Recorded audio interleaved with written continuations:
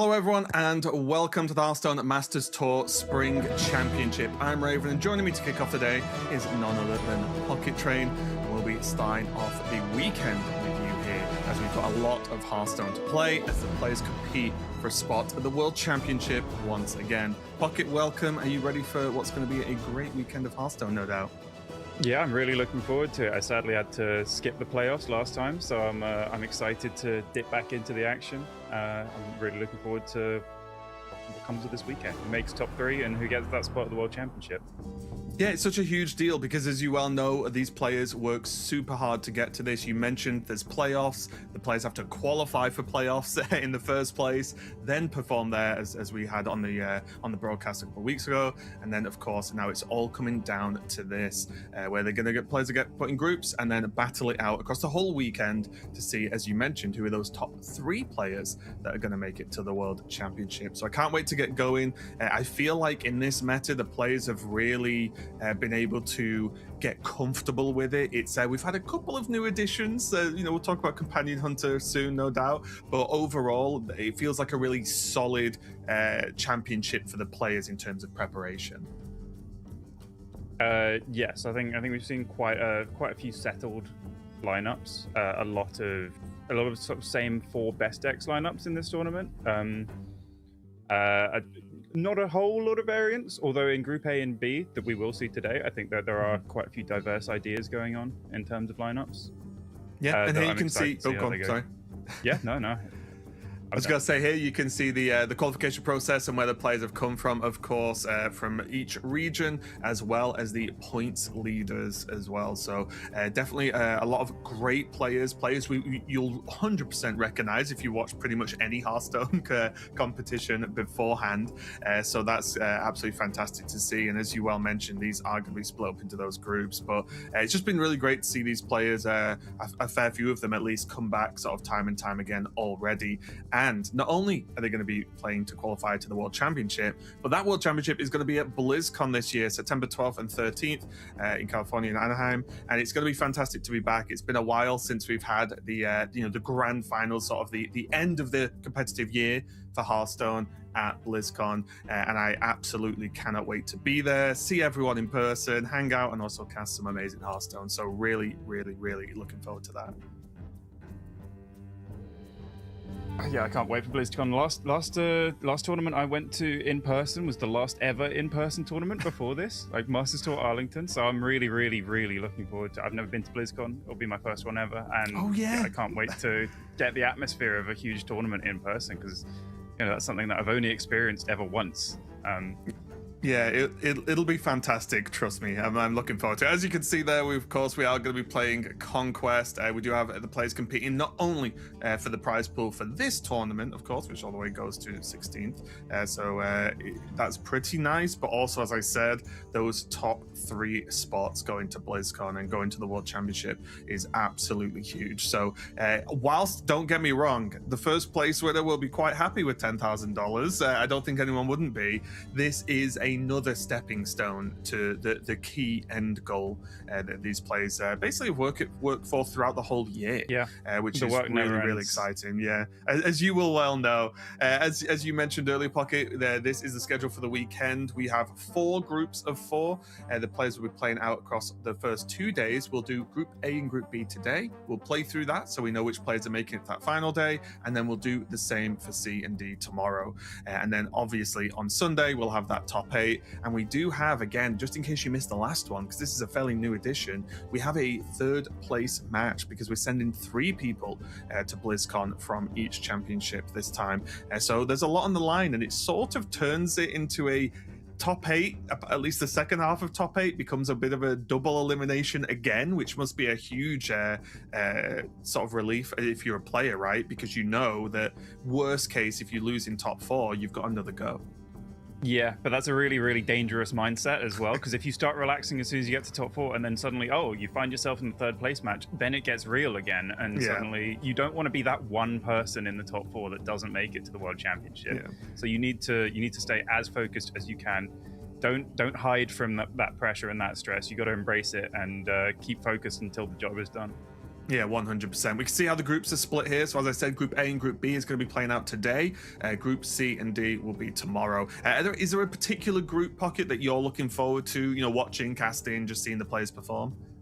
I think, Groups A and B have the most lineup diversity, I would say. Like, we've got a few different ideas going. There are some standard good decks lineups, but there are also a little bit of a smattering of aggro, some control warriors as well. So I'm interested to see if the good decks lineups that we'll predominantly see tomorrow can overcome the more out there target strategies, because that will really show how the top 8 is likely to shape up. If the targets do well, then that could leave them in a very good stead going into the knockout phase. Yeah, 100%. And looking at the meta report as well, we can actually see the breakdown of classes across all of the players. Is there anything that's surprising to you? Is there a class that you feel is overrepresented, underrepresented? Because I think Druid, not too much of a surprise to anyone that Druid is just, there you go, it's everywhere. But then we have like Hunter matching Druid, I would say, obviously, which is crazy. My expectation going into the tournament was probably 16 Druid, 16 Hunter, because there is the default most popular Druid. I think there are 13 Marithra Druids and 3 Token Druids. Marithra Druid, very strong deck. You'll see it all over the ladder. And then you've got the no-hand Hunter as well. I think 13 of those and 3 Companion Hunters.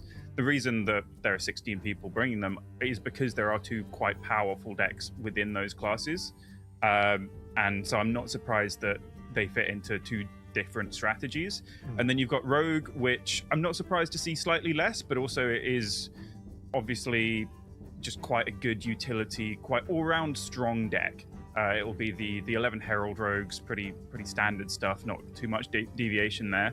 And interestingly as well, 10 Mages. And I think that goes to show a lot of the Rogues and Mages will be in the same kind of lineup, that kind of classic 4 good decks lineup with the Marithra Druid and the no-hand Hunter quite a lot of the time. And then a little bit less of the Warrior, the Shaman, the Demon Hunter, because those will be mostly used in quite specialized lineups. Like you'll see, I think, a couple of Demon Hunters paired with Quest Warriors to have a bit of an anti-aggro thing going, and the Shamans paired with the Token Druids to try and beat up on the Mages and the Druids in this tournament. Yeah, and as we can see here, one of the most important things about these championships, which is of course the caster predictions. Pocket, a little bit newer than some of us to these. I have lost more than Pocket may ever even be involved in at this point, which is unfortunate. But what made you go for Maxibon?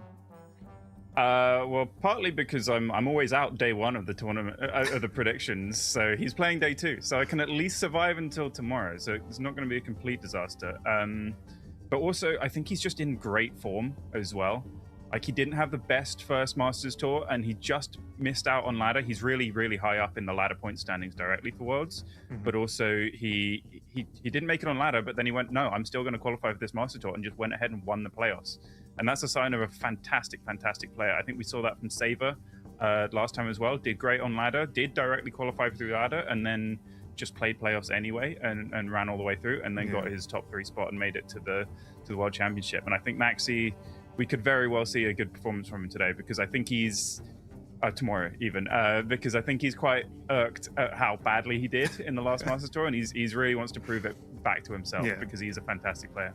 100%. I think Maxi is one of those players that if I was still competing, which I'd be scared of to be in my group, because you just know how good he is, right? You just know he's just got the ability to just demolish. So we'll see how that one goes. I went for Tubob, mainly because Tubob's one of the players who's just gone full aggro. It's just fast, and I think that is, maybe I'm biased because that's my preferred playstyle anyway, but I just think that the decks are good enough at the moment. We've seen times where the aggro lineups just, they're like sort of aggro, right? Like, there is aggro as you can be, but when you're looking at decks, like we've got Face Hunter, we've got good Token Druid in there. Like, I think the decks are good enough to actually get through some of these sort of, like you said, some of these more secure sort of middle ground or slightly later game decks. So I'm looking forward to seeing how those aggro lineups do. Kind of like you said, right? It's the sort of good deck lineups that we're used to seeing, along with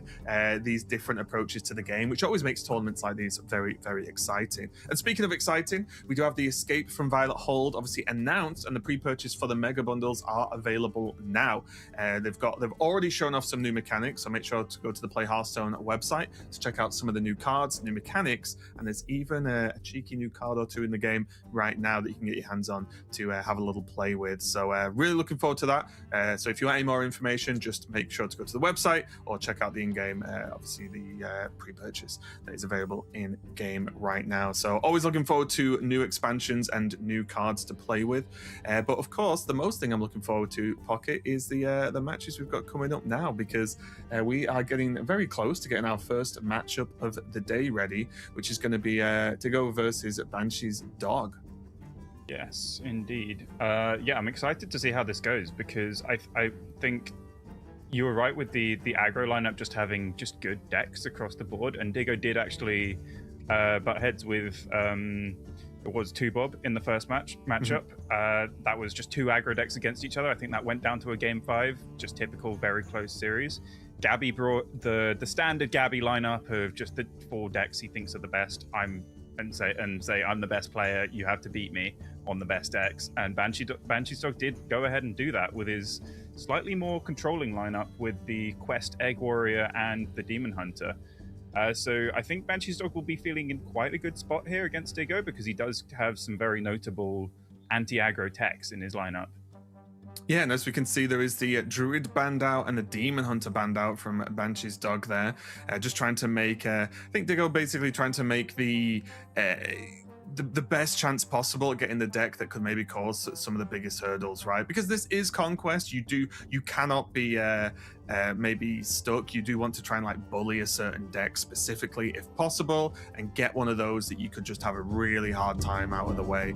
You don't want to really let any deck slip through that you feel shouldn't be getting wins against you. So yes, really excited to see this though. We are going to have Hunter versus Warrior coming up, I believe, for the game 1, and I'm excited because honestly, as you probably are getting to know very quickly now, Pocket, because you've been with us for a while, I like Hunter. So if there's a tournament where there's Hunters everywhere, I am going to be very happy.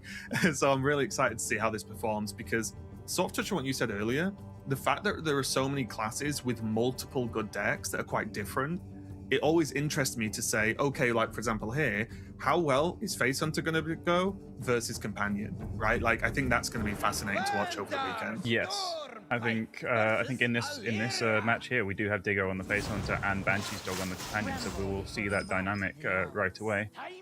Well, we are getting into game 1. We've got Diggo on the top on that Face Hunter, and Banshee's on the Warrior. And now there is a quest in this Warrior deck. However, calling it Quest Warrior might be a little bit too much of a stretch, because it is basically Egg Warrior with a quest in it. Basically, as kind of like a nod to certain decks that may have been expected in this tournament. Hello, I'm Wanderer. experiencing a couple of technical issues. No problem at all. We will see this opening hand here. Very good for Diggo, where there's Fletcher in there just ready to go straight away. Coin, of course, and just all the 1-drops you could ever want to start as Hunter. So about as good as it's going to get so far. Minion pressure does have untargetable down as well. And Banshees, on the other hand, at least so far, does have... okay, the hand's not too bad, actually. We've got double weapon, which can definitely help out. A little bit of card draw, a little bit of armor, or a good chunk of armor, to be fair. So a lot of this is just going to be Banshees trying to stabilize, obviously, preferably get the eggs down to be able to just make that big wall and sort of reverse lethal. But a lot of it is just going to be trying to sustain, because this could be a little bit difficult. Hunter is so good at rushing their opponent down. However, a lot of the time they can end up on low card count at the very end of the game, and if Banshees can stabilize with huge armor gain, then that is can be a big problem for the Hunter to actually finish out that game. Yes, I'm back now. I would say, yeah, it is very important to get the egg roll as soon as possible before Diggo manages to put up too much pressure on the board, because This hunter with the Tolbeer is so good at sustaining pressure throughout the game. Like it doesn't just have one wave of pressure, and Yeah, it can be a little bit difficult here because although there are times when you can run a bit low on card draw, as you said, the Tolve absolutely fantastic at just not only putting out damage but also potentially refilling your hand, as you can see with cards like Tame Pet and so on, just more cycle. So it can be a little bit tricky. Diggo is pushing a lot of damage through here already down to 21 for Banshee's dog. Does manage to get the clear from the weapon though, and now we have Holy Egg Bearer, which is going to be huge to get towards that egg in the hand. So the axe being absolutely huge here in just not letting the minion board really run away with the game and not push too much damage out. So a lot of this now for Diggo is just what's the follow-up? Can Diggo land any more minions safely with any expectation for them to live?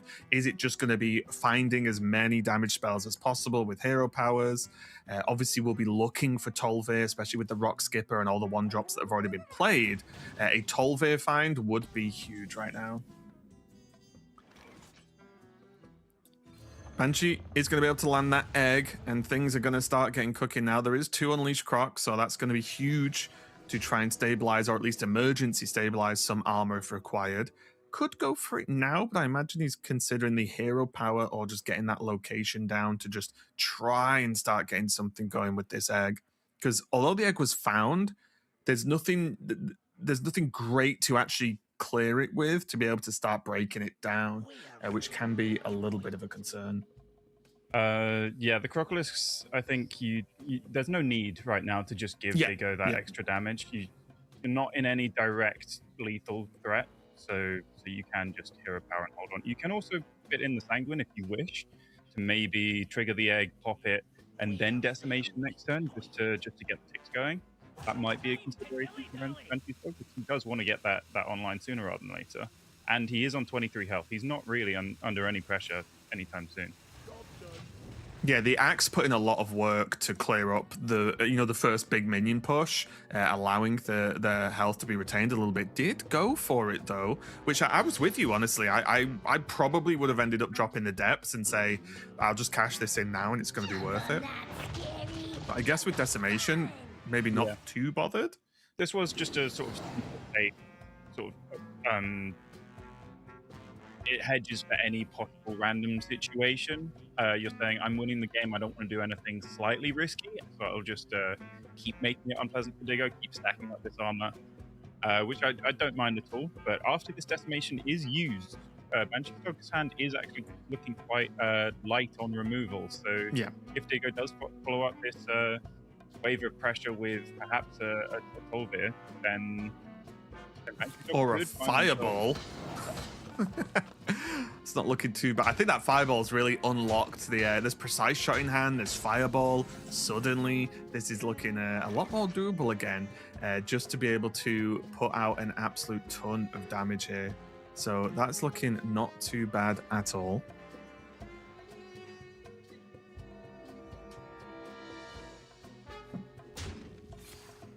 Banshee's going to be able to do that Decimation, not too much of a surprise. That was kind of the plan all along. Just get the first break of the egg.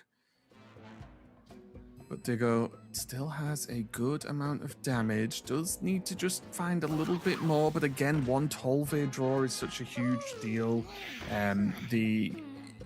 Just getting hold of that would be massive. Just not only for the refill, but also the potential damage going out there with the Rock Skipper Rock. Gonna lock in the Precise Shot now, just to get it done. Gonna be a little bit too difficult to position that card properly to get the extra damage.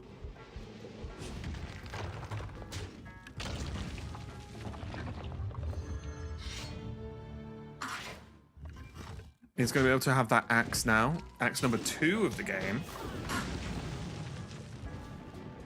And does get hold of a torch, probably, at least for me, the most important card when you're playing this sort of egg variation of warrior. I mean, it's a fantastic card, full stop, but it allows you to just repeatedly clear and break the egg.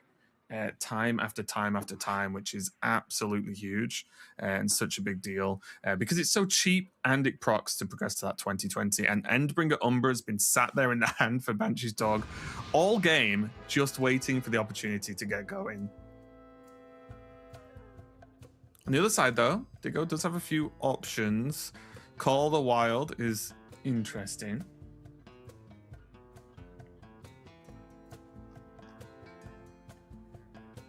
Kind of a strange one to even consider, but this is a strange position Diggo has found himself in because it's not often in this deck you've been able to actually spend 7 mana to generate 1 card and pass, which is not really a turn you normally do in Face Hunter.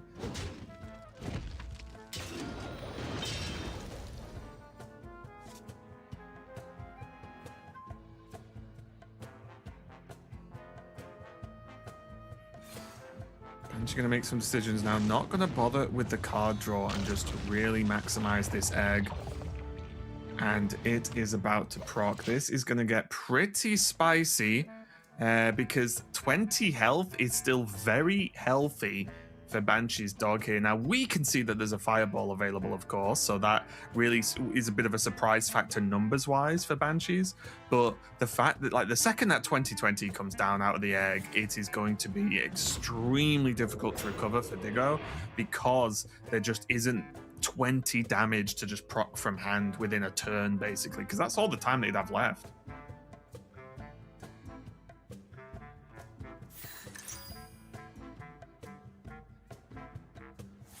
Diggo gonna get the quest active, not for any good reason, but to just get the hand low, so Precise Shot's gonna do maximum damage. Does whip in the Fireball and the Hero Power, puts him down to 12, but Unleash Crocolisk gonna activate for Glory for 0. There's a shield block there as well. There's an easy egg proc, I believe, here with Sanguine and Go. Easy like, this is, yeah, it's about as good as it's getting for Banshees. Yep, I think probably lights up Diggo. I'm not sure there's anything that his deck can do to come back in a situation like this. Even if he could clear up the 2020s, Umbra would just come down on the back wing.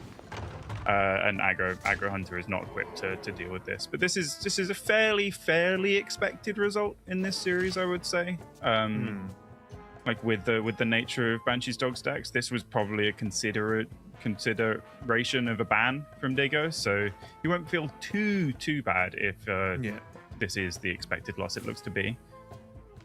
I think especially as well because although the start was good for Diggo, there has not been Tolve, right? Yes. Which is a very big deal because that just allows you so much more pressure, so much more power and refill. And no Tolve versus the weapon early from Banshees really is that double whammy you don't want as the Hunter, right? Your board gets cleared and then you don't have your refill card, which is so powerful in that deck. So a little bit unfortunate, but as you said, this is Conquest. Losing to one deck is not the end of the world. You can actually expect to lose to certain decks with certain lineups, right? So as you said, probably not the end of the world here for Diggo, but definitely not the start he would have wanted. Yes, I think the Tolvir as well, you kind of need it fairly early, especially against a deck with egg in it, because you do, powerful as it is, you do fail to keep up with the egg pressure eventually. So even if he'd found it at that point, like it was too little too late, you need it at like turn 5 to just not let up the pressure. And I think he just gave the warrior a little bit too much of a window to turn the corner and just force him out of that game. Yeah, but crucially, Banshee's Dog does have the Druid left in the series, which I think the main thing that Diggo's lineup is looking to beat here, aside from Mage in the tournament as a whole. But unfortunately for him, there is no Mage in this series. Yeah, and what do you think about the sort of Hunter-Hunter matchup of the two variations? Like, how do you feel like that goes over the course of, X Games? I think it's a very tight one. I would give the edge slightly to the Companion Hunter. I think the Critter Caretaker, Tolvir, life gain is usually enough to bridge the gap, and crucially getting to your 7 mana beasts to get the 4/10 lifesteal hound guy. I can't remember his name off the top of my head, but from Demon Hunter to that just usually closes out the game. So if the Companion Hunter can survive long enough to set that up, then I think they can just overwhelm the matchup. But it is very tight. The Face Hunter is definitely able to put on just a bit too much pressure and exploit the clunky early Companion Hunter hands that can come up quite often. Yeah, that's how I've sort of felt about it, because the way I see it is when Companion Hunter wins the matchup, it looks like it wasn't even close because they have access to like the 410, for example, right? But in other matchups, in other versions, it can be pretty rough. Regardless, though, we are going to jump into game number 2. It is not going to be a Hunter mirror. We are going to see Diggo jump over to the Shaman and Banshee's dog on the Companion Hunter that we were talking about. So Shaman, a bit of a new addition to this sort of all aggro approach here for Diggo. And by the looks of things for this opening hand, not so bad at all. Yeah, got some nice early heralds. Got the egg on 1 just to get that starting to ramp up, which you're never unhappy to see. It's a little light on the 2 mana heralds, which slightly less than perfect, but Diggo's hand is looking very, very solid. Banshee's dog's hand not looking too bad either, with the Sylvanas, which is a crucial card in this matchup, just to stave off the early pressure and try and bridge that gap to those late game companions, because without access to any AoE other than Sylvanas, you can just get overwhelmed quite easily by the Shaman and just fall apart before you ramp up your companion.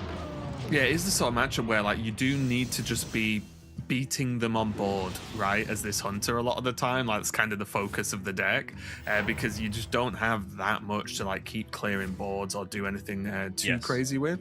Banshees did get the tracking off the top, so now has options going forward, especially as you said with that Confront the Tolve in hand for whenever Banshees decides. And this is a fantastic opener for Banshee's dog, and Diggo's Flight of the Firehawk pulled up 2 pretty dud cards from him for the Viper, which you really don't want in this matchup, and the Alakir, which is far too far away for being of any use. So without this Lightning Storm in hand, he would have been in real trouble. Just and the problem is the Lightning Storm feels like it feels like it slows Diggo down so much that this is going to have some knock-on effects, right? Just pick up a couple of decent cards to play, but to smooth out the curve, because as it stood, then it was just going to be, oh, you can't play Xavier, so you're playing a Wailing Vapor, maybe hero pairing or trading a Viper, or just playing out the Viper, because it is a 4/5, but that is a miserable feeling. Yeah, because you don't want to give Companion Hunter time, right? You don't want it to be comfortable, because that's when it starts doing the broken things, right? Of like, that's when it starts ramping the companions and things get out of hand very, very quickly. So yeah, that was a pretty big deal, pretty big pickup there for Diggo. And she's playing out Confront the Tolver again, just to not let up on the pressure, which I think is excellent recognition here. Interestingly, chooses to Morbiton afterwards, not risk shooting one of his own minions. He could have gone for the 50-50, just summon 2 more ants if he'd played it first, and then potentially buff more things. But I think he thought the downside was just a bit too high. Potentially could have shot off one of his own minions and thinks this board is big enough to stay ahead, which I think is correct. Yep, Diggo gonna fight back now, just get these minions on board to build up some trades going forward, but this is where things could get a little bit tricky. The buff, obviously, from the 1/2 is going to be huge to if Banshee's dog decides to make some trades, but this is just amazing tempo game here from Banshees, and you just saw the Lightning Storm, just seeing the minion refill. You do know that Diggo's not going to be overloaded next turn, but already it's just so wide on the board, so much pressure whilst being the Companion Hunter. So this is looking like some kind of Face Hunter opening coming up here against Diggo, but there is still all that late game available if the turns go on. We are going to see Avatar form come out, just literally anything possible to clean this up. So Diggo again going to have to go for spending more or less the whole turn just to clear the board, and this is before we've seen any companion ramping or companion shenanigans going out. So this is very, very scary indeed. Banshee's going to use Sands of Time, start digging for a Hunter card. Very often in this matchup, or in this deck, should I say, used for the rewind effect, because there are so many good Hunter cards you can actually want to progress your own game plan. He's going to go dig in with a Nightmare Fuel. Nothing too crazy. The Rustrot Viper seems fine. Just decent stats overall. He's going to be able to whip it in this turn. So yeah, nothing too extreme there from the Discover, but having a 4-5-2-2 facing down this 1-3 is going to be huge because, again, it is just Banshees keeping hold of tempo. And next turn, Roam is available for Banshee's dog, so that is going to be a big deal. Get those companions ramping, because this is one of those games as companion hunter. And these do happen where you actually don't end up hitting a lot of your companion ramp, so you have to start playing a bit of a weird game. Luckily for Banshees, that he's been able to manage to play a bit of an aggressive game, very minion based early on with that Tolve to follow up with, because otherwise you can find yourself just a little bit wishy-washy in the early game without being able to just focus on that companion ramp. Diggo is finally going to try and respond with a pretty powerful turn, getting some of these heralds down, getting some of these breezlings, being able to clear up the biggest threat on the board, and pushing at least a little bit of damage. So not too bad at all, but roam free into Call of the Wild is going to be quite scary depending on the options on offer here. And Tyrannogale is going to be pretty huge. High value, could trade off into the taunt and then go into the 4-3 just to summon the Murlocs and keep the board wide. But it really does just depend on what Banshee's dog is going to value. Because it could trade away the buff minions instead, but this 4-3 is likely to only get bigger and hit harder, so a bit of a tricky position to be in here. He's going to trade away with the 5-3. Pretty solid Murlocs, especially with the Reborn as well.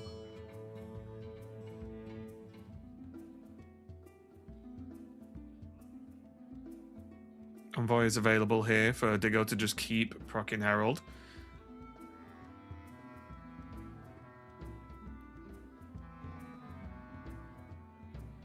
Hello, Raven. Welcome back, my friend. No, it's okay. It's okay. Yeah, in case you missed it, the Banshees has ramped some of the companions, and he's getting ready to possibly call the Wild this turn. But Diggo has finally been able to start building this board, which is huge. The Murloc procs were not enough to keep this board under control, so Diggo doing what he can to push. This Alakir must be pretty juiced by now. Just one away from the maximum. So Banshees does need to stabilize this board as soon as possible. Vengeance is near. Yeah, I think the tough part was there was a turn where Banshees basically had to bridge the gap a little bit on turn 6, and it was a Dark Gift minion into Rustrot Vipers, a 4-5, and then summon a 2-2 copy, and it just wasn't quite good enough to keep up. However, this is quite good. These are some good 6-drops. These are what you want to stabilize the board. Good rushes. They're like the counter Shaman 6-drops, right? Yes. Now Diggo's left with the decision, do I play Alakir to... I mean, he probably has to play Alakir, because he does. He's dead on board if he just plays the Ultraxian, so he's got no choice to play the Alakir one Herald pick away from when he'd like to. Does manage to keep him alive for now, but it does leave him at the mercy of whatever Banshee's dog wants to refill the board with this Brawl in hand.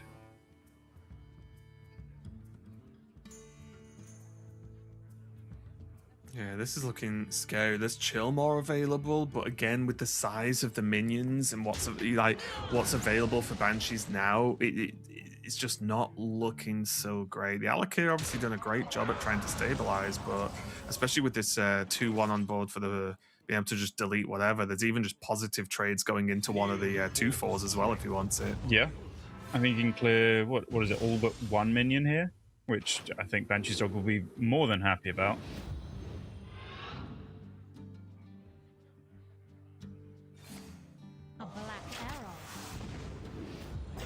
Yeah, this is looking not too bad at all, because this is one of the tricky ones. Without, I guess, specifically Deathwing, Shaman struggles to just big clear, right, if they're behind. Yes. They are very, like, board minion base, like, stay ahead, stay in control. And without exactly Deathwing, this is going to be tough. Yeah, Rogue with the Twilight Mistress has that extra thing to sort of just make your deck a little bit more removal dense, but Shaman really needs to be ahead on board. If it's not ahead on board, it can just struggle so much without exactly Deathwing. And even if it was in hand, it would be unplayable now because Ultraxion hasn't come down. So I think Banshee's Dog, from his perspective, as long as these Alakir cards, the Chillmore and the Alabaster, aren't too effective, then I think he's pretty confidently locking this game up here.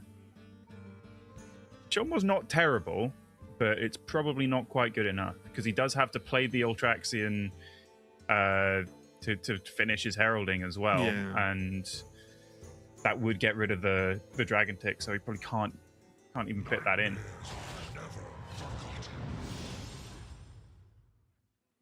Okay, he's going to see what's on offer here. This Viper showing up so many times is just really not the right matchup for it. Muradin, he's got a few of these decks in his decks for the mage, but Muradin, stabilizes on board. It will keep him alive. Does limit what else he can do with the rest of his turn.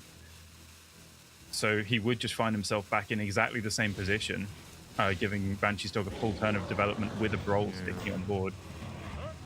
And also as well, this crazed alchemist, that it's so scary, isn't it, to know it exists? Yeah. Because you just think at any moment there's just a damage flip potentially, which is really rough. As I think we are likely to see this game. Oh, okay. Just Deathwing. Oh, does it have charge? Yeah. Oh, I didn't even see it had charge. My bad. Yeah, I was going to say, I paused because I was like, well, where was the other attack first? But yeah, that makes way more sense. I just didn't even clock it had charge. That is my bad. Would have been like, what a way to lose the game. Just Deathwing your whole board and oh no, I lost. Whoops. Yeah, and you're playing against it. Must have been rough for Diggo, right? Because it's like, well, I'm playing the Deathwing deck, and it's just slams down their own Deathwing and goes. So yeah, I didn't see that. No wonder the order looked like that. But a huge win there for Banshee's Dog, right? Because suddenly, Druid is maybe this question mark as to how much, how well it's going to do, but it's got all 3 games if it needs them, right? That is a fantastic spot to be in. The crucial part of this is, yes, Druid's is the weakest deck against the Hunter and the Shaman. That is true. I do think Druid is favored against Dragon Warrior. So I think the crucial part of this early part of the series was Banshee's Dog trying to get to Druid left with Dragon Warrior still remaining for Diggo. So while those wins were quite expected for his Warrior and his Hunter, the crucial thing is they can't be there at the mercy of the Dragon Warrior and give it a slightly easier matchup than the Druid, because I think, Diggo really would have wanted to dodge the Druid with his Warrior, because then he would have quite a comfortable time relatively with his other 2 decks, which are a lot more suited to farming this Druid. Yeah, and it looks like we're at least going to start this maybe run for Diggo on the Shaman going up. So we're going to queue Shaman again, I believe. Obviously going up against this Druid. Now, how much of a hard time do you think this Druid has versus the Shaman list? I think before the emergence of the token Druid, I would say that this was definitively Druid's worst matchup in the game. This Herald Shaman, because they do just build up big boards and the buff themselves with the Herald effects, and Druid is just not very well equipped to fight on board in the early game. They don't have a lot of early game drops, and they don't have very efficient removal either. So usually Druid wants to just sort of be quite passive in the first few turns, get to like 6 mana, and then start dropping big minions. But at that point, Shaman's already built a board, buffed it up, and hit you in the face for too much damage. So I think the dynamic of this matchup, Banshee's Dog is going to need to get off to a really fast start, or hope that Diggo misses on a lot of his early game, which is hard to do with this Shaman deck. Yeah, let's see how it goes. Looking forward to seeing this. But yeah, I do completely agree. Like, the Shaman just puts too much stuff on board too consistently, right? A lot of the time. Look at this opening hand, though. Getting the Trient available nice and early. There's an ebb and flow there as well. So there's some good stuff early for Banshees. Diggo, on the other hand, not the craziest opening I've ever seen. But it's not terrible pointing the Sentinel into hero power, because the totem does get the attack itself, so it's not completely useless. Banshee's Dog does just choose to hero power instead of directly ebb and flow this Herald minion, which was a consideration. It never feels good to do that without the armor effect after you played a minion, but it is a consideration because, like, Muradin's Last Stand, crucially, the card in hand, getting discounted can just unlock quite a clunky hand if you just let the opponent get too many attacks off. But this Brood Keeper, Brood Mother, Brood something. Off the top, it's a fantastic pickup for Banshee's Dog, allowing him to just play out the Treant right now and start fighting for board. Yeah, couldn't have been any better. Fire Breath gonna deal with some of this. A little bit unfortunate for Banshee's Dog there, as that opens up some nice trades. And I think that's where things get a little bit scary with this matchup, where you look at the card like Evergreen Stag in hand, right? Really good card, but Shaman not only builds a board, but has like really high attack buffs to make trades like really positive, right? And that's the problem, I think. The combination of those two things. Because if it was tons of just little things, well, you've got to trade them away to these high health taunts or whatever. But it's not. Like, they can start getting so much attack buffs that the trades become really positive for the Shaman, which is not what you want if you're the Druid. This has suddenly made a very, very awkward scenario for Diggo. Banshee's Dog does look like he's gotten through the early game pretty much unscathed. He's at 29 health. He's got another ebb and flow. He can go above 30. And I believe this Broodwatcher will be active. Okay. Just chooses to play out the Stag. Fair enough.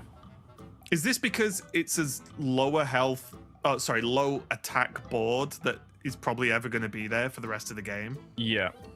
Because it's just the most likely it's going to live, right? Because there's no Herald cards down to buff. They're not well positioned, even if they do come down, because they're not going to buff like 2 minions, for example, that can attack, potentially. So I guess it's just that, and then there's just more follow-up after. There's Broodwatcher, Brood Mother, the Ebb and Flow, as you said, and also Bashana, which is going to be a pretty big deal. Yeah, Bashana is a card that surprised me. I saw it got announced and then thought, okay, this card seems fine, like it's okay, but it does some really, really powerful things in Druid. It cheats so much mana, and just like spending that much mana for that little mana, regardless of what it is almost always just a really powerful play. And also, it does have the X factor of if you play it with a full hand, you can get a Typhoon, which is just direct, just straight up removal that Druid doesn't otherwise have access to, which is just an excellent tool that this deck was missing. It does feel like one of the most druid cards ever, because I don't think you could play this in any other class, right? Like, it just feels so built for that. So yeah, really, really strong. We are going to see Elise pop up here, going to have some options with the location, but as you said, we're moving on through the game, and Banshee's Dog is above full health at this point, with the ability to have this this location drop. There's just options in Banshee's hand now, which is pretty scary for Diggo. Yeah, he really looks like he's turned the corner. Diggo's only heralded one time. This Ultraxion probably has to come down, and then he needs to maybe get towards Deathwing to start swinging the board back, because we're seeing a bit like last game. The Shaman's just not really getting a foothold on board, and if it gets forced off by board, then it really, really struggles, and you really are not expecting that to happen against Druid. Diggo would have expected at this point in the game to have a near full board and Banshee's Dog to be on like 15 to 20 health, ideally, but it's really, really not played out like that. Yeah, Diggo really just staring at this hand work. Oh, did back up. I was going to say, even after thinking about it, I feel like the Ultraxion has to come down. But Diggo's gone a different way. Gonna go Herald, gonna have these Breezlings out to try and slow this down, and will, of course, start proccing these last stands, which is what you mentioned, obviously, early on. Like, the last stands, even though might feel rough initially, can really work magic late on. Yeah, crucially, he gives himself 2 mana as well after this attack, and that lets him potentially draw into another Herald card and play it right away. Or the Primordial Overseer is a lovely pickup as well, because he really, really needed to top deck something quite impactful there. So I think it's an understated skill, like giving yourself the opportunity to get a bit lucky, because Diggo found himself quite far behind in the game. He knew he had to get some fortunate outcomes, and he played to it and found that Herald, and now he could potentially get back into the game with this Ultraxian into Deathwing. It's not looking quite so bad now. Yeah, sometimes you have to just say, my next card needs to be this, or this needs to happen, right, to be able to win or pull it back, and that's just the way the game works sometimes. Pretty okay outcomes here. Again, it's not bad. It's hard to say anything's bad when it costs 1 mana at that point. You know, when your brain's showing you a 1-drop that does something like this, like it's hard to actually feel like it's bad. Not ideal in this matchup because Shaman puts out so many small token minions, and you really don't want the bulk of your mana cheat to be spent on killing a couple of 0/2s. But it's not terrible. It's probably not the ideal Bashana, but it's just such a powerful card. You won't be in a terrible spot with it, whatever the outcome could have been.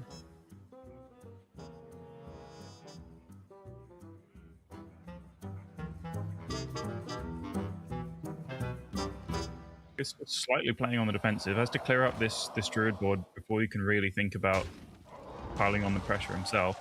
Yeah. Decent enough job at it though, whilst landing the big dragon. So not too bad. Quite full clear, unfortunately. So this amphibian spirit is still gonna be able to have some targets to proc off.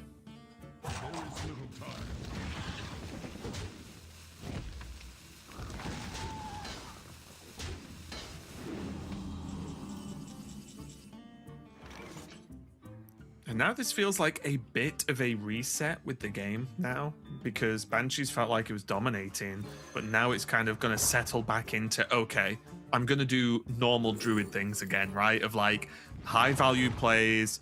I'm just going to keep the shaman down, so to speak, right? And just like keep the pressure off, as opposed, because I felt like there was a real chance that Banshees just overruns this game and wins there a couple of turns ago. Yes. So I think now it's just a reset. I'm going to do druid things again. Yeah, suddenly I feel like Diggo might be able to turn the corner here, because this Deathwing is going to be really hard to deal with Banshee's Dog's hand. Like it's just a full clear, a 12/12. He starts hitting him in the face for 5, keeps pushing with the currently existing board, and Banshee's Dog's hand is like, no removal. Yeah, there's only the breath, right? Is it breath? The deal the 5 damage twice. Oh, the Renewing Flames. Yeah, Renewing Flames. I'm just making up names for cards as usual. That's all right. But yeah, this is looking very scary all of a sudden. So it does opt to Hero Power instead of playing the Overseer out, to prioritizing maximizing the damage instead of board pressure.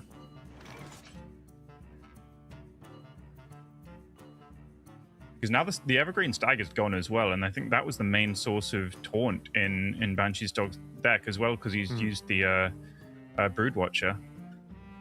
So Diggo can just kind of transition to a hit him in the face plan, because he's not under that much pressure himself anymore. Go forth on swift wings. All are nourished when the cycle renews. You get that Isera drop down.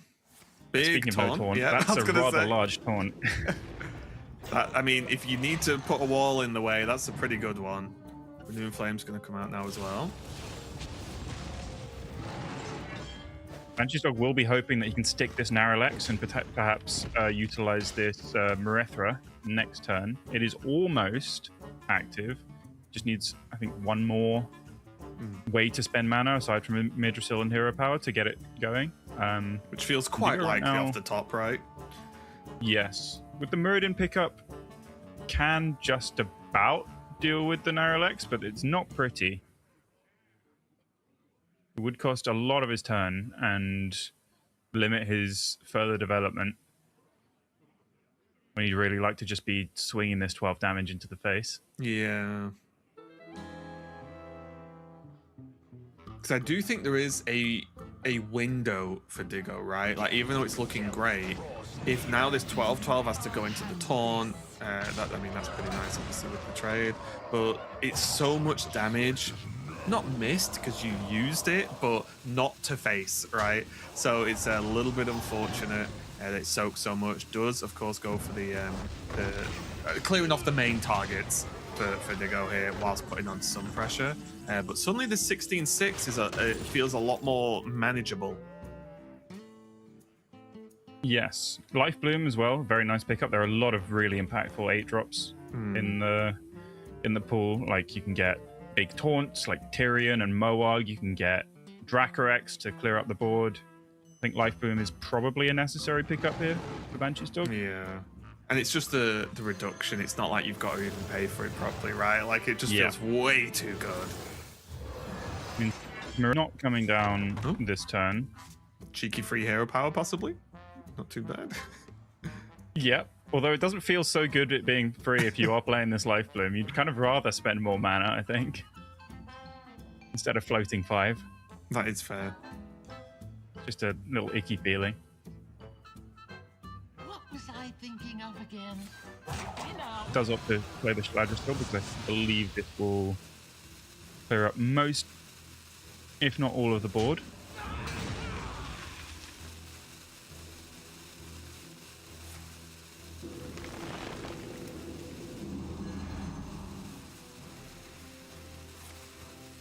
It's going to clear off the buff.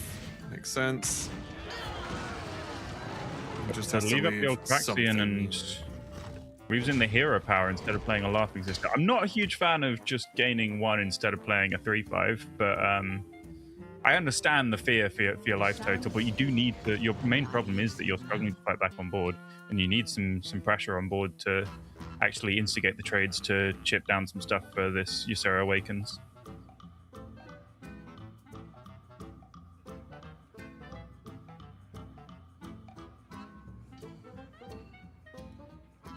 Is there an element of oh no, because not Shaladrisil, Amirdrasil isn't proccing next turn, is it? Yeah. I was wondering if Banshees ever wants to try and keep the hand as full as possible for Marithra, potentially.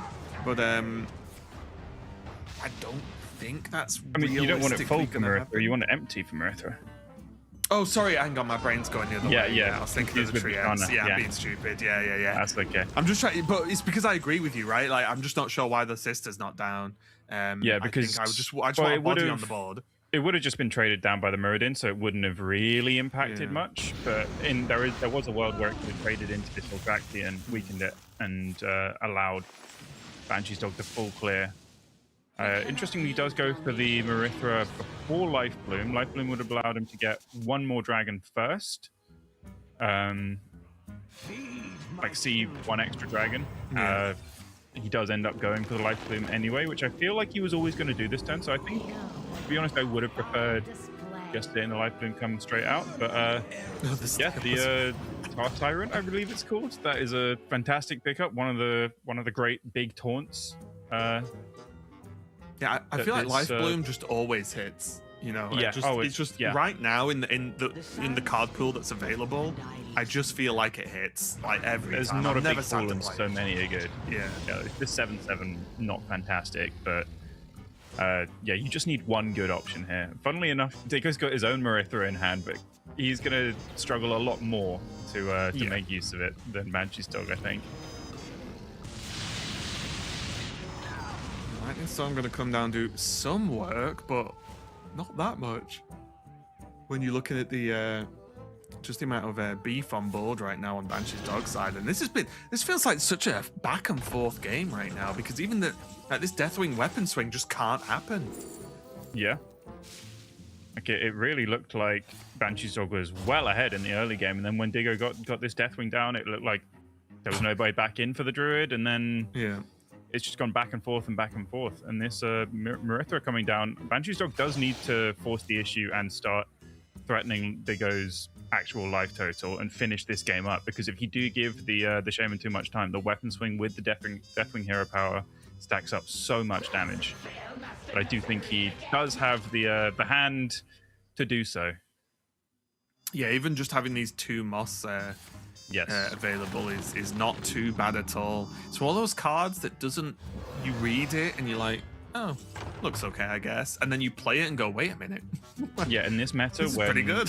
where removal is just not that efficient, simple cards like Moss Binding that are just like spend all your mana, make a bunch of stats. That is just a big deal. Yeah. And now this is approximately 1 million damage on board available for Banshees, and Diggo now is on the back foot again. Gonna have to try and dig With himself no out of this deathing one. available, might just have to throw down this Marithra, hope for a Twilight Mistress, I think, pretty much exactly, or Yeah. like maybe a Time Reaver. I think he does need to throw down an unactivated Marithra just for full cost dragons and hope that he randomly generates one to bail him out of this spot. Yeah, because right now there's no natural way this board gets dealt with, right? Like, I just don't. It just doesn't exist. That's not looking like None it. of those look good. Yeah, just from what we could see.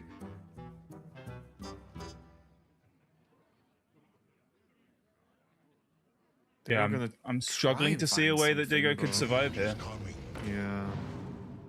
The Informant, if it picked up a Typhoon, it'd be 2 mana short. But Instant Multiverse, maybe there's some random combination of minions that keeps you alive. I don't think there's any combination that wins.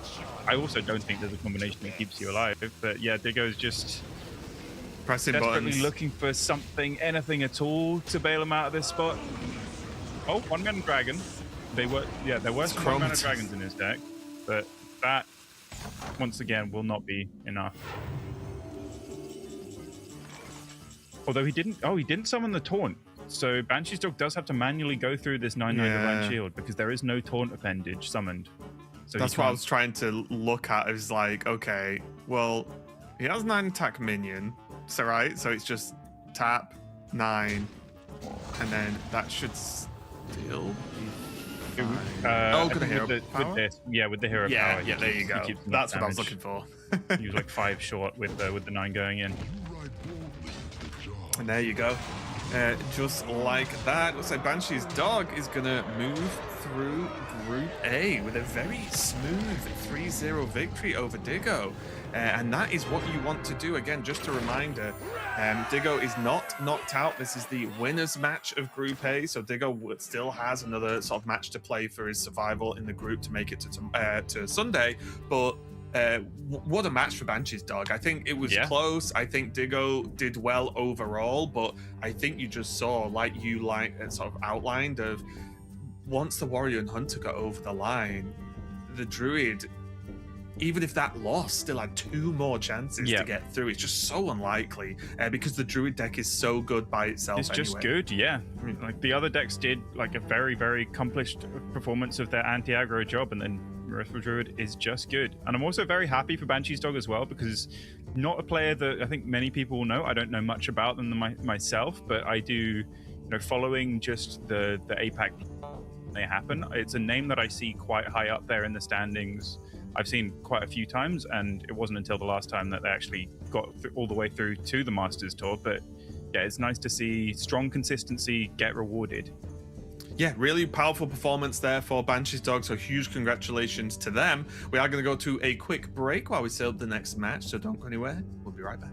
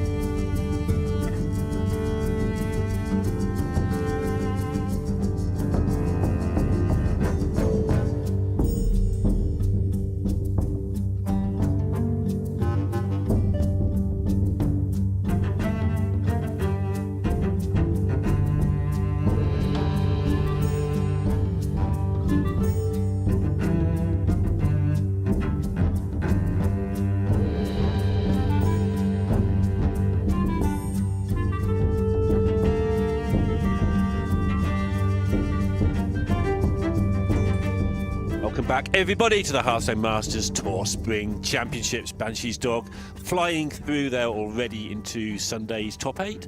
And now we're going to find a player who's going to get eliminated very early on Friday. It's going to be either Gabby or 2Bob. And with me to go through this whole match is going to be Edelweiss. Edelweiss, what do you make of this meta? What do you make of this match? Good to see you. All those good things. Yeah, I think, despite sort of minimal broad changes to the meta, I feel like we've seen a shift in people's approaches to tournaments specifically. People have sort of settled on, well, what if we go for this aggro lineup and we just include the Herald Shaman, right? Removing the spell Demon Hunter. And we've seen, last tournament, Herald Rogue didn't have much of an appearance. This tournament, it's really come back in a big way. And a lot of Quest Mage this time around, which I did not anticipate. Yeah, a lot of Quest Mage. I think that the view here in general is that Quest Mage is kind of often the weak link. Having watched a lot of the Chinese tournaments, it seemed kind of the weak link a lot of the time. People still keep bringing the Quest Mage. So obviously their playtesting is revealing something that we are not seeing. But Gabby in this first match, as you see against 2Bob, he's here because his Quest Mage got swept in the upper bracket. So maybe we know something. We're going to get to find out. Both hunters are banned, as you can see. There's a druid on both sides. It's a token druid for 2Bob. He's got the whole aggressive lineup that you just described. He's got the shaman. He had the same lineup, but he had demon hunter in that slot in the playoffs, and he's got the dragon warrior. And Gabby with the safe 4, I think I want to call them. There's just the face hunter, the mage, the rogue, and the Marithra druid. And the rogue does not have the imbue. That seems to be the preference of nearly every player here, just to play good old Herald Rogue. Yeah, absolutely. And you say safe, but I think if it's expected, then there's always a risk, right? And so Digo was able to take Gabby down with these aggressive decks that 2Bob has also brought. So it might just be sort of an unlucky draw here for Gabby. We'll see if he can pull it through. As you say, these are still very strong decks remaining. But I think this is exactly the kind of lineup that 2Bob and Digo were looking to target when they decided to go full aggro.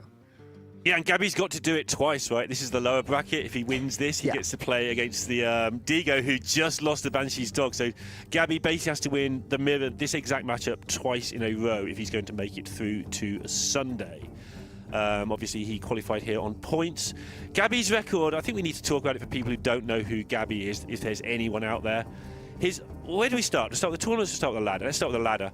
This season on ladder, he came second in January, and that was his only second. All the rest have been first. February, March, April, May, all first places. And at the start of broadcast today, he was in second place. He has won 2 Masters Tours with a 93.55 record, as well as a top 4 and a top 8 in Masters Tours. And those are back in 2019 they would have been. Well, no, they were 2022. They were online ones. So, yeah, Gabby, absolutely monstrous at the game. 2Bob, up and coming. I went through his records earlier today. He's a player that was sort of on the fringe of top hundreds until very recently, but now he's regularly getting sort of top 50s. So things are going well for him now. Yeah, definitely got that mix of new and old going on here. Gabby queuing up this rogue first, and I feel like the rogue is one of those where it can have a tough time against aggro, but largely has that sort of X factor where you have a shot against anything, right? I think that's why people like to bring it. And this is an interesting matchup to me. This matchup seems to, like, sometimes just one side just wins, like a Wicker Fang is played and the game ends or something like that. Oh, sorry, no, this is the token. I'm losing it, yeah.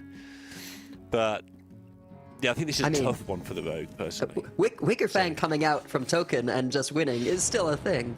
It is still a thing, yeah. I could have bluffed that I was talking sense there, but I decided to admit that I was looking at the wrong match. And actually, Innervate is in the token decks, but not the other Marithra Druids. The other Druids, which are the Marithra Druids. So you can have those hands where you have Wicker Fang, coin, Innervate, and you just sort of go for, a cheese of very, very early Wicker Fang. But this time around, 2Bob just has multiples of the Wildwood Circle, which, if you haven't seen this, one of the Shatter cards summons 2/2/2 Treants, and also gives them the Soul of the Forest Death Rattle to summon 2/2 Treants when they die. Was 3 mana on release, very quickly got changed to 4, and has still been good since. And it's going to be good in this game. And Gabby knows it. Like, you know when your opponent has the Shatter cards. You saw Gabby's reaction when the double Shatter was drawn there in the opener, just to show I was paying some attention. And it's going to be Shatter into Shatter straight away here. Yeah. And this is just going to be so much to deal with. Gabby's nowhere near, obviously, that's the point of the token druid, nowhere near the 9 mana required to sort this out in a hurry. And I don't know how you deal with this. I think he's in a world of trouble. Yeah, I mean, this kind of stickiness, I think it's going to come down to what's in the Elise location. You know, he'll do his best to hit the higher attack minions. We actually saw Tubob do something interesting, which was just ignore going for the ramp on that Treant for an extra minion on board with the Wildwood Circle coming. Yep. And so Gabby's doing his best to clear up both halves, so there's fewer things. Oh! Very good pickup there, and he is going to get the assembled Wildwood Circle here if he wants. He does want. With that Holy Nova, he could somehow get through this. Yeah, look at how happy he is. So now all he has to do is kill the top part of the 5 minions.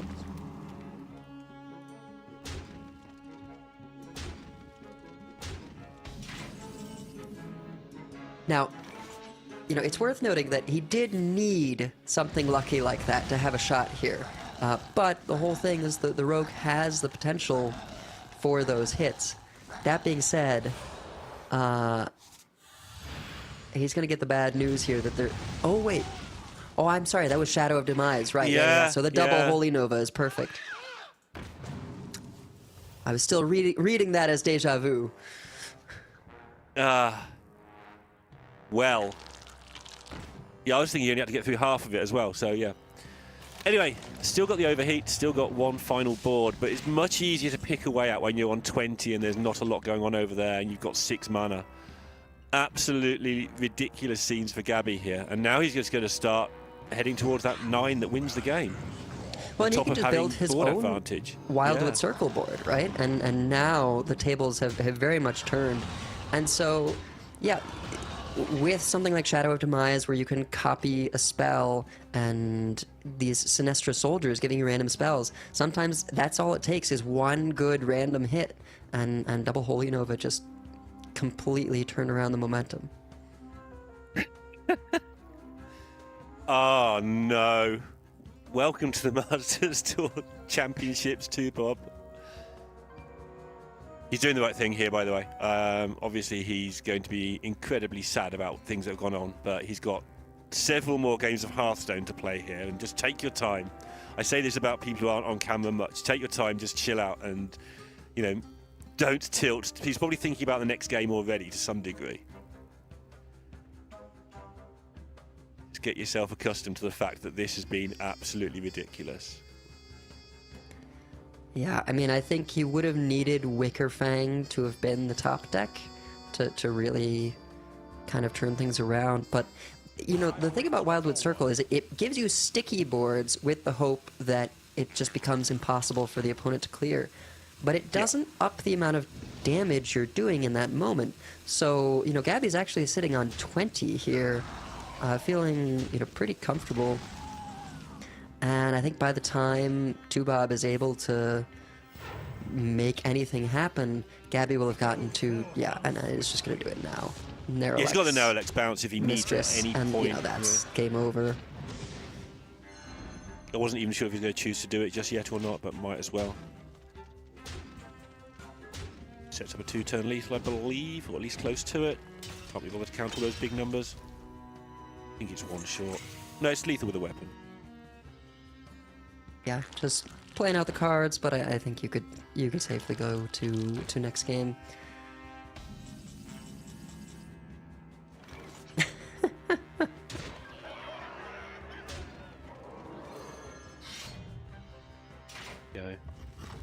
Gabby Gabby also couldn't be bothered to count. Did the big damage first, then just looked at the easy numbers. Pretty sure. And Gabby takes a 1-0 lead with that double Holy Nova against all the 2-2s as Rogue. There can't have been many outs there till they devised to actually won him the game. So, incredible piece of work for the Rogue. I think it's basically just that and Consecration, right? There's not a ton of low-cost board clears right now. Rising Waves rotated out from Mage, and so I think that's actually one of the reasons that Mage struggles a little bit more in this moment to deal with these aggressive decks. Is they've got Arcane Barrage, which hits 3 targets, although one of them can be face. They've got, the Shatter card, right, but that costs 4. And so they do have a few tools, but often have to spend a lot more mana piecing together a wide board clear. Yeah, the Mage does have a quite decent cheap stuff, right? So, it can, like you say, can clear little bits at a time and pick away, but the wide board clear, not there. It's going to need it at some point, though, so has got the Mage in the lineup against his aggro lineup. And those cards I was talking about, those are in the Burn Mage, right? Those are not in the Quest Mage. The Quest Mage is really reliant on Discovers, and otherwise just has like First Flame, Sleet Storm, Ruined Orb. So these little pieces, Storage Scuffle, which is free if you've discovered. So you really need to rely on discovering something big with Alter Time or from your Discover spell options to actually be able to clear anything. Yeah, those ones are okay against Hunter because the deal 2, deal 1 clears up 2 minions at a time, but yeah, not so much against this Druid, which we're going to see immediately and see how Gabby goes about it. Has got those removal spells, but obviously if you're removing things, you're not discovering things. But this looks like a decent hand. Yeah, it's all right. I think often you'd love to see Winterspring Whelp, right? Because it's, one drop that discovers a 1-cost spell, and often those 1-cost spells also discover, and so it can end up being sort of 2 ticks towards your quest. Yeah, I think it's a big win condition getting that early. Obviously nowhere near the ludicrous start here for Bob that he had last game, but still gets a nice curve out as this deck does. Sleet Storm, good pickup. Really is.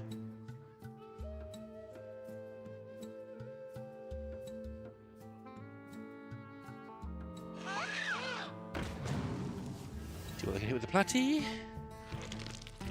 Overheat. Gabby will be pleased to discard that. Yes. Gabby does have the way through this match in front of him, I think. Gonna pick away at these one at a time like we're talking about.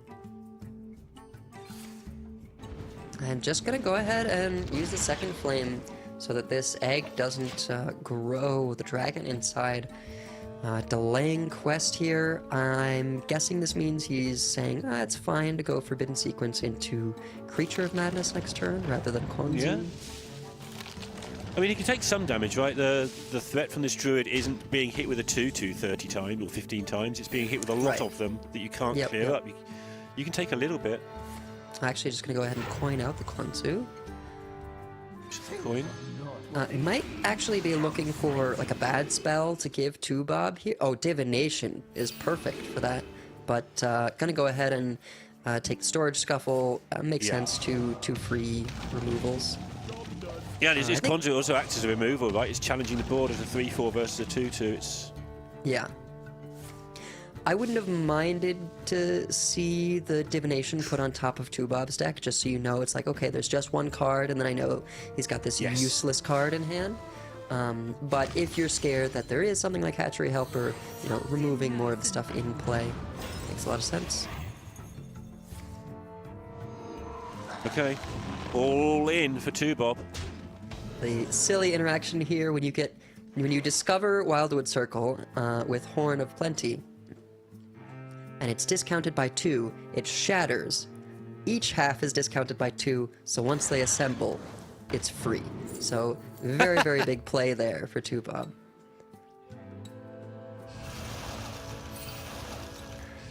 Dragons from the past can be quite interesting. I do believe there is one that can provide a board clear. But it might be Highlander based, I forget. No taunt here. What he really could do with. He's just looking for massive stuff.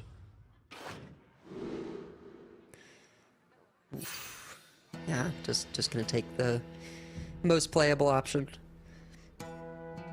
Does have a couple of turns unless Tubob picks a buff off the top. But, you know, obviously Gabby not in the best position here.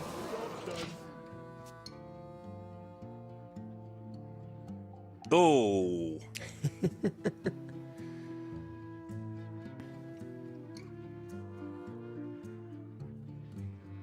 Anything you want to value trade. 9 damage 3 times is 27. That's a good start.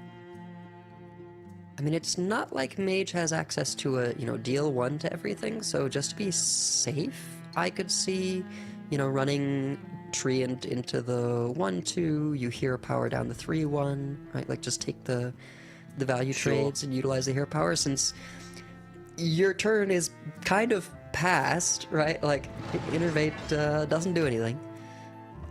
So this is the easy part. Now it's about what do you want to do about these 1 health minions. Yeah. Kill one, you want to kill the other. You're sort of protecting your 3/1 this way.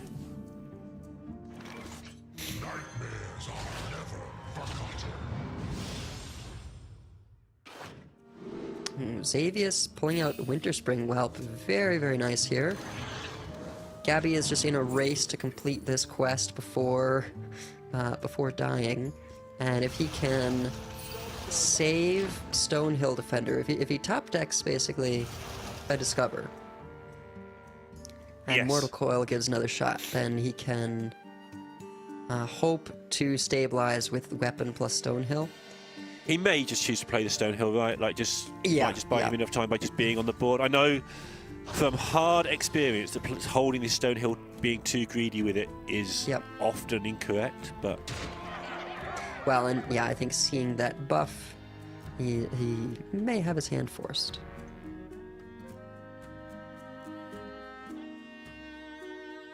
Tubob looking at the value trades again, whether he wants to put this 2/3 into something, or maybe try and protect the 7/5 by trading off the 2/1s. Yeah, makes sense. I think Gabby probably knows exactly that the card is innovative. Look through it. I don't think there's anything else it could possibly be from Gabby's perspective, the card in hand. Yeah. Well, redraw with the coil. Interesting, yeah. Huh. Do you know your numbers, Gabby? Do you Yeah, want to discover so- 4? Do you want to play Stonehill? Arcane Flow is a 4.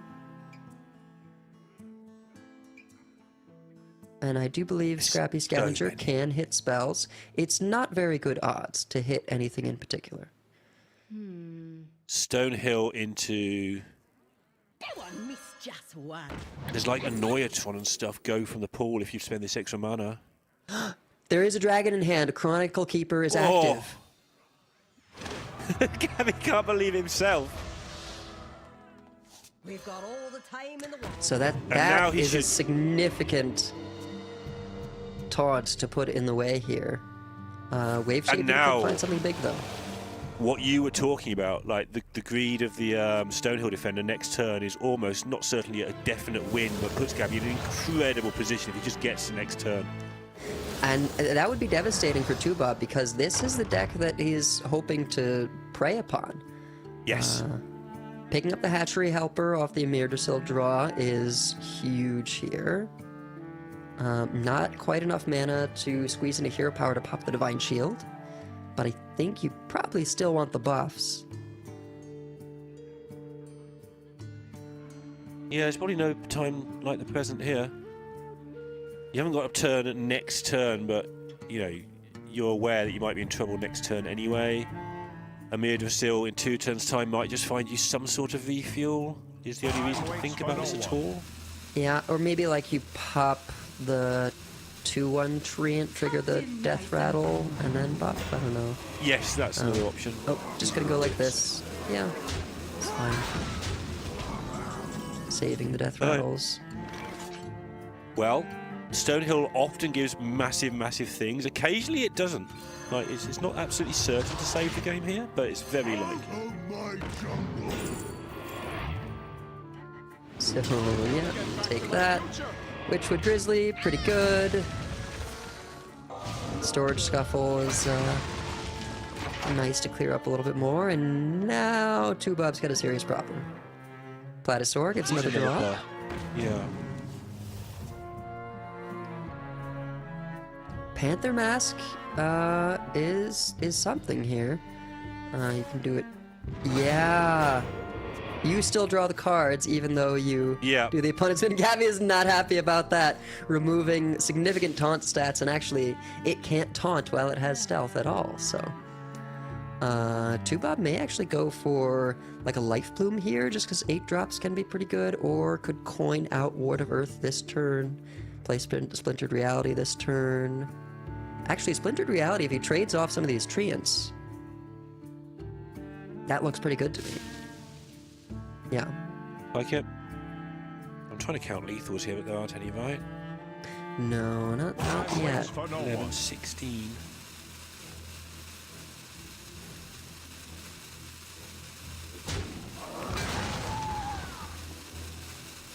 So much. But the Splintered Reality minions are going to be quite large. Yeah.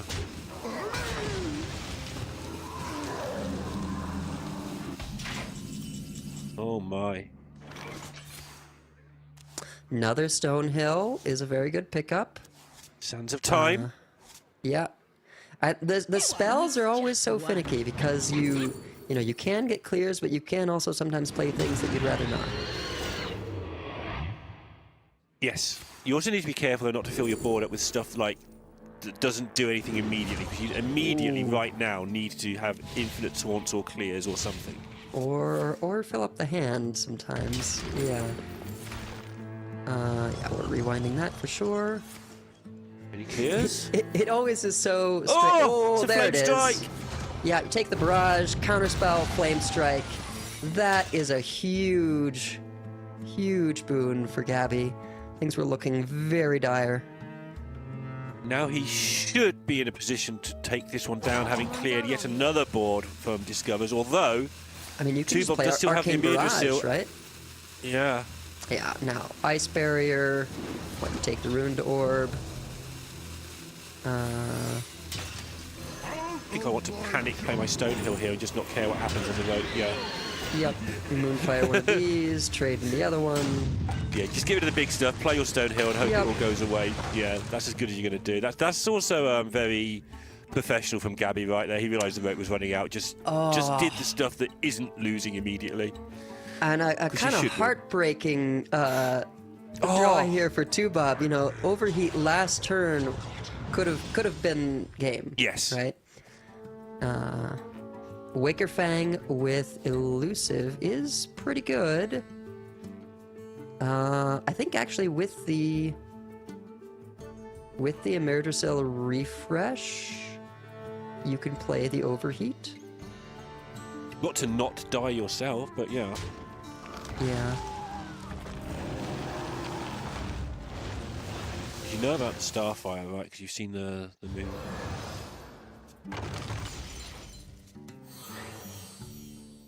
$22 on board.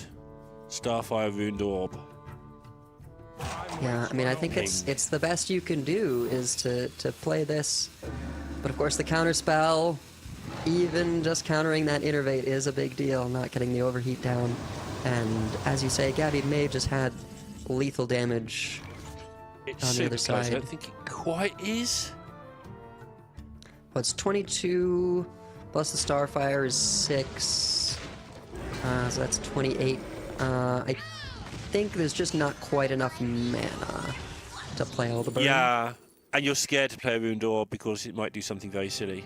And you don't want anything silly to Meant the happen. right now. timeline is a little silly. I don't actually think he has the hand space.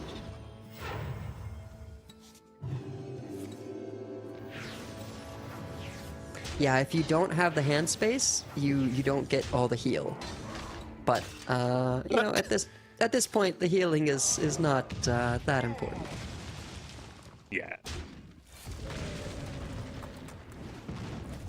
He doesn't need to take any chances. He'll probably put the 6 to face because it's 6. It's supposed to go face. That's what 6 does. There we go. The Treant Druid is, you know, very consistent, very potent at what it does. But if you're able to stop that initial push, it doesn't have a lot of recovery tools, right? You can get the odd Horn of Plenty card here and there to pull you back in the game, but you know, by nature of not having a ton of randomness and you know, just being a very, very aggressive deck, once you get that board dealt with, right, or once you get the board flipped, it's very easy for the opponent to just say, okay, well, as long as I keep you off board, I never die, right? Yeah, Gabby showed that there on that last turn. Like, even though it was a safe turn, it's still the sort of the automatic turn is just clear basically everything. If the Emir just had come a turn earlier, that may have been quite interesting there for 2Bob, because then the flow of cards would have fit the pace of the game better for him. But yeah, Gabby with that Flame Strike, going to 2-0, getting that mage out of there. Still not absolutely home and dry. This Druid, Mytho Druid, is so powerful. It should get one of these done quite easily, but it can just lose to 3 aggro decks in a row. It's possible. Yeah, maybe. I think the Druids have got only one of the Underking, right, which is the big armor gain. They've got one Twilight Time Reaver.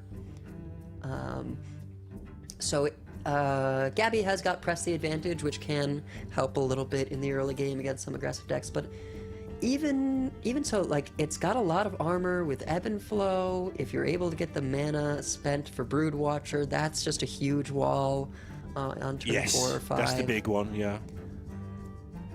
Yeah, Elise can make a bit of armor. Did you say that one? The Brood Watcher, obviously.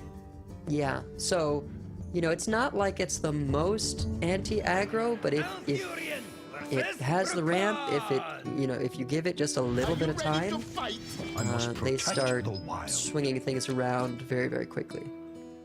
And Bashana Rune Totem can also do some very, very silly things. Something we will talk about today a lot, I suspect, in this tournament. Gabby has a Viper in this Druid. There are a lot of Vipers out there. Yes. The reason being that it just beats Mage.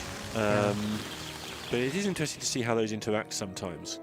I have seen Mage win multiple games against Vipers of various sorts where they know it's there in tournament play. They know what the lineups are, and they just save up for one big turn, and then the Viper just sits in hand and is a wasted card. So that interaction is going to fascinate me throughout this whole weekend. Yeah, interesting, because I think it is better if you, and there's not really any of these in this tournament except maybe the Egg Warriors, but if you have the ability to clear one of those big boards, and you know, with the loss of Brawl, with the loss of Corpse Explosion, that's gotten harder to do. But then the Viper is great, right? Because you clear that big board, you Viper them, and you don't have to worry about successive boards. But a lot of decks just can't clear a big board like that. Right, yeah. So I'm just staring at this hand, trying to work out how early this Firak might come down, because Firak will just often end this game if it comes down quickly enough. If it feels like it. Firak is a notoriously fickle dragon. There's a lot of stuff on the other side already, though.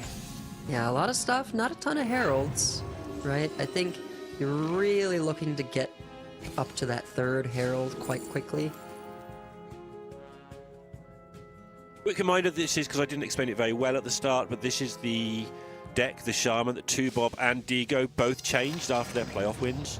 They both had Demon Hunter in their lineup for playoffs, and have both decided if you're going to make an aggro lineup, this is more the way forward. And looking at this board on turn 3, you can kind of see why. Like, Demon Hunter has this weird pacing where it's an incredibly powerful deck, but it doesn't do this on turns 3 and 4. But I think Gabby is of a mind with you, Lorinda, because that Innervate pickup, I think, means next turn is Neralex Firak. Oh, wow. keep thinking that like Firak's just been buffed or something because it's just the amount of stuff it can do.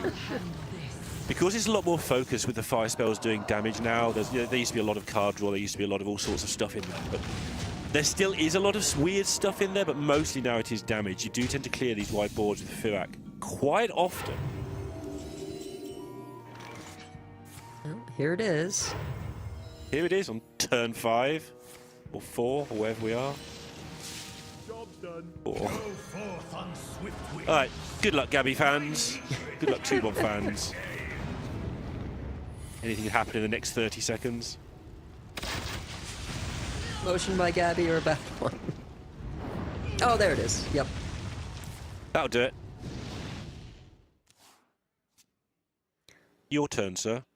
And this is a rough one for 2-Bob because with no, Herald minions in play, or I guess soldiers in play, these 1/1 rushes don't really do anything. And this is just kind of a hero power egg pass into instant multiverse next turn. Not what you want to be doing when your opponent is about to, set up a Brood Watcher. Yeah, and the Marithra is also going to be basically online when it gets to that time as well. Mm-hmm. So if 2-Bob doesn't influence the board much in the next couple of turns against this Brood Watcher, against this Firak, yeah. This could be Gabby going through to the elimination match later on. Yeah, I think so. Decider match, I think we call it now. Now it's not.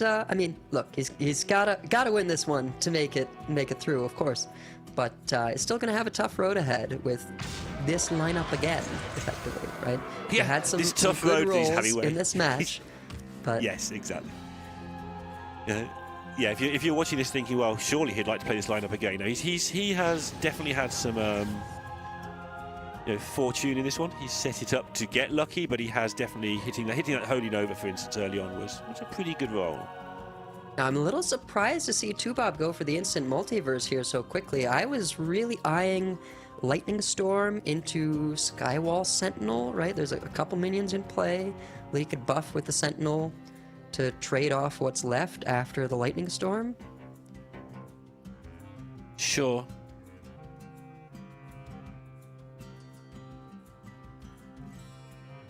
And, now he's not going to have the mana to play the Sentinel. That was an Ultra Gigasaur, but, not what he was looking for.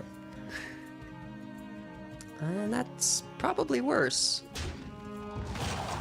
Not really sure what the plan was there. But, it may not have mattered given, Under King top deck. Bashana available this turn with a potentially high value Treant. Life Bloom looks good. Life Bloom? Yeah, we take those. Yeah. Heal, board, everything you want. Oh my goodness, Gabby, will you Sure. behave? Why not?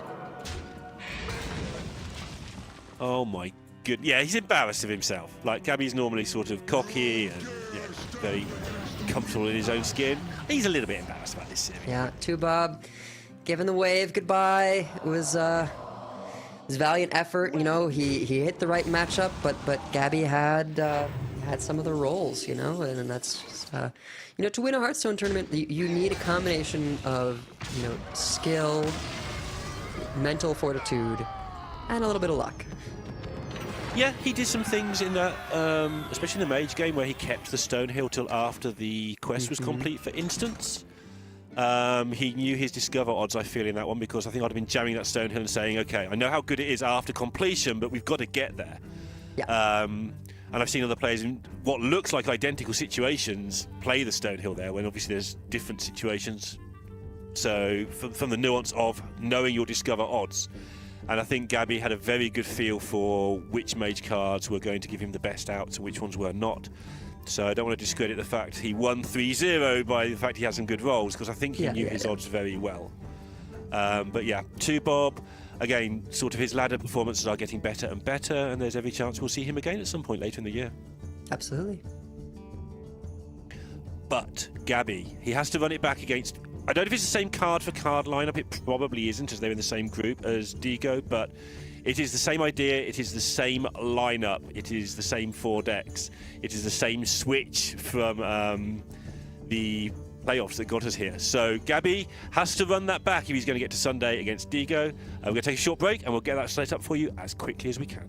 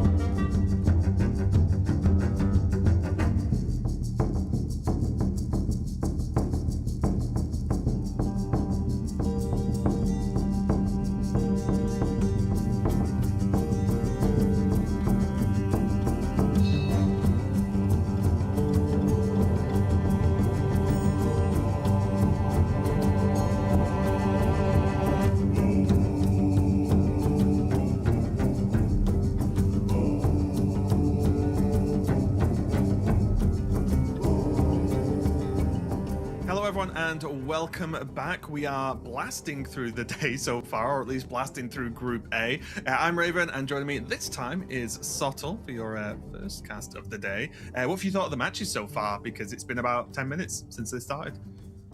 It has, yeah. They've been good. The last one was super interesting. Obviously, our two picks were up against each other. I feel even a little guilty about my pick here because I've taken a very Raven vibes pick on Gabby because the actual statistical analysis of this group will tell you that Gabby's lineup sucks and does not get out of this group like ever. But you and I have cast some Hearthstone tournaments before, and we've seen this story. I've watched this movie before. I just felt it in my bones that what was going to happen is that Gabby was going to queue 9 unfavorables and just win 6 of them and then get through the tournament, which so far is proving to be the case. The series he lost off stream was actually probably his best chance of picking up a win in the group. And if he's going to get out of the group, he's going to have to go through the 2 identical aggro lineups to do it, which is certainly going to be the hard way. But again, this is like we've just seen this story so many times.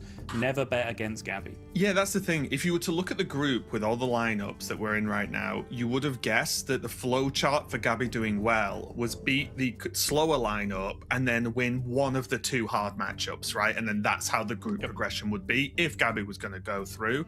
And as you said, it's been the opposite so far, which is very interesting. However, this is still elimination. The winner of this does move on to Sunday and gets out of Group A.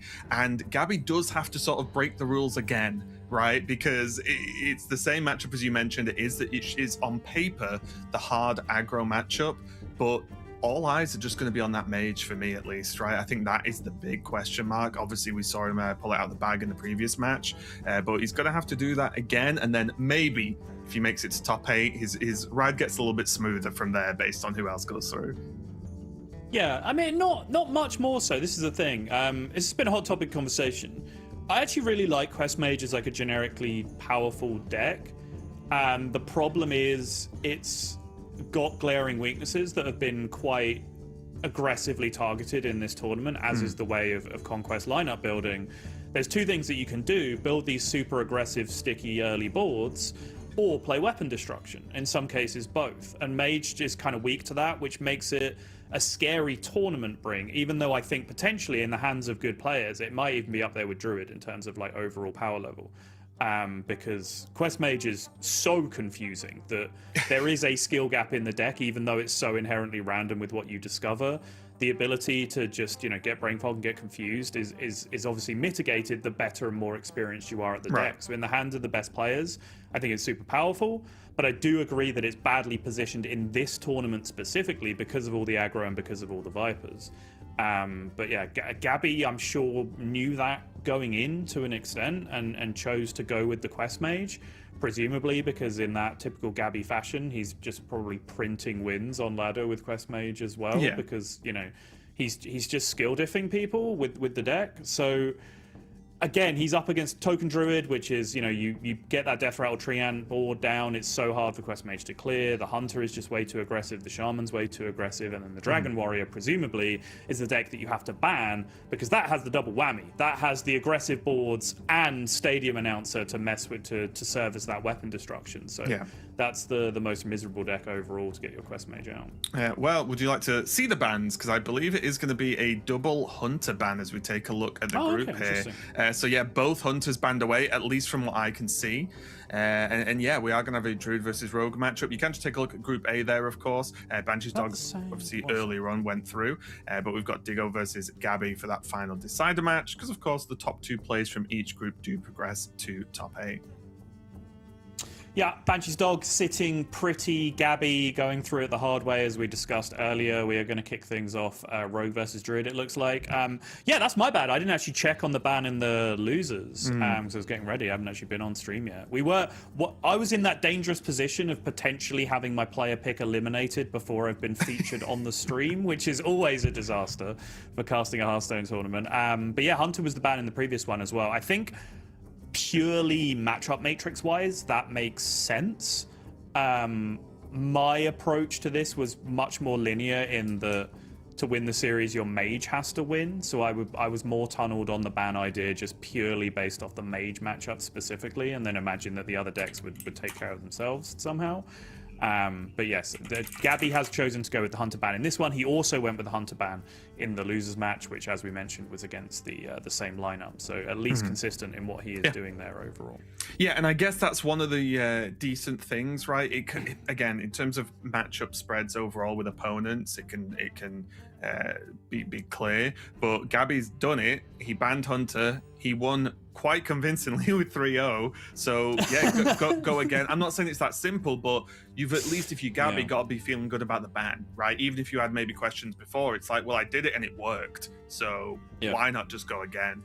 So yeah, very interesting. But looking at Diggo here, Diggo had a pretty rough matchup earlier as well as being on stream first.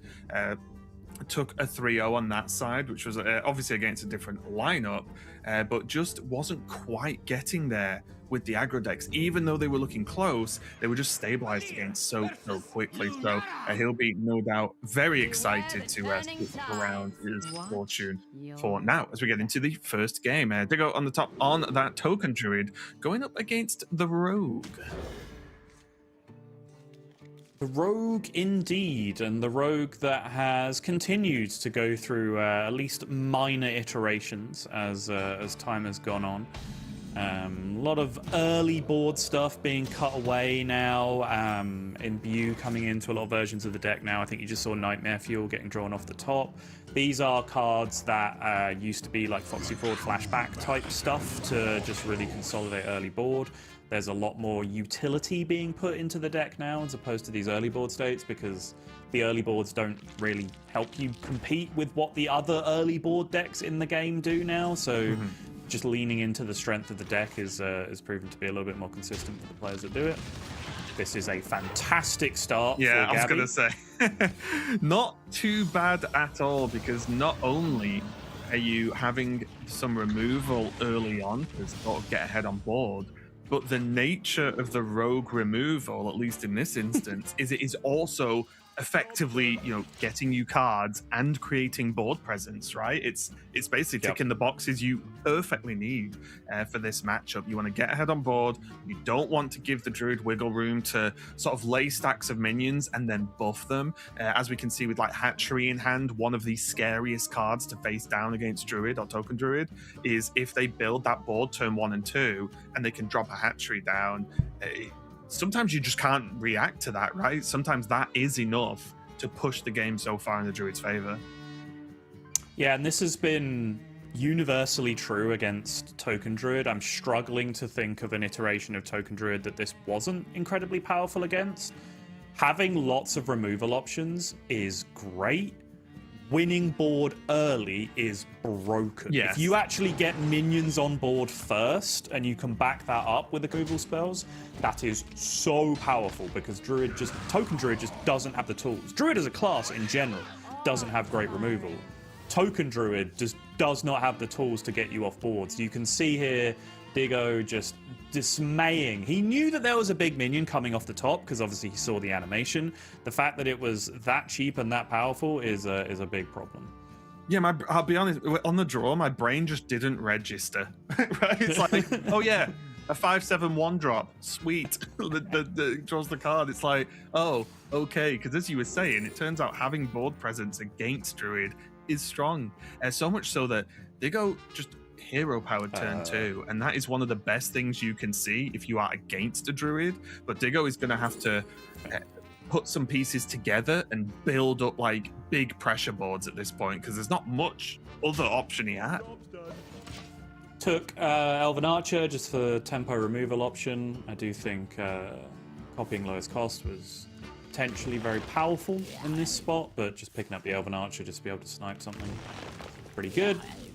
This is the all-in turn now from Diggo. Does end up using both of those zero-cost coin effects, which makes Gabby's pick all the better. And just having this 5/7 in play is going to be so nice to start inching some of this stuff down. He's going to start with the Deja Vu.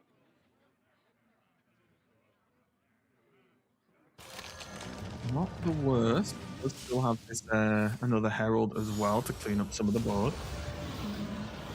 snapshots the enchantment as well. It's just ready when it comes into your hand because that's making a forward zone transition, as I've heard it referred to. Yes. Words. I would say teenly weenly. We all know words.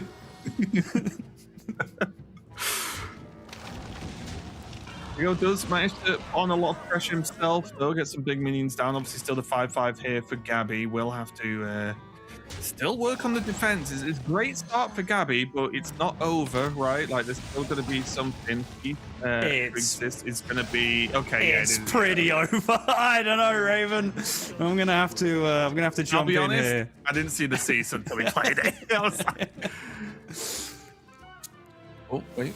Okay. All right. Hang on. We're back. We're back. I'm gonna have to jump back in here, Sottle, Yeah. and say it's in fact not quite over. Okay. That's also hard with Fang. Not the worst thing to pull out the bag. I always think this, I don't know if you agree, but when Rogue can drop the 4/1 Herald stealth and be comfortable about it, I'm scared. Like, that's the marker of a game I'm losing. Oof. Temptation here for Gabby now. So having that 4/1 stealth on board consolidated, really nice for the reasons you're talking about. Nothing this turn to spend mana on, right? Which is why Gabby thought about it and then thinks, well, actually, if I trade this in, I might actually get something playable this turn because it don't really just want to be jamming Opal on board. So. Yeah. It's a really tough call to be like, okay, I'll tempo Opu against token druids, right? It's a really like, it's not the worst idea I've ever heard, mainly because I come up with way worse ones, but it could understand both ways. But yeah, look at the potential payoff now, the impact that Opu can make with this turn. I'm gonna check for the Dark Gift, obviously activate combo as well. Are you a fan of knives? Yeah, Can a at bit of least, a miss there from Diggo. Deal with the appendages here. Ooh, not the mistress. Oh. Okay, Diggo's not allowed minions anymore. Never mind. And yeah, if you get to turn 9 and well, if you get to 9 mana, I guess it isn't turn 9 because Gabby's played a stolen treant this game. But if you let the rogue get to 9 mana, you're going to have significant problems as token druid because yes, this is not a beatable card. In theory casting, when we saw this card played, and we were like, oh, this card's good. It just bounces boards over and over. Like, yeah, this is going to be a thing, like 100%. Yeah, I think a lot of people looked at it early on and went, 9's quite a lot. Rogue isn't particularly good at controlling, right? Maybe it's too slow. But then when you see it in play, it's more akin to like a Ragnaros in a tempo deck, right? Like it's a finisher card because Rogue just, plays for board early on and then they win board and then anything you try and do in response to that just goes back to your hands and they keep pushing and just push tempo. It just also has the nice addition of being able to be a game-winning card against some of these disgusting board-based decks if you can just scrap and scrape to get there. Which obviously heralds and imbue and all of those things, that really helps you fix that gap in Rogue's game where they don't really have supreme removal cards, but you can just find options from other classes to get you to that point. So yeah, incredibly versatile, incredibly powerful card, and Gabby does what Gabby been doing so far in this tournament, which is just hitting the right cards at the right time to be able to get through. That treant was a great help to get to 9 mana.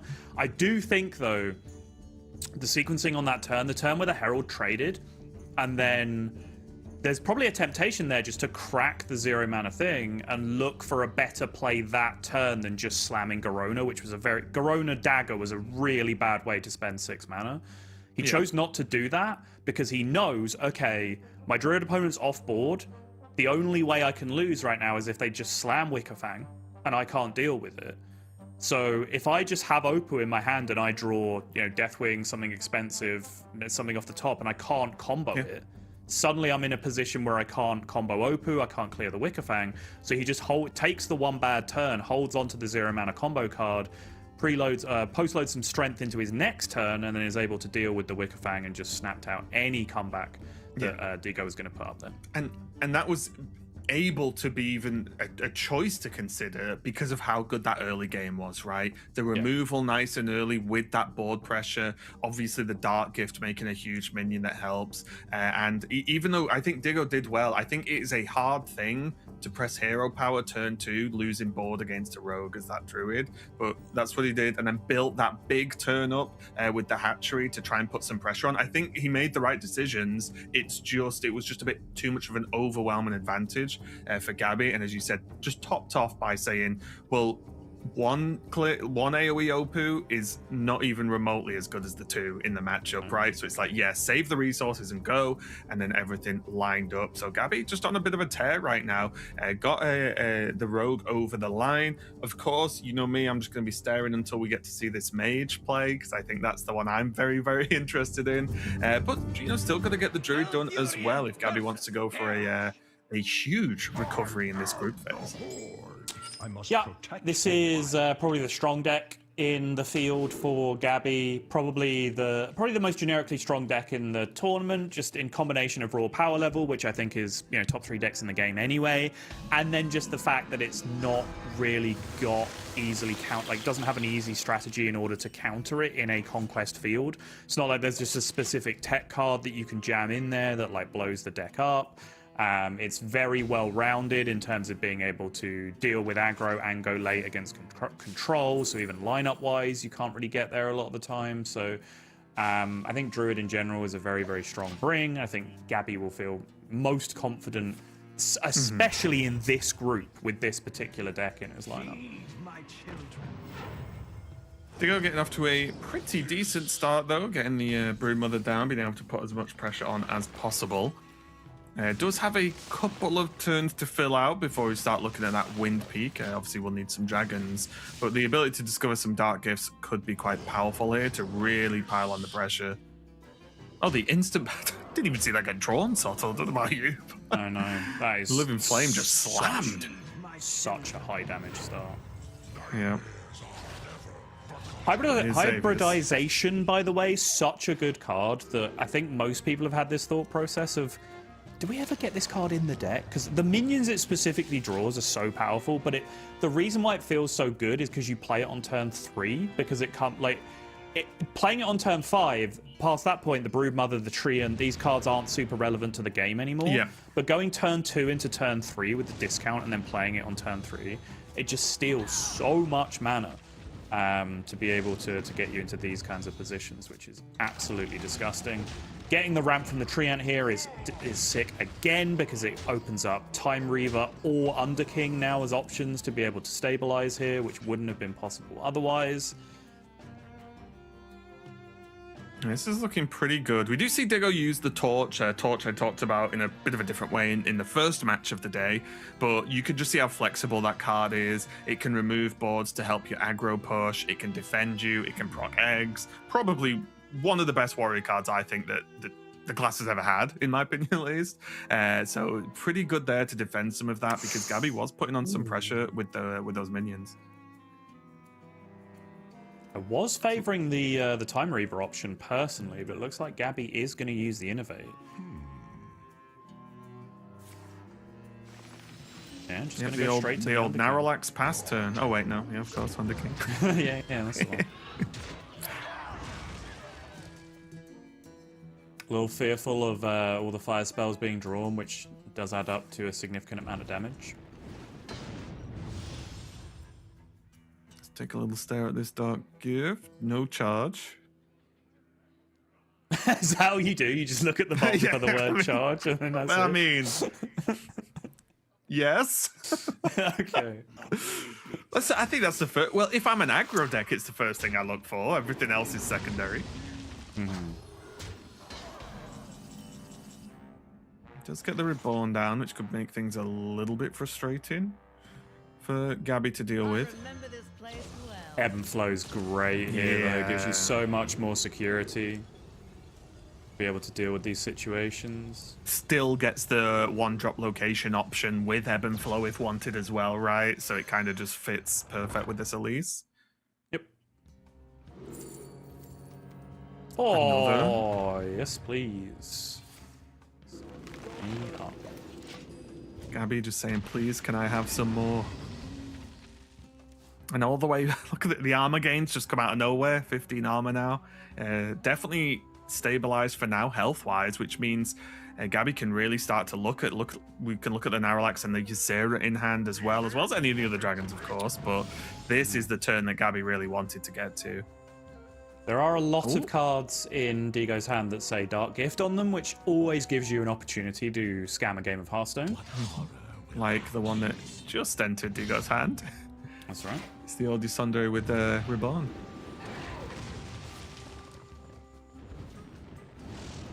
Torch, though, again, doing great work. Tons of damage coming out from Frothing Berserker.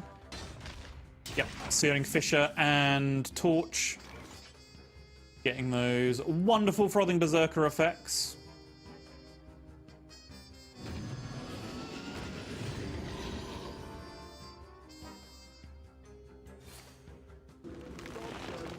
Ebb and Flow number 2 still has Ebb and Flow number 3 to go in hand.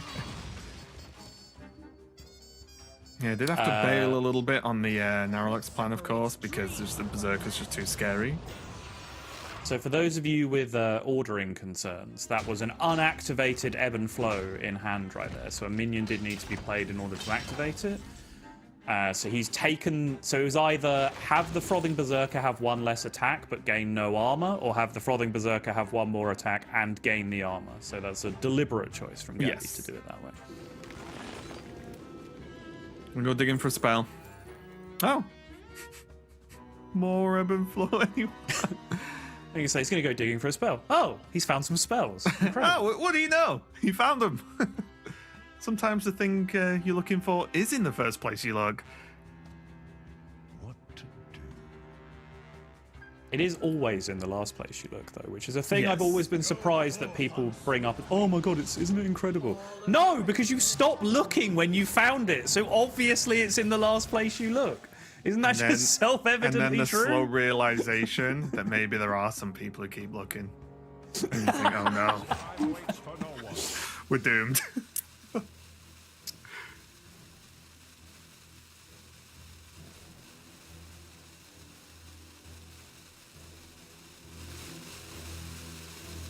It's just gonna proc it, I imagine. You've got the mana, you want the armor, like, I think you play it. I don't know if you need to, I think that's the consideration, right? It's like, how much does resetting a Frothing Berserker matter? Ooh, Sanguine Depths. Not as exciting as a second Searing Fissure would be here. Yeah, this is what's a little bit unfortunate. Now, I still think Diggo's in a decent spot, but having to use this damage into minions when you know the longer the game goes on, potentially the harder it gets.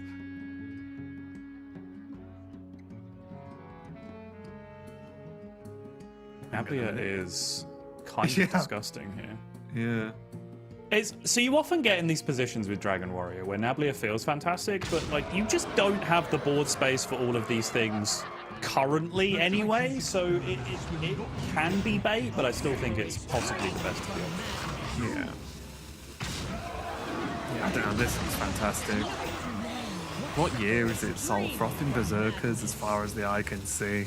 Take me back.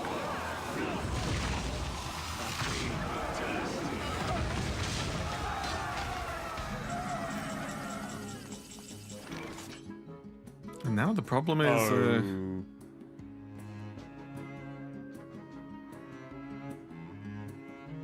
I just feel like none of this matters, right? Like, even the best fire rack in the world, I don't think is getting anything done here. No. There's so many recursive layers here, so obviously the Dragon Reborns, but also the Frothing Berserker is just going to come back with however much attack it dies with because of the Dark Gift enchantment. So you need to clear the Frothing Berserkers twice as well, or you just die. Or they don't spawn. Okay, yeah, sequencing helps. Yeah. Sequencing helps a lot, actually. That's great. So it's just another AoE now, and we've got a game of Hearthstone. Stand proud. You fight well. Not quite. That is going to be a game going to Diggo there. Really, picking up some very nice choices there from the various different Dark Gift effects, and as you well know, as a Dark Gift enjoyer, that is the way to do some of these matchups with with Dragon Warriors. Sometimes it's less about, if you understand what I mean, like just being an aggro or being aggressive, and more about how can I make these boards that are actually just too difficult to clear versus just going face, win, right? Just slightly different styles of how to play the game and how to play the deck. So yeah, really nice to see that from Diggo getting a win on the board. I have no doubt if Diggo maybe seeing that Gabby 3-0'd the lineup in the previous match, there was maybe a little bit of extra nerves on there, but that does get washed away to an extent once you've got a win on the table, right? It's like, okay, it's not meant to be. I'm not just going to get swept like the previous player was. Let's go. And also, it's a big win percentage-wise. It's a win against Druid, which is better than average. It's a win against a deck that isn't Mage, which is a higher than average percentage win in the series as a whole. So it is a big win indeed. Again, you've made the point of I love Dark Gifts for me, but again, I feel like Dragon Warrior is wrongly named. Like, Dragon Warrior should be called Dark Gift Warrior, where you play just enough dragons to activate the dragon cards that are good, because the rest of the dragons just aren't good. You saw right at the end of the game there, right? The Reborn Dragon, it went off, it summoned one. It summoned one dragon on like turn 8 when it happened, right? Because they've just been playing Dark Gifts for the entire time. Like, that's all they've been doing. And even though that game looked absolutely miserable, like, a Wind Peak Worm is not going to get you out of situations that you found yourself in there. A Dark Gift is, that's the real power of the deck overall. And I think over time, more and more people are starting to come around to that as an idea. Yeah, I think it's because there's very broadly two ways the deck plays the game, right? Sometimes, you are curving dragons, your opponent can't clear them, then 2 Wind Peaks win the game. Like, so that, you do have those games, but I do agree a lot of the time, I feel like the deck is much more focused on sort of the value of the minions it plays and not just them being able to hit things in the face, right? It's how difficult they can be to clear. The Dark Gift effects obviously making them more unique in every given game. So yeah, I think it's very, very interesting to see when it gets played out in these slightly different ways. It does look like, though, we are going to be getting the Mage next, Sottle, at last. We've got Druid versus Mage coming up. Where would you rank this token Druid against Mage as, like, in terms of Mage's bad matchups? I think it might be the worst. I think it genuinely might be right at the top. It's disgusting. They're so consistent in what they output. Mage has some options, right? You can get the hands where you just play like double Winter Spring Whelp and you have First Flame in your hand and then you're able to pick things out.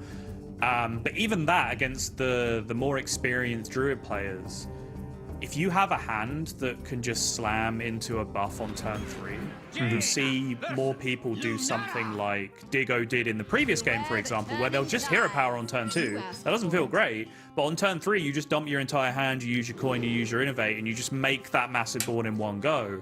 Then First Flame doesn't do anything. Then the 1-2 that your opponent has played doesn't do anything. Right? Because you don't have to worry about their board building. You just have to explode past the size of the board that they made. Yeah, they still only have so much mana, right? Yeah, a Mage just doesn't really have the tools to be able to deal with that a lot of the time. Diggo has part 2 of that explanation, but he does need some minion. Okay, that's the perfect minion to be able to start this off with. Very nice. Job's done. Decent card draw here for Gabby, but again, a lot of it is just getting the mana or the removal required to get the job done. Ooh.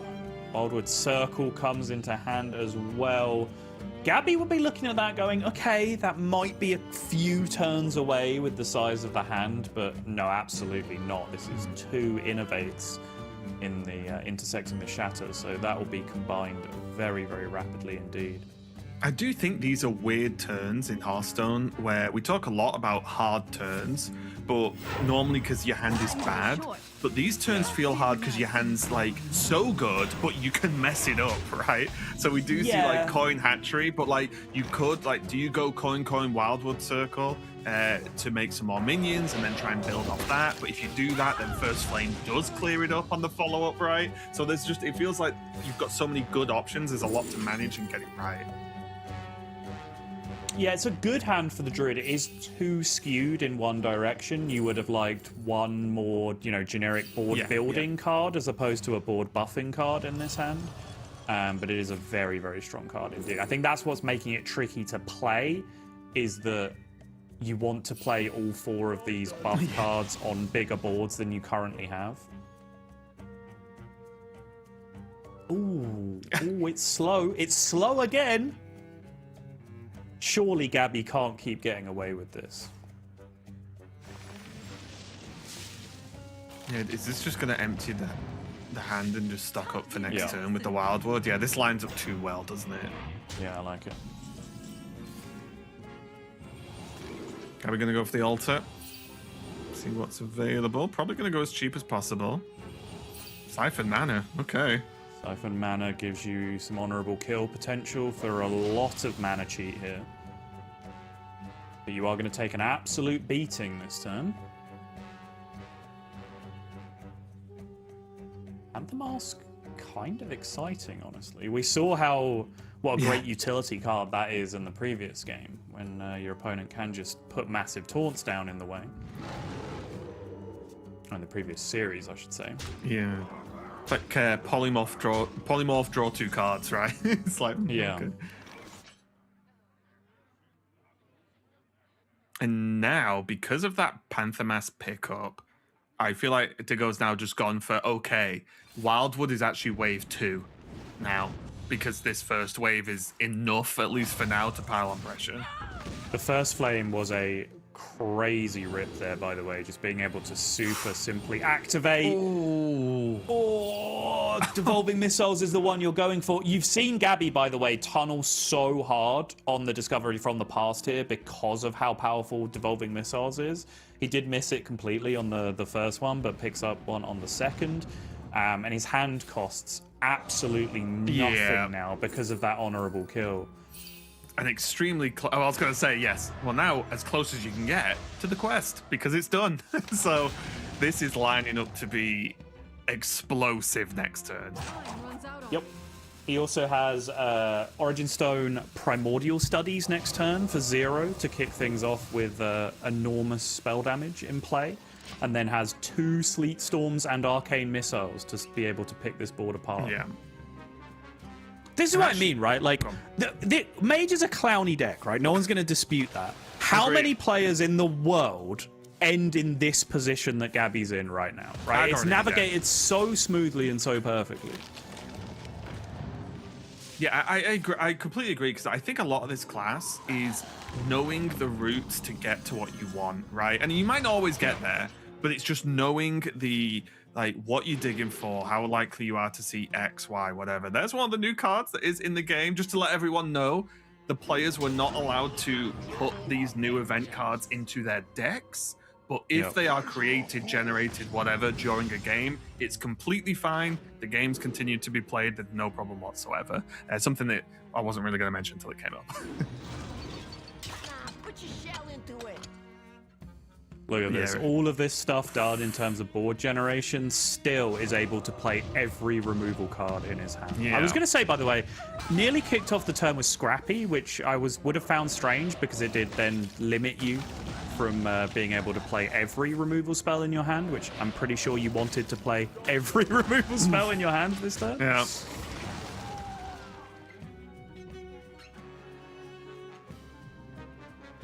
And even after this, obviously not full board clear, but close enough for Gabby. There's enough health to feel safe, but also you even just look at what's on the board. So these minions kind of have to be dealt with, right? Like Thalnos is either spell damage or a card draw. Oh no. There's the 2/5, which is causing havoc as well, or will cause havoc for Digo if it just sits and sticks around. And also he's just staring at 6 charges left on the weapon. It's not like Gabby had to pull some out of the bag that turn to survive. It's like, no, he already had it. He was ready to go. Yeah, that turn was powerful. So obviously the Primordial Studies for double spell damage in play helped a lot. But mostly that turn was powerful because of the mana cheat that came previously from the Honorable Kill to get all those spells so cheap in the first place. And because recognizing that situation, you saw him, for example, taking Sleet Storm over Flame Strike, right? Just understanding cheap, efficient removal that's getting scaled by spell damage is better than the big blowout AoE that a lot of other people might have been tempted by. And this is just no cards in hand for Diggo. And Storage Scuffle off the top means that this board clear is a formality. I've got a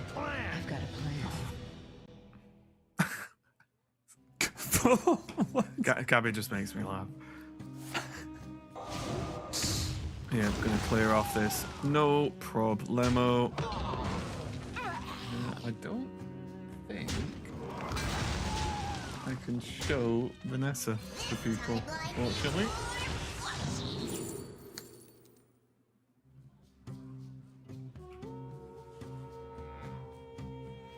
You start to look at these and go, does it matter what I pick?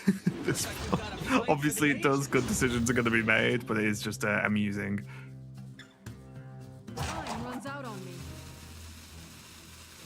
We've reached a point in the Quest Mage game where you just have to read all of the cards in your hand every single turn. Yeah, Gabby, so if I understand the new mechanic right, Gabby could have moved the Geomancer to like hover over the deck like a trader ball, and it would use the 2 mana he had left to reduce its cost by 2 mana. Could just go for the classic ping to the face, and Diggo's going to call that one a day for that game. Game number 3 as Gabby takes the mage, and this is going to sound maybe a little bit weird, but I thought that game looked really good for Gabby, obviously, because it wasn't about the weapon doing all these things we've seen it do in many, many games before. It was so much of that win was the setup, right? And obviously you need to have the cards for that. You need to do whatever. But I think decision making and the setup for that turn and stabilizing was the best thing about that game by far, and just showed that there's a reason, as you mentioned at the start of the series when I asked you about it, why Gabby brought the mage, right? Clearly very comfortable, probably got a million games on it, let's be honest, and he's just happy playing the deck. Yeah, and the thing you have to focus on there is that he spent, I think, 7 mana, maybe it was 6, I'm not sure if both of them were discounted, but he spent a lot of mana on turns 3 and 4 on just playing Altar Time, right? Which a lot of people would look at in that situation. It's like, oh, my opponent has like 6 damage in play already, 8 damage in play already. I can't just spend my entire turn playing 4 mana, discover some cards. I'm gonna play some cheap things, get some minions in play or whatever. But Gabby's recognizing in the matchup that so many broken things come from Altar Time. So Devolving Missiles is the biggest one for sure. Getting the discount on all the spells you got from the honorable kill of the card. It's like Siphon Mana, is that what it's called, that card? The deal damage honorable kill. But then there's also, on top of that, there's Mana Biscuit that you can use to cheat something really broken, have a disgusting turn. So that's, in bad matchups like that, that's often the mentality that you have to switch to. Is I can't play my generic game plan that I play against every other class, where I just play my most efficient discover cards really quickly and get the quest done, blah blah blah blah blah, because it's a bad matchup. If I do the normal thing, I'm going to lose. I have to recognize what the small percentage out is and just go for that consistently. That's how I'm going to maximize my chances of winning. And Gabby just is so good at doing that kind of thing, right? It's certain players get a reputation over time, right, of, oh my god, like they've hit the perfect out again or whatever, like, oh, they went for this and they got lucky. But it's because they understand in matchups like that, you have to put yourself in that position. You can't just sit back and lose. You have to put yourself in the position to get lucky and then get lucky. That's just the way that card games work. That's how it works. Well, we are in game number 4 now. Gabby only having his druid left with, of course. Diggo still on his druid, although very different decks, as we know. Does get the flock up for next turn for Diggo. Gabby responds with his own mana ramp as well. So this one is going to be a bit tricky. Really solid start, and probably like the start outside of a 1-drop for Diggo, right? This is kind of what you want to start with as druid. Yeah, for sure. This is the kind of start that's been missing in the games against Mage that we've seen, right? The Mage hands or the anti-Mage hands have been largely buff heavy and just haven't had the board generation to get that base in the first place. The difference between this buff coming down on the one minion that it came down on repeatedly in the previous game, and just the setup from the Sigil perfectly is night and day for sure. Again, Broodmother doing some work though, putting a body on the board that can at least try and contest some of this whilst enabling that ebb and flow. And again, just still ebb and flow, more acceleration aura for next turn to then move towards this Twilight, potentially. So not too bad, but Diggo is just going to try and keep this pressure up.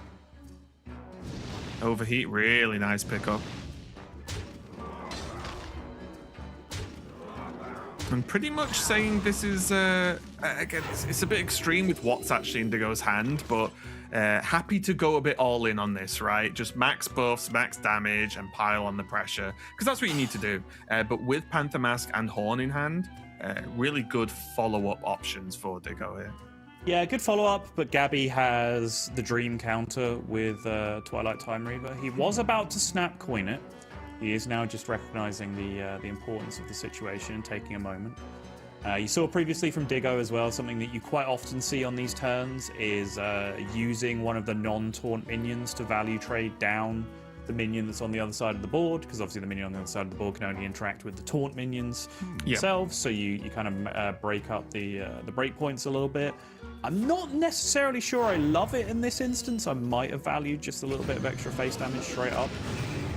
But yeah, Gabby, after some consideration, is just going to slam the Time Reaver. Just generically, the one of the best clears, or when I say clears, one of the best answers to this kind of effect.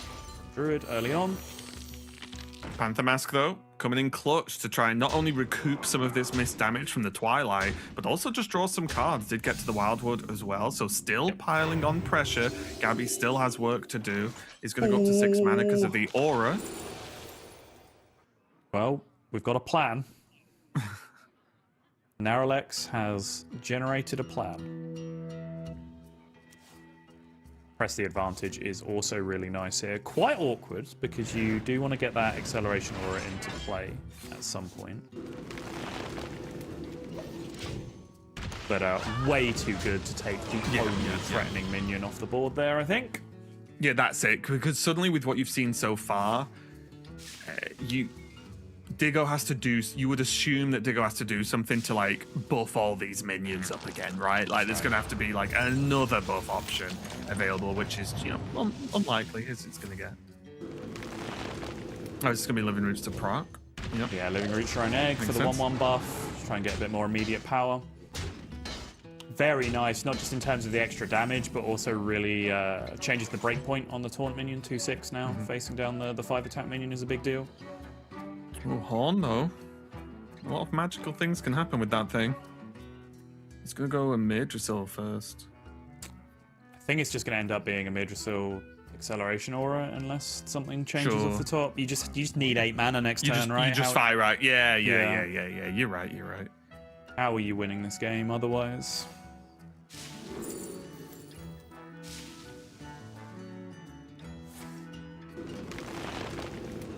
Okay. Oh, Mark of the Wild, very, very nice. Yeah, I guess the idea here is Gabby decided he needed something more and less value-based. He just needed something to do this turn and still get the acceleration, or likely still get the acceleration aura down. Yeah, I have a guttural, visceral reaction to turns where a Madrasil can be played that they don't end up in play, but... Oh, this is scary. Yeah, Forest Gift being the draw here is absolutely disgusting for Diggo.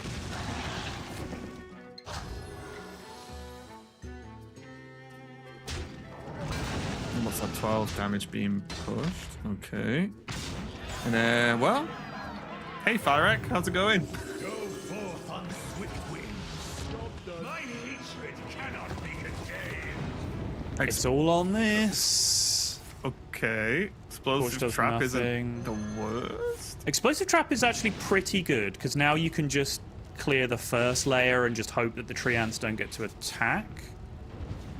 But this is not looking like the one, is it? No, and there you go.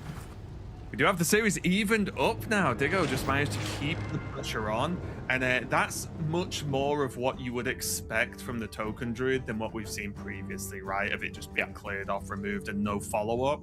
You do want to build those waves of threats, all those different scaling threats, right? As we saw, like the one big minion with all the others was the problem, because normally you can either clear one or the other. So yeah, really a tough one there for Gabby, but Diggo fighting back. And now suddenly, in what is the first time of the day, well, it's the first time of the day, I guess, earlier as well, but going to game 5 in a match for today, we are going to have that Shaman versus the Druid, which I feel like Gabby might feel like he's in a lot of trouble now, because the Shaman is so minion-based, high damage output with them buffing each other with the Heralds as well, that this could look similar to what we just saw with those big chunky minions that can just overrun the Druid. It could, yeah. Lorinda made this point earlier where Diggo has pretty much the same lineup as he had through playoffs, but Demon Hunter has been dropped for Shaman. Demon Hunter is a deck that more and more people have lost faith in over time. And we asked this question a lot during playoffs of, does an aggro lineup work? Because what's the fourth deck in that lineup, right? We didn't really see it at the time. Demon Hunter's fallen away, Shaman's come back in, but it's still a question mark. And I think we've seen in a couple of games so far, there is that little bit of inherent inconsistency early on, where Druid can just actually get ahead of the game if it's not just early Herald into Herald into Herald, which is really the good cards in the Shaman deck. Like, that of the Herald classes, I think they're the most dependent on the Herald cards themselves when they play the Herald version of the deck. I just said the word Herald way too many times in that sentence, but hopefully that followed. I'm just hearing Herald now.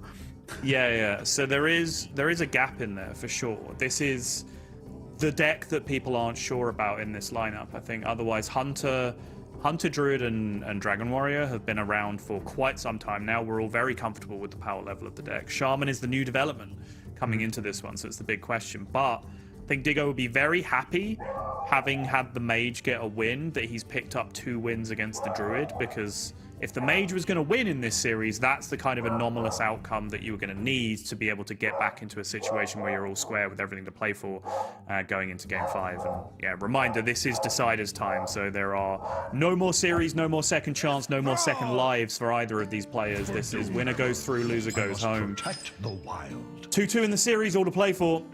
Let's do it. Yep, everything comes down to this, and already having access to 2 2-drop Heralds is fantastic for Diggo. You always want to start with them ASAP. But then again, was Gabby's opening hand so good it actually pushed him back in his chair? That's what it looked like to me. Okay, Yeah, I mean, it's a lot of mana. that is infinite mana being spent, yeah. Also, but just good hands on both sides here, right? Because sure, Diggo's yeah. hand isn't far away from exactly what I would want in any matchup, outside of the 1-drop arguably being in the wrong order now.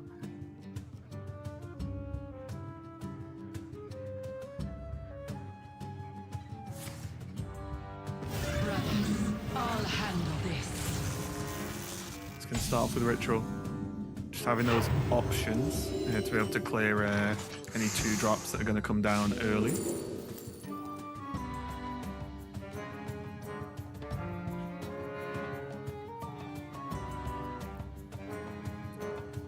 Tricky one. Wrath is maybe likely to be picked up here, but Ward of Earth isn't anything to ignore either. It could be pretty nice, a good defensive tool. And because it guarantees a taunt minion, then you know that your opponent's going to have to at least do something about it. They can't ignore it. Yeah, I think when your opponent has Herald cards and you've seen the Rush Elementals already, like, taunt is kind of a dead keyword at that point anyway, though, right? Because they want to just rush minions into your minions. That's what their cards are doing at the moment. So, yeah, Wrath makes the most sense. Although Moss Binding, when it costs 0, is a much, much, much better card, by the way. Oh, I think yeah, you did yeah. at least have to think about that. I think if if you didn't see exactly that Herald opening from Diggo, you would have considered it more, right? Because if you can just clear and then like, or even just challenge with Moss, especially because there is that the aura available, like being used for Gabby right now, then you could just say, well, actually, what if just very quickly I make 2 big minions and then just volley them from there? I know, infinite mana. Okay, going this way, fair enough. So he wants to ebb and flow. Yeah, you can't play can't play one of the 2 mana spells if you use the Broodmother.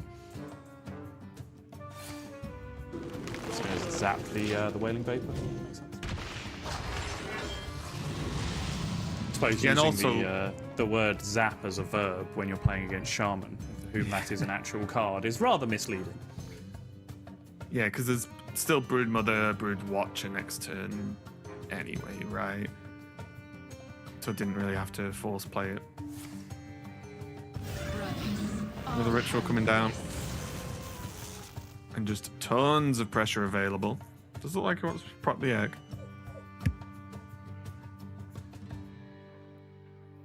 You dare stand against the weak? I'll handle this.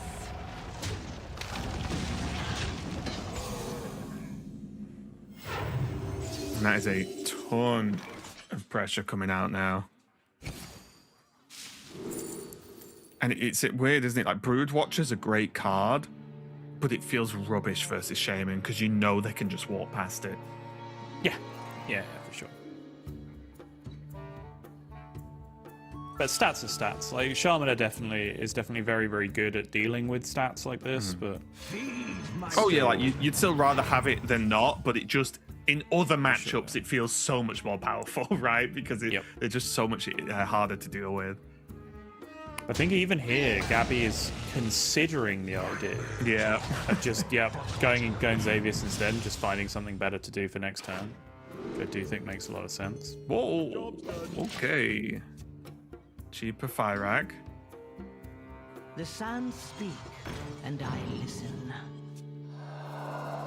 They're going to continue to pile on the pressure, and obviously because these Priestlings just able to just clear off these like without any real problem. You mentioned it at the start. Shaman incredibly reliant on the Heralds, and guess what? When you open with a lot of Heralds, you are feeling great because you can do stuff like this. Life Bloom into Fyrak though, Sol, is not the worst. Okay, no defense though, which means there is still a ton of damage showing. The Fyrak is going to have to carry here. That is one of the worst ones of those I've ever seen. I wonder if it's actually the worst, because it feels like it. Flying through these Muradin's last stands as well. Drop the Lightning Storm here. And I think Gabby might just be betting his world's birth, his tournament life on Fyrak. And how many times have we said that recently over the last year or so with this card? The good thing about this for Gabby is the board is low health enough that it's not a huge ask from Fyrak, right? There's no, you know, like we saw last game where there was one big minion and then a lot of other ones. Like it's one AoE and Gabby's at least feeling okay. One simple flame strike and we have this game again. My hatred cannot be. All right, gonna come down. That's incredible from Diggo. They're both praying, but for very different outcomes. Not good enough.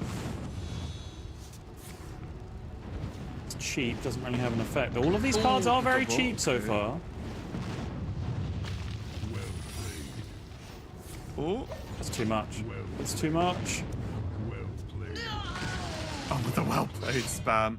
Oh, 4-5 kills plus the the High Herald, but King. the King's Oh. Hammer off the top means that Diggo is going to go through. Gabby is distraught, out of his chair. Oh my goodness, Diggo makes it out of the group with the weapon off the top. Fyrak did not quite cooperate for Gabby in the end, and you can see what it means to Diggo with the aggro lineup refined from playoffs until now. Shaman coming in clutch when he needed it. Great performance. It really was. And Fyrak almost got there in the sort of most awkward way, right? It was doing bits, it was clearing off some stuff. The board wasn't looking too threatening, but of course, the weapon off the top just putting so much damage out there. There was nothing Gabby could do.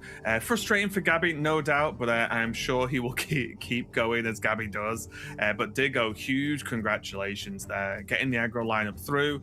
And honestly, after the opening, after seeing what happened in the previous matchup with Gabby versus effectively the same lineup, must be feeling fantastic. Not only to beat Gabby in this one and to survive, but most importantly for him to make it out of Group A and make it all the way to Sunday, in which he'll be fighting for his chance at the World Championship. We are going to go to a quick break while we get ready for the next match. Don't go anywhere, and we'll be right back.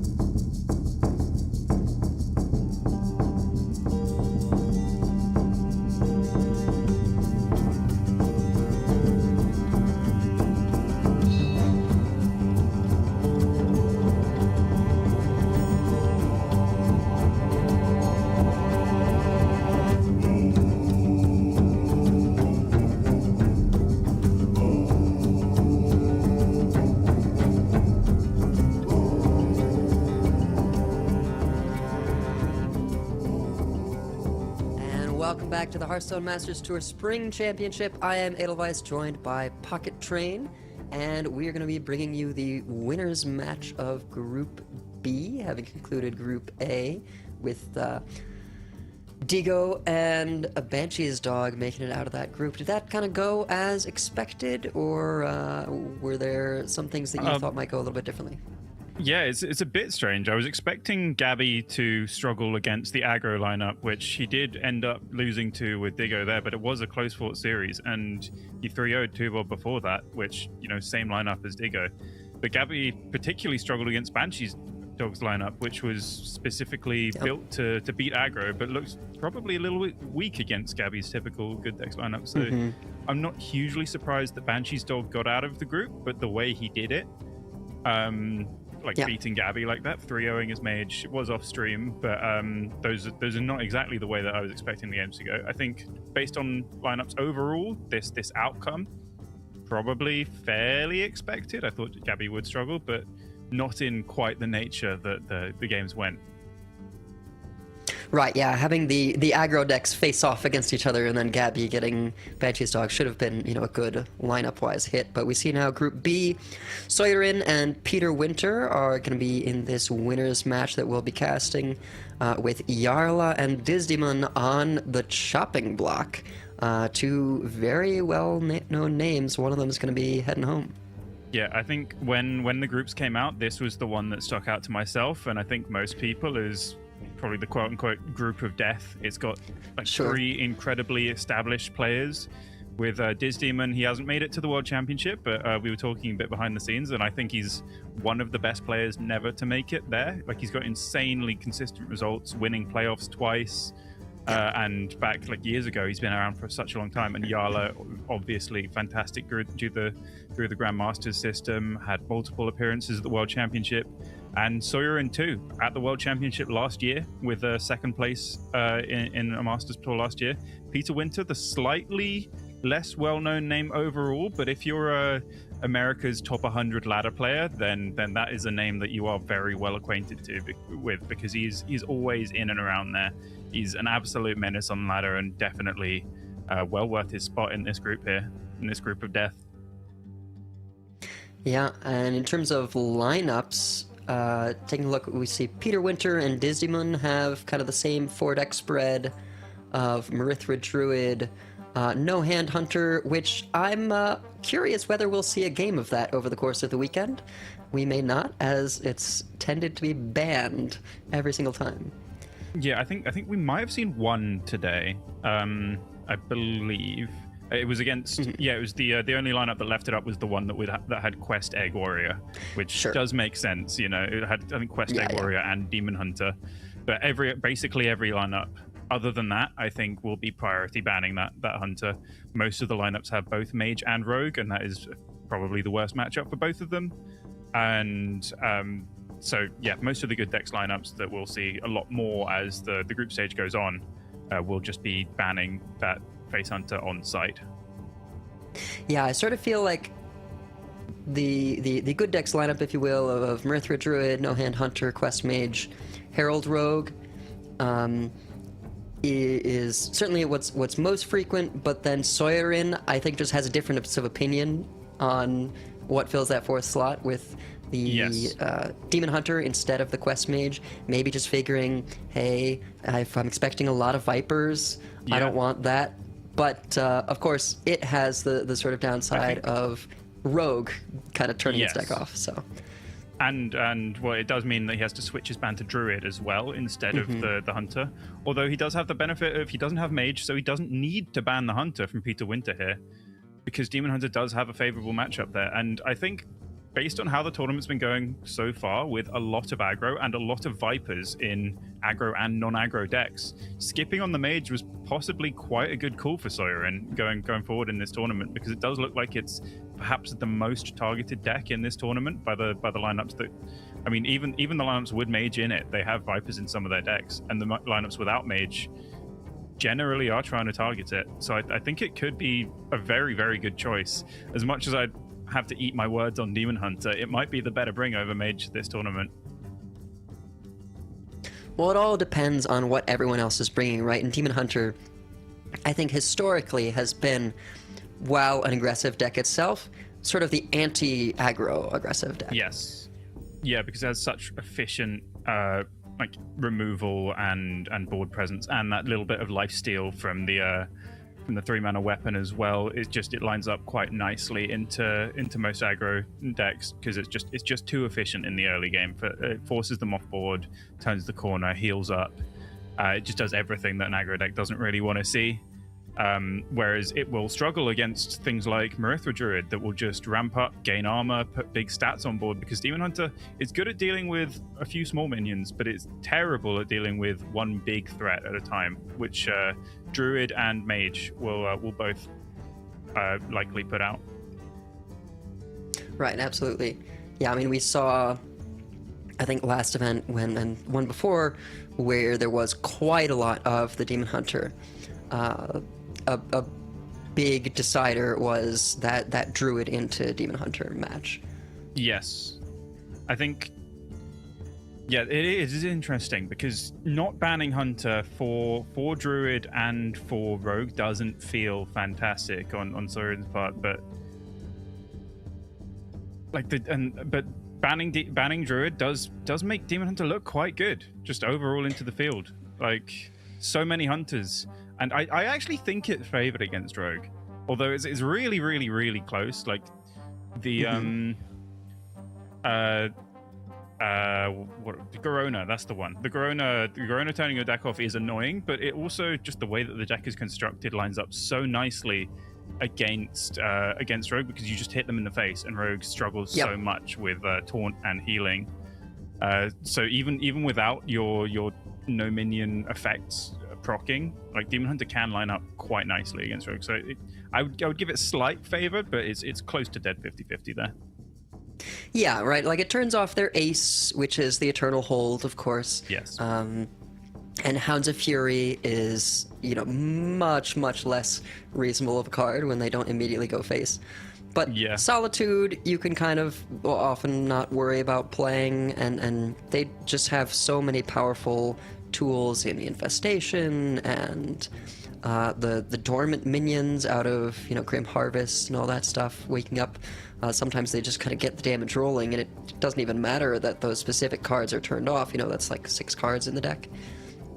Yeah, the dormants can actually be quite annoying as well, because sometimes decks would like to spend those early turns using their removal, but then the dormants will just wake up at the same time, and suddenly you don't have time to use your removal because there's suddenly a board there, and Demon Hunter puts all its stats out at the same time. I think that's a very common theme with a lot of the strengths of decks in this meta. Like you get Druid, you've got Quest Mage, and also that dormant effect from Demon Hunter. It's a very common theme that decks can remove minions, but when you put on a lot at the same time, removal's just not quite efficient enough to keep up, so you can overwhelm like that. And that's why I think so many players have brought this Quest Mage. Without the Vipers, it would look like quite a good deck in this tournament, but there are just so many Vipers.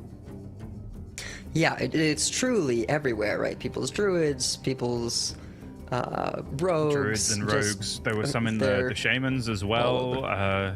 Yep. Like Companion Hunters have it as well. I don't think we've seen a Viper in a Mage yet, which I feel like would be a step slightly too far.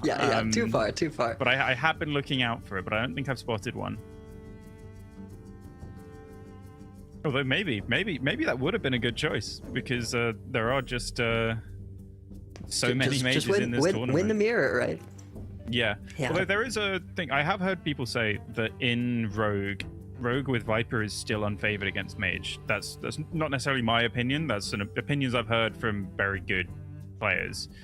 But just the way it works is Mage will complete their quest, go weapon plus Raptor Herald, massive board. Sure, you spend 3 mana Vipering it. The board's still there, and they just hit you in the face. So sometimes the Viper's not actually quite good enough in certain situations. But here we are, finally into the game after a little bit of a delay.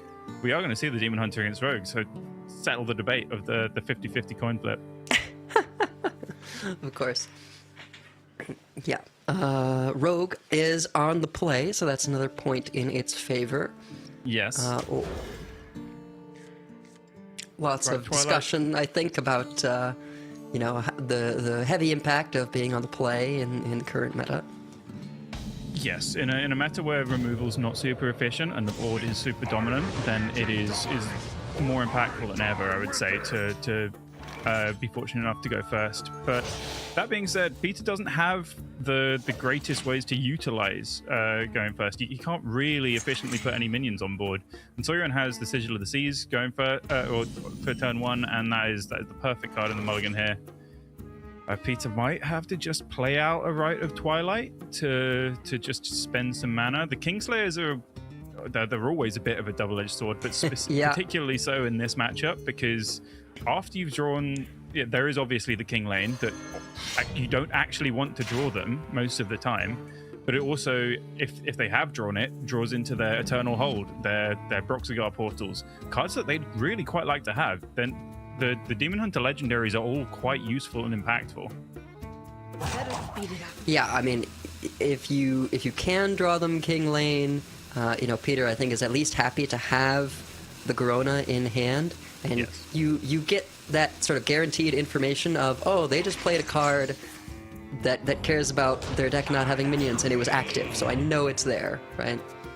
Yeah, But it the is issue this with them dance back having and the forth. King Lane is it's hard to actually kill them, because sure, you Mhm. can half their health, but all their cards are just so much more efficient than yours, so they will just hit you in the face. And sure, let's say hypothetically Garona does 15 damage, you're not getting the other 15 from anywhere really. If Demon Hunter's cards are all active, then it will be very, very difficult to actually get that get ahead on board to be able to do that.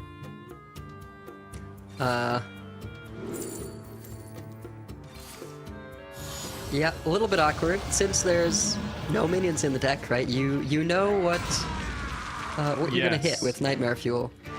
Weirdly, Peter might be forced to play out his own King Lane next turn, considering he doesn't really have a turn. Hopefully, from his perspective, he will draw something off the top and might just have to swing with the Kingslayers to find something. But this Yeah, I is mean, quite one an awkward rogue advantage- hand. One advantage he does have with the Kingslayers is the 3/3. He can actually clear it. I think sometimes that is just a little bit awkward to deal with if you haven't gotten sort of early board presence. So, Kingslayers is at least some way that you can clear there. Yes. Merrick's like it's a 3/4, but it is a terrible card in this matchup because Demon Hunter's not really going to be playing minions out from their hand. Their minion generation is almost exclusively from spells. If they do get to an active Eternal Hold, you're probably already dead by that point. Yeah, I almost wonder if it's just, even though you don't know, like just to Garona for the 5/4. Otherwise, you're playing King Lane for the draw. I mean, you could just play Mirax. I think it's a Yeah, Mirax instead. because yeah. That's fair. The effect isn't going to be active, and like King Lane, yeah, you never want to spend 3 mana, do nothing. And Garona, I think at this point is Peter's kind of one saving grace in this spot, because he's so far behind, but he does always have that possibility to just get loads of surprise damage and perhaps turn the game from there. But Soirin at the moment is just pretty unimpeded. That being said, Peter's sitting on 27 life, which is not always the case on this turn against Demon Hunter. Yeah. It's actually quite awkward having the Kingslayers up, because you kind of like to dagger these instead of drawing legendaries. Yeah, and Nightmare Fuel, another bad card in this Another King matchup. Lane, you could give it a Dark Gift. Not the most useful, that. This is also a really, really painful turn to swing the Kingslayers, because it is going into their Coin Eternal Hold turn. So if that had been a King Lane off the top from Soirin, then he would have been able to just Coin Eternal Hold and just steamroll. At least it's a good pickup, though. Gives Peter something to do, something to spend his mana on, because he's just trying to bridge the gap to his Deathwing effectively now. He needs to find some more Heralds, hopefully get an Ultra Axion, and get this Deathwing down. Yeah, I think it's Deathwing, and of course, Twilight Mistress, another card that if they have played their, Eternal Hold minions, playing Twilight Mistress to bounce them, since they usually cheat the mana. Yes. You are playing slightly from behind there, because if they've spent 0 mana on the thing, and then you go, okay, Sure. my full turn is Twilight Mistress, then sometimes they do just kill you over the top anyway. But Yeah. if you do get that down with a Naralex specifically, that is plenty of pressure and very difficult for Demon Hunter to deal with. Yeah, and meanwhile, it's not like people run Fan of Knives, so even just these two Yeah. ones Oku are as well a has huge been pain. Oh, Cut well, from there it the- is. Okay. think I am seeing a lot of rogues cutting Opu from their list, so I was a bit confused there. But yeah, he does run it, so that will maybe come in handy next turn. But you are still taking a lot of damage before that happens. Yeah, I personally am a big fan of Opu, particularly with like all the token druids and things, but you can be clunky at times. Yeah, it does make a lot of sense for a tournament scenario. I think a lot of people cut it on ladder, but in this tournament, it probably does make just a lot of sense because you are expecting some lineups to just be very aggressive, and you are potentially expecting there to be some demon hunters, in which case, yeah, Opu last turn would have been good. It's not ideal taking the 6 damage first, but still probably something you're gonna need to pull the trigger on.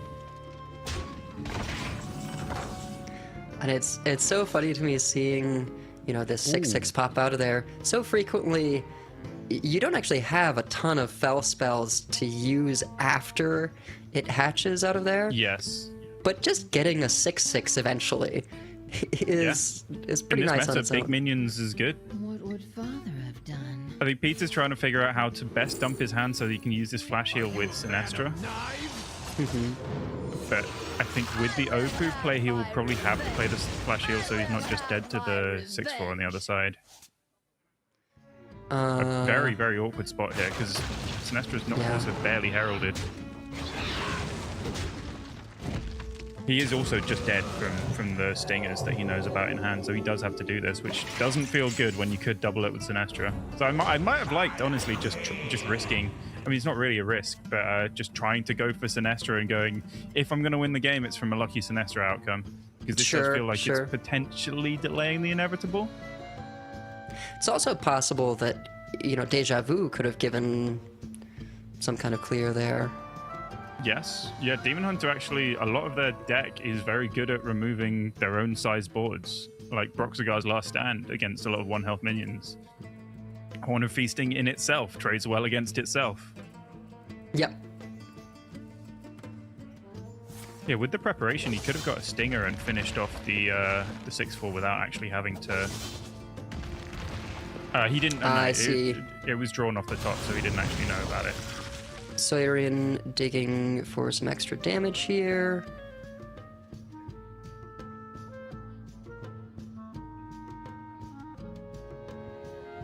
Not quite able to hit it. But, I mean, in a sense, he does have a little bit of time. No Altraxian has been played, so the best armor gain doesn't come for a while from Peter. He can sort of feel free to set up a 2-turn here, even though he was not able to find the lethal this turn. Lasting Legacy helps a lot. Still gives your hero the 4 attack, it just doesn't buff the minions in hand.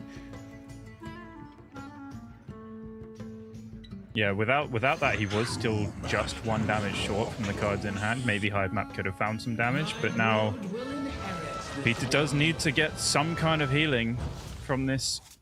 Oh, that's healing. Oh. That's not a lot of healing, though. Yeah, actually, if Soirin had a bigger board, If he had a bigger board, it would then be better healing. he would survive till Deathwing, but 2 health is not enough.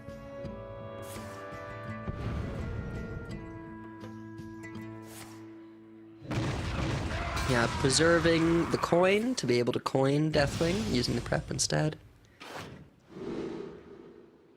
Alex. Oh. Oh, but yeah, I mean, I think you have to know that 6 is not enough. Yeah. 2 1-mana weapons in Soirin's hands. You know 6 is just quite a common breakpoint. Like, it is always a 2-card combo, but it's a common 2-card combo when they're going to have 10 cards left in deck. So from Peter's perspective, he knows he's probably dead. If he's not, then he's in a great spot. But yeah, he probably won't be too shocked to see. Oh, and the active Lasting Legacy, just to put the icing on the cake, just in time, King Lane.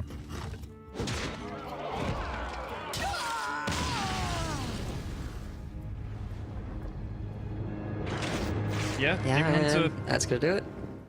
I mean, his cards may not have been active, but he just didn't need them. He just needed to hit the rogue in the face. Because sometimes, I do think Peter Winter did get a bit unfortunate with his draw there, because he was passing a lot of the early game turns. Like, Kingslayer's on 2, like Rite of Twilight for I think he did kill a 3/3, but still there was no other herald effect. There was very little board development until like turn 5, and at that point he'd taken way too much chip damage. And I think that's why you see, you know, some of the rogues running like Glacial Shard, right? Or things like that instead of, because Nightmare Fuel in that matchup specifically is just feels terrible. Yeah. And so, you know, if that is a matchup that you're concerned about, having Glacial Shards, and I'm really surprised not to see so much of like Flashback, right? Oh yeah, that was popular for quite a while.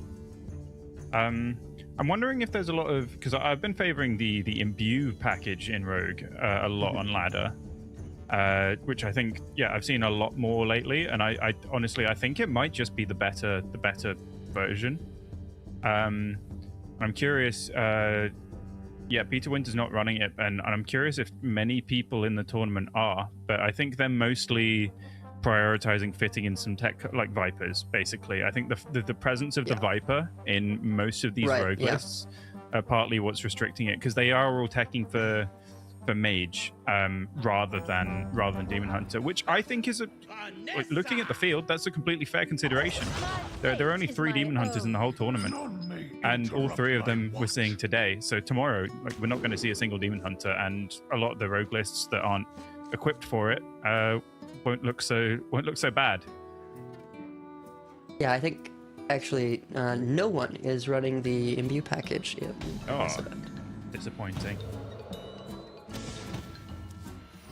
Yeah, I mean, they'll all know better than me, though. This matchup, not a great one for Rogue, though. This is a big reason why I think a lot of hunters were pretty much unanimously brought, apart from 3 companion hunters, because they were expecting so much Rogue and so much Mage and so much Druid, which I think this hunter has a solid matchup into all 3, which is why, as you said, we're expecting to see it banned by the vast majority of people this weekend. Yeah, Soirin is one of the people with Glacial Shard instead of Nightmare Fuel. See if that comes into play at all. Yeah, Nightmare Fuel honestly doesn't really impress me that much. It's definitely a good tech for the mirror. Right. I'm not really sure which other matchups you really love it in. Perhaps decent in Druid because you run Naralex already, so you can get a big dragon, but it really hasn't impressed me in loads of the spots I've seen it.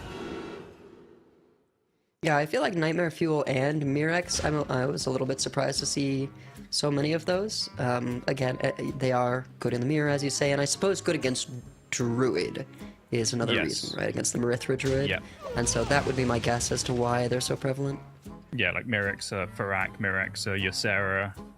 My instincts shall hunt down our enemies. But yeah, those are definitely the main 2. I mean, no, you never Mirex and Naralex because it's never the last one. But yeah, any deck that either plays Heralds, which you want yourself, and you want to copy, or things to just make big, high effect battle cries, definitely good in those matchups. Which, yeah, I think it's a good inclusion for the whole tournament. They're just, if you're not banning Base Hunter, then it does struggle a lot more there.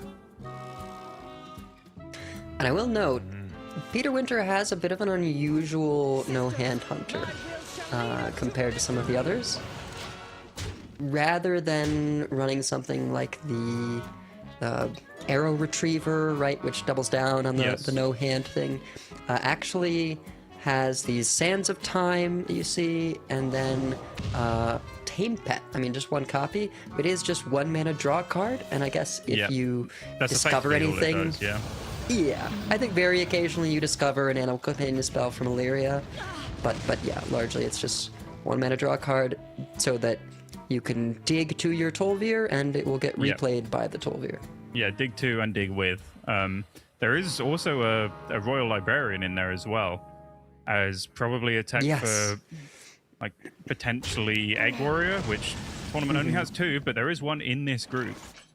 And I need to refresh. Was it?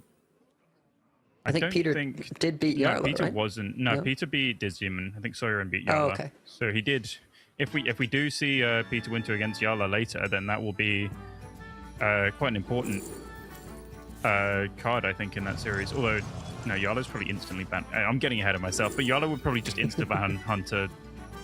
No, he's got Egg War. Anyway, this series. None of these seem great, so probably rewind those. I think a big thing you're looking for is just you want more hunter spells for more opportunities to discover Confront the Tol'vir again. Yes.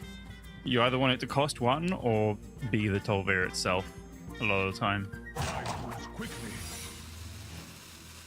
Yeah, these aren't brilliant for Pizza. And it might just give Sawyer enough time to start fighting back on board. But if Peter doesn't can be coined find Confront the Tol'vir, then he's really in trouble, because that's kind of the crux of the deck. You need... The first one draws you the second so frequently.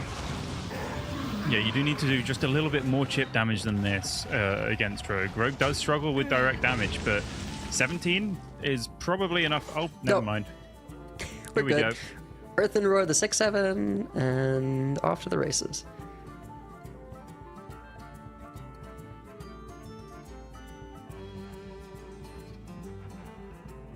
I mean, it makes the board, but it's not directly impacting Soren's board, so he doesn't actually need to Earth and Roar first, because there's no Wound Prey, no Arcane Shot, nothing like that in there. Sure. So he can just see what he gets before doing that, because, yeah, if he didn't find any way to actually efficiently clear with the Earth and Roar, he might have played Sylvan's Triumph anyway, but he doesn't need to do it, because he's got the Explosive Trap up. This 6/1 used to trade, which I'm not that bothered about. Lava Flow is a welcome pickup for that extra 6 burn.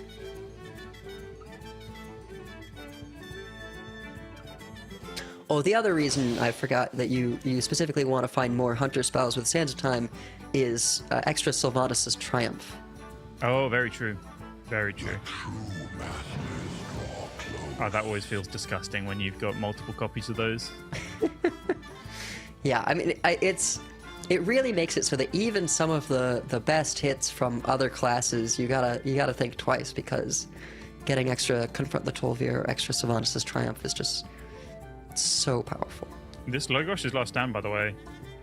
If he can get a 50/50 to summon Naralex, so he puts it on the Ultraxian. I had to look up what this card does, because I honestly feel like I've never seen it before. Oh no! Oh, unfortunate. It's a bummer. That could have been the swing he needed there. Massive board, get rid of Peter's board, but lost on the 50/50 there. Great spot though. Welcome to And it's still, a big thing in play to soak any random hits, right? Yeah, unfortunately also it does prevent him ever getting the battle cry off this, because it is now sucked out of the hand. So Peter can maybe just go wide and ignore it.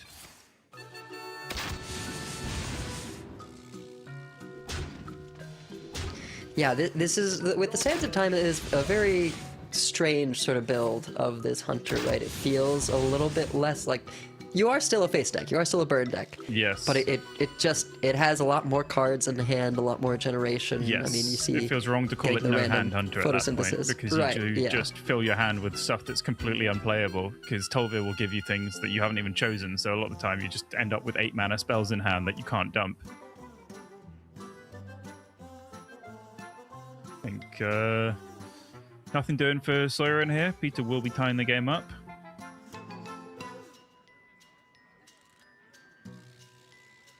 Trying to figure out if he can stay alive on board, perhaps with a Shaladrisil, but he can stay alive on board, but he can't stay alive over 2, even from his perspective.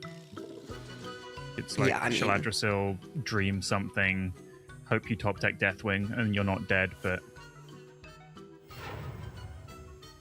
You've got to imagine, in a deck full of burn, that it's sitting there.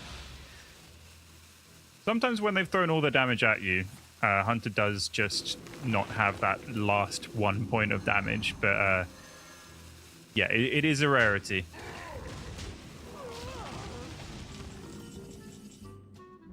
And It is the yeah. generated lava flow that is the crucial kicker, though. Yeah. fairness. Once your health is lower than your highest health minion, no longer protected. Yep. So that's at this point after the Demon Hunter's out of the series. Not a terrible loss from Saurian's point of view. Peter Winter will be very happy to get some points on the board, but Hunter going into the last couple of matchups was potentially just his best remaining deck. So I think that's quite an expected outcome there. And now we get into the real meat of it when we see the rogues butt head against each other, and we just have quite close matchups, I think, across the board. I think I would give the mage an edge against the rogue and perhaps even the druid. We do see a viper in both of those decks from Saurian. So I think druid is better at using that because it's better at using, like, it usually has more mana, so it can viper and perhaps double check if he's got the Time Reaver as well. He does. So viper plus Time Reaver can just completely lock out the game against mage. Whereas rogue, if it does viper, perhaps that will just be too big a board against it. So I think very close matchups remaining. We've got the fairly one-sided one out of the way with the hunter. I think the hunter was always going to have quite a good matchup in this series, but rogue, I would give it obviously 50-50 against itself. Very slight favored against druid, but completely can go either way. And that mage would give the edge over the rogue, but perhaps the druid the edge over the mage. So completely kind of dead even matchup going forward. Yeah, so we're in re-queuing that rogue. As you say, it's pretty even stuff all around. So Yes.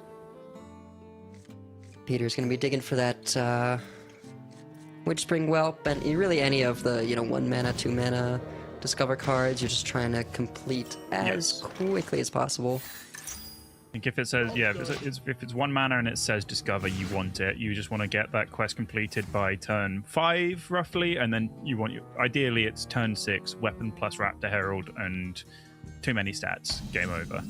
Saurian does have a fantastic opener with the double Roted Twilight, letting his heralds start to stack up, but not a huge amount of minion development on top of that. Yeah, sort of a funny hit with the Deja Vu. Only seeing 2 cards in a 3-card hand means there's a duplicate of one of them, but you don't know which one. Raven Idol, fantastic pickup as well of the Shadow Informant, just another 1 mana discover. Yeah. Change is coming. Not really the cards you want to see. It's a tough choice though, because Smoldering Grove looks like the best one, and probably is, but the other 2 giving you access to health gain that Mage otherwise struggles quite a lot to find. Yeah. The Eternal Firebolt is just... It's a lot tougher when you're only gaining that 3 life back, it's unlike the quite priests who get to do it for 5 or 7.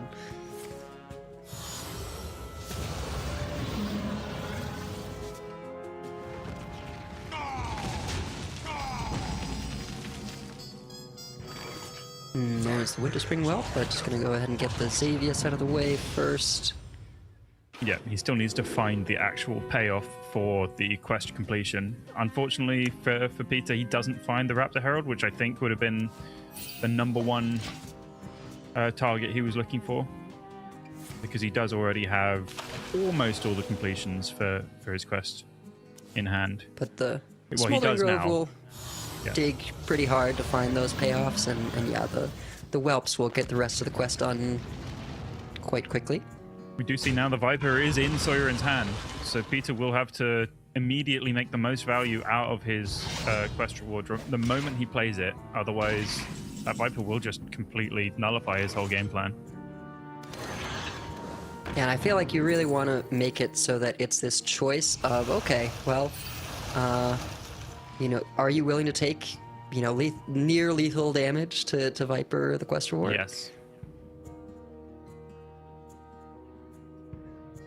And having burn like Fireball and Lightning Bolt in hand could kind of set up a false choice where Soirin thinks, okay, I'm not quite dead, but I have to Viper this or it's just going to get worse, and then Peter's going to follow up with the burn. Yep, exactly. So Peter correctly here, I think, just trying to stack his hand with as much burn as he can, like picking up the Time Stop, the Fireball, and the Lightning Bolt. He's also got the Sleet Storm in hand. I think he will just be trying to do just about enough damage because he knows about that Viper. If he can get Soirin down to about 15 with one board, then that will probably be enough to get over the line, even against a Viper. And you see, he goes face here instead of just value trading the 1/1 like I think a lot of people would do, but he's correctly recognizing every single point of damage matters here. He's got 14 damage of burn in his hand, so if you can... Yeah. You can find 13 from somewhere else. And Soirin's not doing a whole lot to actually interrupt him. Like, the Viper is there, but he's not really putting up much on board to like front load the removal for the board Peter's about to put up with this Stonehill Defender. I assume will be the play next turn.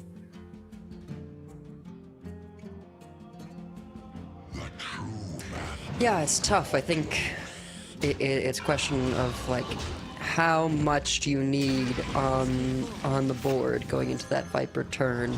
You know, there's always the chance it's not there, right? Yes. And I if think it's not there, you just say, "Oh, I win." But yeah, this is good enough. Honestly, I would say the Grizzly, the Watcher. You take that. It's not the highest damage stuff, but it's sticky stuff that if you get Vipered, you know you're not really gonna take much damage. Although that Time Stop in Soirin's hand there, it's a big possibly deal. enough to pair with this Viper to stall out. But it is still a lot of damage in Peter's hand, so even with effectively no use of his quest reward, there is a chance that he can get there. Although Shadow of Demise picked up means Soirin could potentially even triple coin Deathwing to gain that 12 armor and get a bit of removal as well. So even though the quest reward got Vipered, this game is very, very much in the balance. See what's in the box here. Oh, charge is good. One damage is not. Yeah, not so much. You know, if it was charge on the cultist, at least you can, you know, damage your own minion, get it up to 5 attack.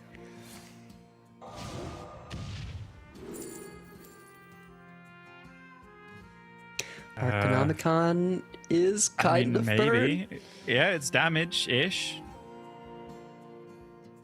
You go Star Surge for some removal. Yeah. I feel like Mirror Dimension isn't doing a lot apart from just being a card you can dump. Yeah, Star Surge is the easiest to use. Yes. So you can also double coin Twilight Mistress and just... Yeah, so you have no board. How much burn do you have? Right? Yeah. Because you can't fully replay all that. He's trying to play Burn Mage now. Without the spell damage. Seems challenging. Yes. I mean, there's 14 in hand. If he can find another 10 before the Deathwing comes down, which I don't think he'll be able to do, I'm not sure he'll have that much game once Soirin manages to get to this Deathwing. And this Sinestra as well. It can just come down on the board depending on what it gets. Yeah, gonna pick a random 4-drop.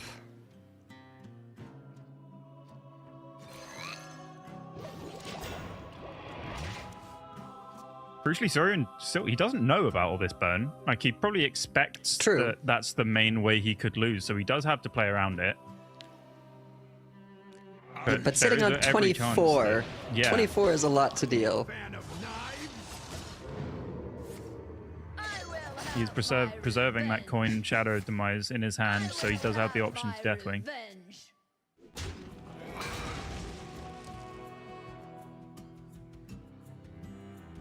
Can also just turn that Mirex into a coin. I think that's fine. Yeah.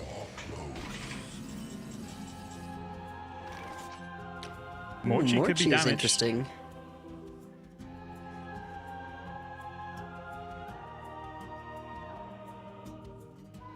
Oh, everything's so horrible when you don't have the quest reward, though. Yeah. It's like yeah. running through mud. Just try to find all the ways to ship damage face. Yep, time stop gonna freeze Yeah. up the Omu, so you can get this Techosaurus down. Yeah, because the damage, it does still cost mana. You do still have to spend all your mana on it, so it's not like you just suddenly you've got him in range and he explodes. You do have to spend more than one turn shipping burn face. And all of this telegraphs quite heavily what's Yes. coming. So Soirin knows to go ahead and coin into that Deathwing. Aeon Rend is great though because it works with Morchi, so you do get 2 triggers off it.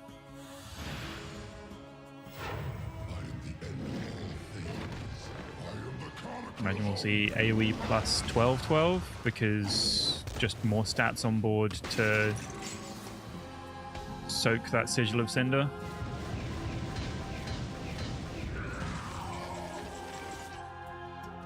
It's actually not a terrible pickup, although I guess you can't use it on the... Cease to exist is Ooh, interesting. Yeah, Cease is nice. You Deals with forego these, but doing the Aeon Rend, but Yeah. deals with the problem at hand. Does make me wonder if you were still supposed to just play the Aeon Rend and try and do the 8 damage face, because it does feel like Yeah. there is just a little bit too much health on Soirin's side for Peter to actually get through with this burn, and depending whether or not this Sinestra does much. If it just had a couple of dud spells here, then this Morchi and this Techosaurus would have just stuck and done another 6 damage. I think the Morchi still Static might Shock stick. is... Nah, the Static Oh, Shock's wait, good no, enough, yeah, right? It with the hero doubles power, on the... Of course, yeah. Yep. The exit is It's this time way. for some mayhem.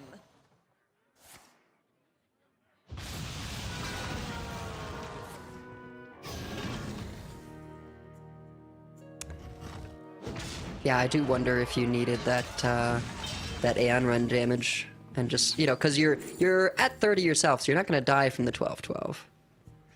If you just pray, you get that extra 8 damage in.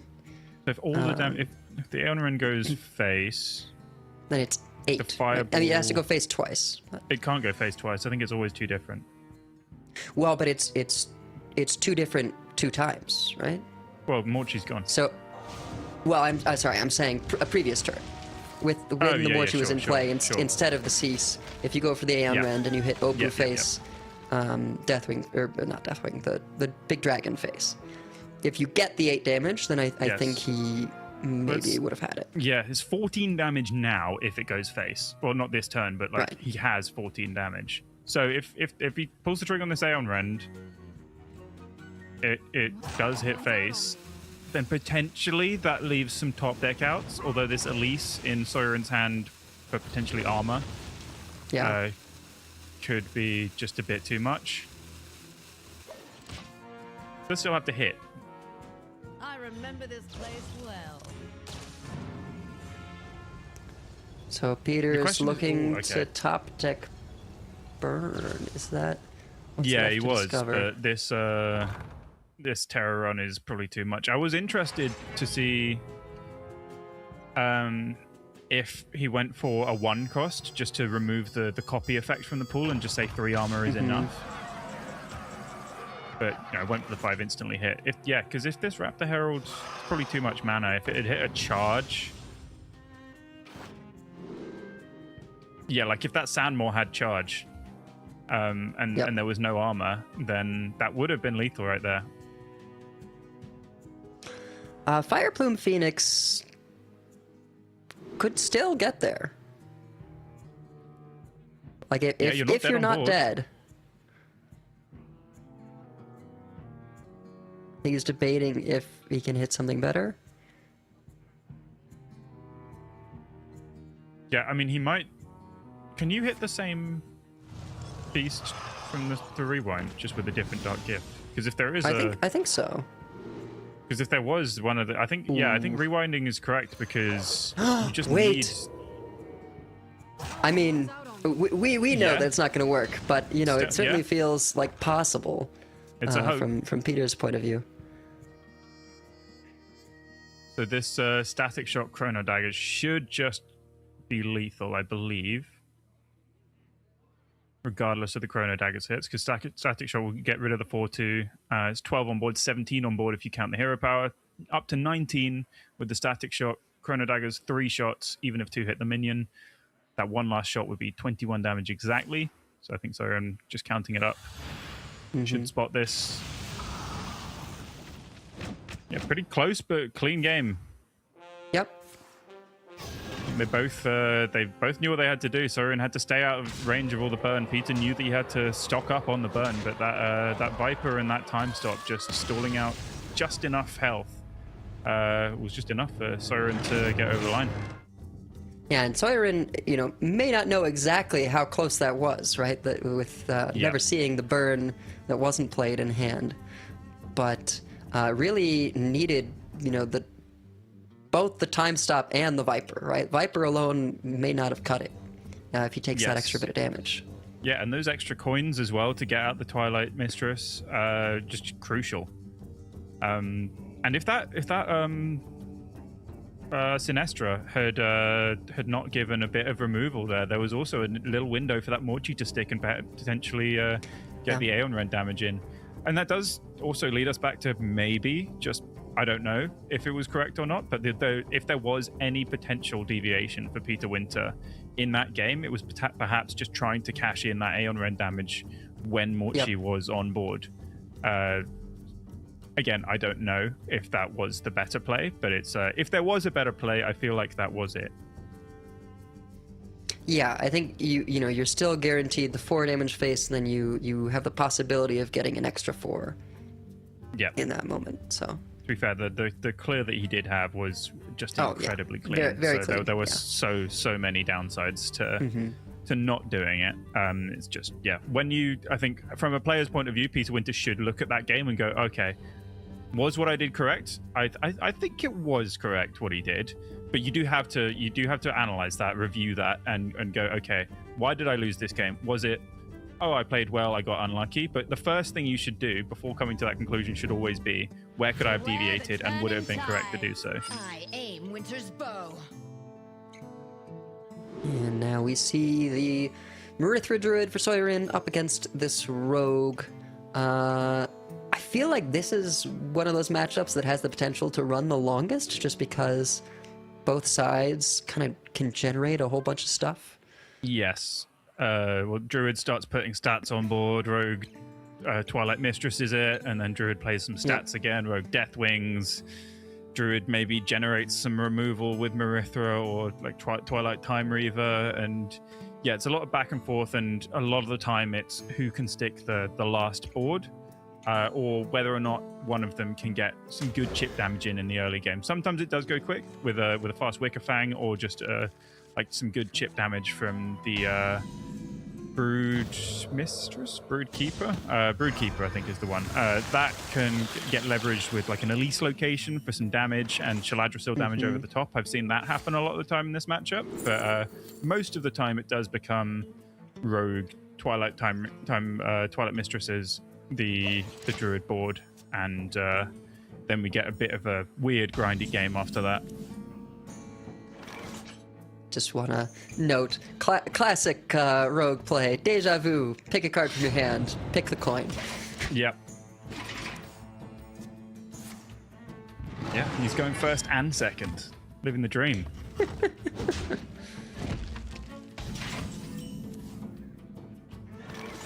This Tormented Dreadwing as well, a very interesting tech I've seen a bit on ladder recently.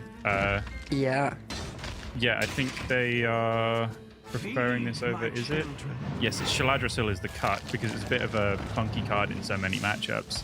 But this Dreadwing does just draw them into Ultraxian. If you coin it out and it dies, then a lot of time you do draw Ultraxian to turn 5, which is really nice. And also obviously draws the Twilight Mistresses, which are 2 of your strongest cards in this deck. Like, the effect is such a unique one in this meta. Yeah, it's Twilight Mistress, Sinestra, and Ultraxian are the hits. Yes. So pretty solid. Good cards you really want to see. Yeah. So Siren's left with the choice, do you ebb and flow this 5/5 and draw them maybe Ultraxian, which maybe that's what they want you to do? Right, and then it comes down immediately. Yeah, and these Brood Watchers are not active yet. I believe one of them is 3 away, and the other one was just top decked, so still 8 off. So this turn is a bit awkward here for Saurian. He could coin Innovate Under King, but that seems like potentially a bit of a waste of the coin and the Innovate, because you do want to do something a bit more powerful with that a bit later on when you picked up like your Sarah, Marithra, do some Naralex for Axe stuff. Yeah, like Zoiderin has got a pretty solid hand here. Hit the ramp, but it's still with the Brood Watchers not being quite full up on mana yet. It's still a very fair hand. Yeah, he's not doing Druid things. He's just doing things ish. Like this Ebb and Flow could still just come down just for the sake of mana spending, but I think he is probably, yeah, because he could have easily killed this 5/5. Yep. He is probably just perhaps too tunneled on preventing the Ultraxian coming down. Although a lot of the time Rogue does just have a bit of a clunky do-nothing hand if you do not let them do that. He wasn't to know that the follower would be here, which is probably the best reload other than a 5-man Ultraxian. Yeah, Peter's actually going to have quite a lot of draw with Tame Pet into Opoo. Oh, even yeah. if the fans aren't like super important sometimes for the damage they deal, just the extra card draw can be nice. Yeah, Peter's going to have suddenly a very full hand with the drawing 2 dragons, getting a random spell off this 4/1, 3 cards with Tame Pet Opoo. They'll have plenty of options going into the next few turns. They're considering, yeah, he just wants stats on board now because he is just taking a bit too much ship damage, which is partly due to the fact that he didn't kill this 5/5 last turn. Yeah.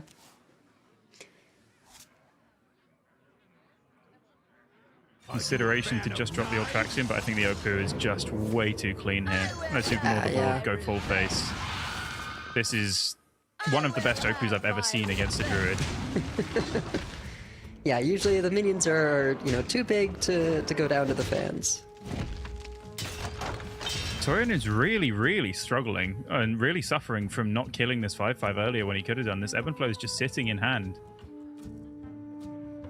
This Wicked Fang is not helping his situation at all. Has, in a sense, done what he wanted. It's denied draw. Peter now has 3 dragons in hand, so it's only going to draw 1 card. Although Peter's sort of in a situation where if he did have the draw, he'd maybe have hand space issues. Right, yeah.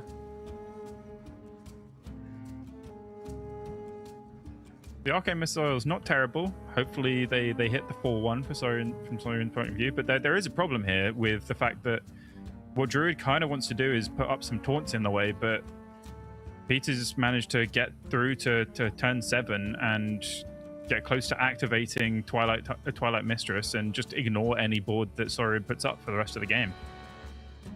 Yeah, It's very difficult to fight stats with stats at this point when you've let Rogue just snowball the board like this. Yeah, I sort of think if you are going to set up taunts, it has to be this turn. Yes.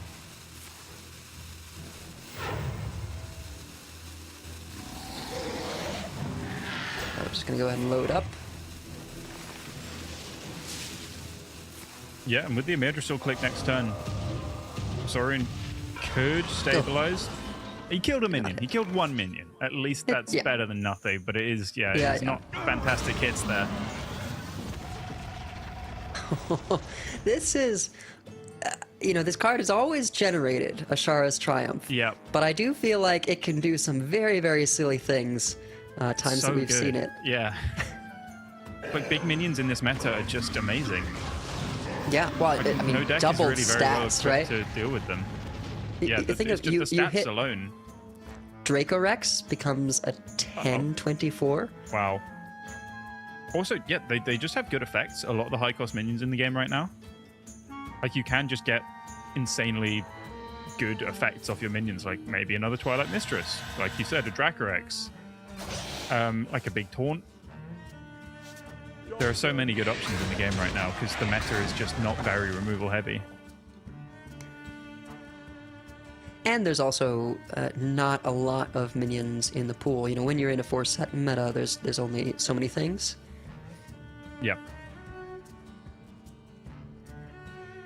Funnily enough, if there was a Shaladra still in Soiran's hand right now, he would be 4 damage off lethal.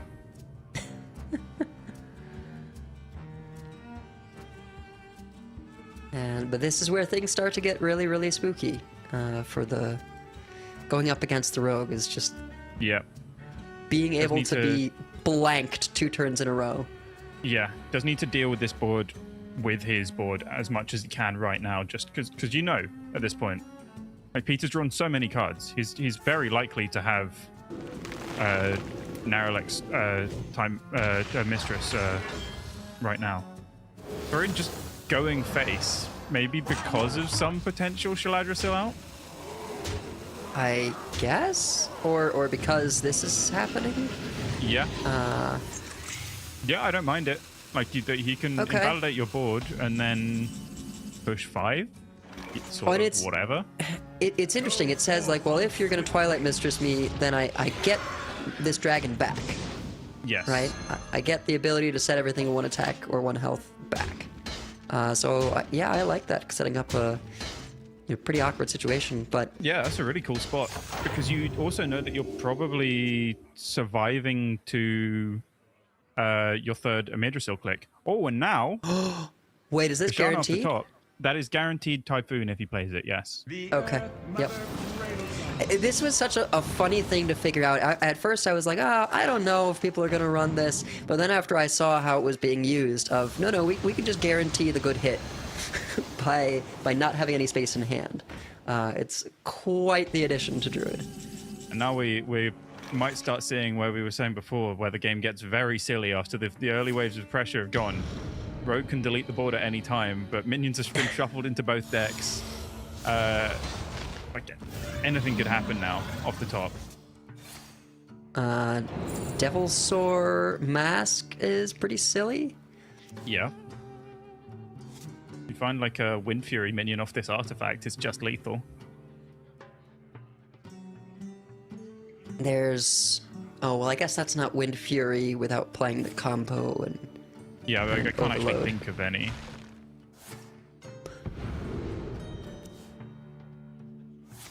We're just gonna go ahead and keep the draws going. Oh, that's quite large. That is very large. Although not great when you know there's a Time Reaver in the other hand. True. Yeah. Also, you are at threat of just dying yourself. Soiran's got Peter down to 11 health with that really good direct face play. Yeah, so at any point, Shaladra could just be in. Yeah, if a minion sticks. Although Soiran does not have much hand space. Farak as well, though. Forgetting Shaladra, Farak could just be lethal here and now. Yep. Instant Typhoon just to get rid of the minions. Yep, and then yep, and then Farak to make it all go face. Yep. It's very funny when that treant ends up kind of in play because it's just like it can never die because it always shuffles into someone's deck. So it's like, who's gonna get it? My hand overflows. And kind of even not being damaged, but just setting up a big board here is not a bad for good Peter. Farak. But I like that he clicks the Amidrisil, and obviously Viper is good to clear the weapon. But also crucially, it means that if Peter plays this Mistress, it adds Farak back to his hand. Yep. Because he does have that 1 extra hand space, and it gives you the first minion that was played on board. Yep, so gets to try again.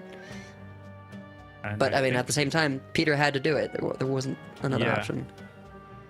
Although he knows that there is no further Twilight Mistress available for Peter, so Soiran can just opt to try and build a big board.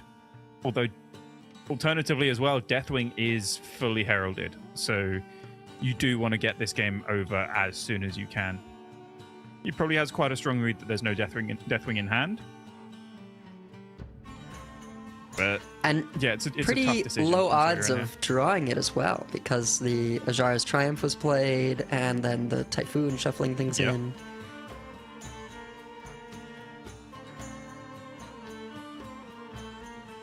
It is weird because if you do just make a board here and then Deathwing comes down, you do just lose. Maybe you don't. Maybe Farak can kill the. Well, maybe you don't just lose. There's enough armor. Yeah, I quite like making a board because you've also got the mistress on your side, so you can just rogue them back basically, ignore their board, push through their taunts. Which, with this scenario getting hovered by Peter, might be what happens.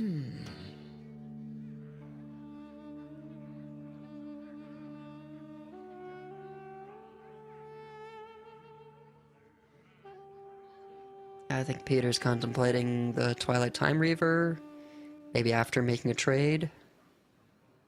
Yeah, maybe thinking about the Pashano as well, because it is still possible to get Typhoon, if very unlikely.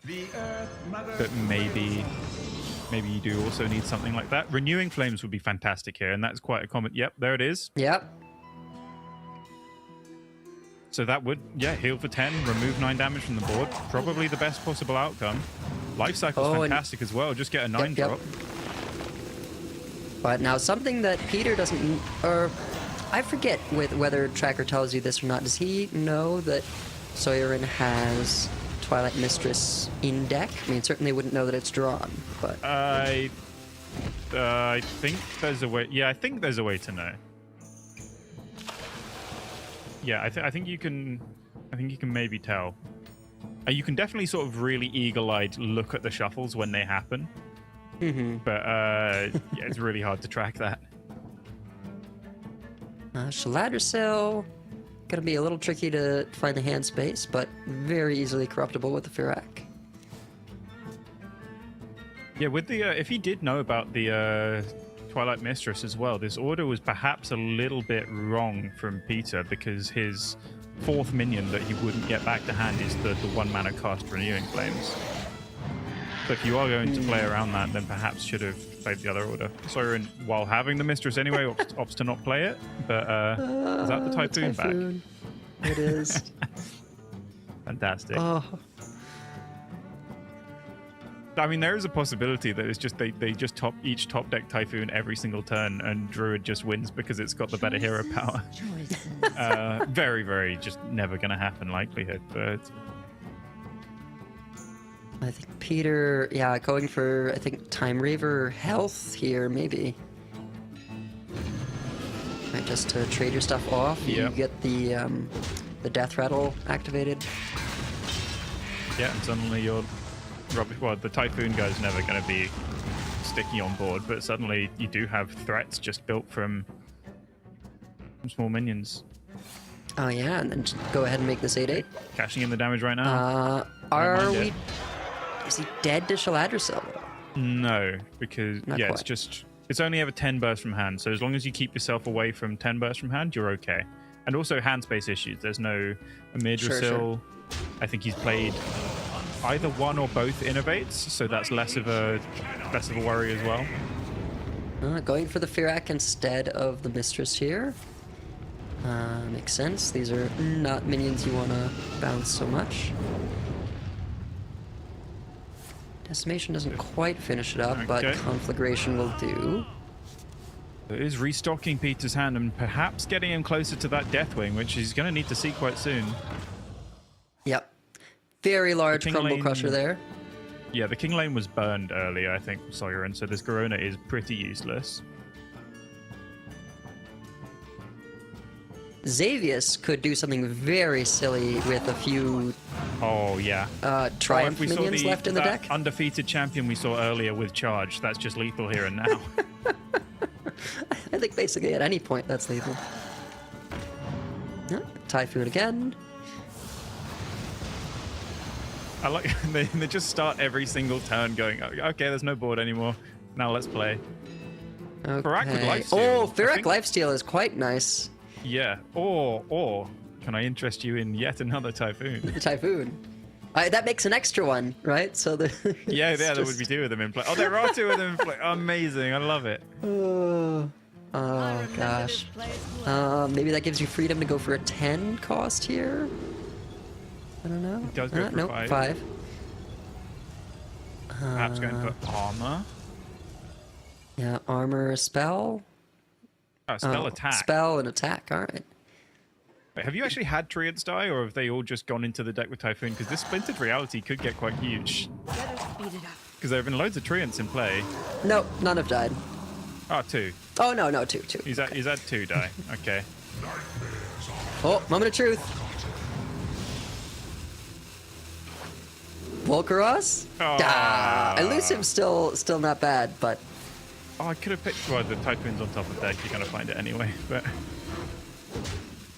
I love how we got the +4/+5 Dark Gift on the minion that can never be stuck on board as well. yeah. Oh, he's gonna mill it. Ah, what a shame. But the Volcrus having elusive is actually a really big deal. Although he doesn't quite have enough corpses. Well, it's already doubled, Still right? pretty big. And then +2/+2, so.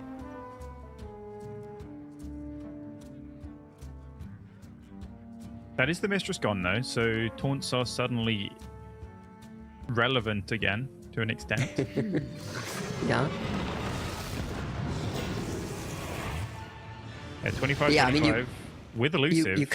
You couldn't play this without the elusive because it just gets dreamed.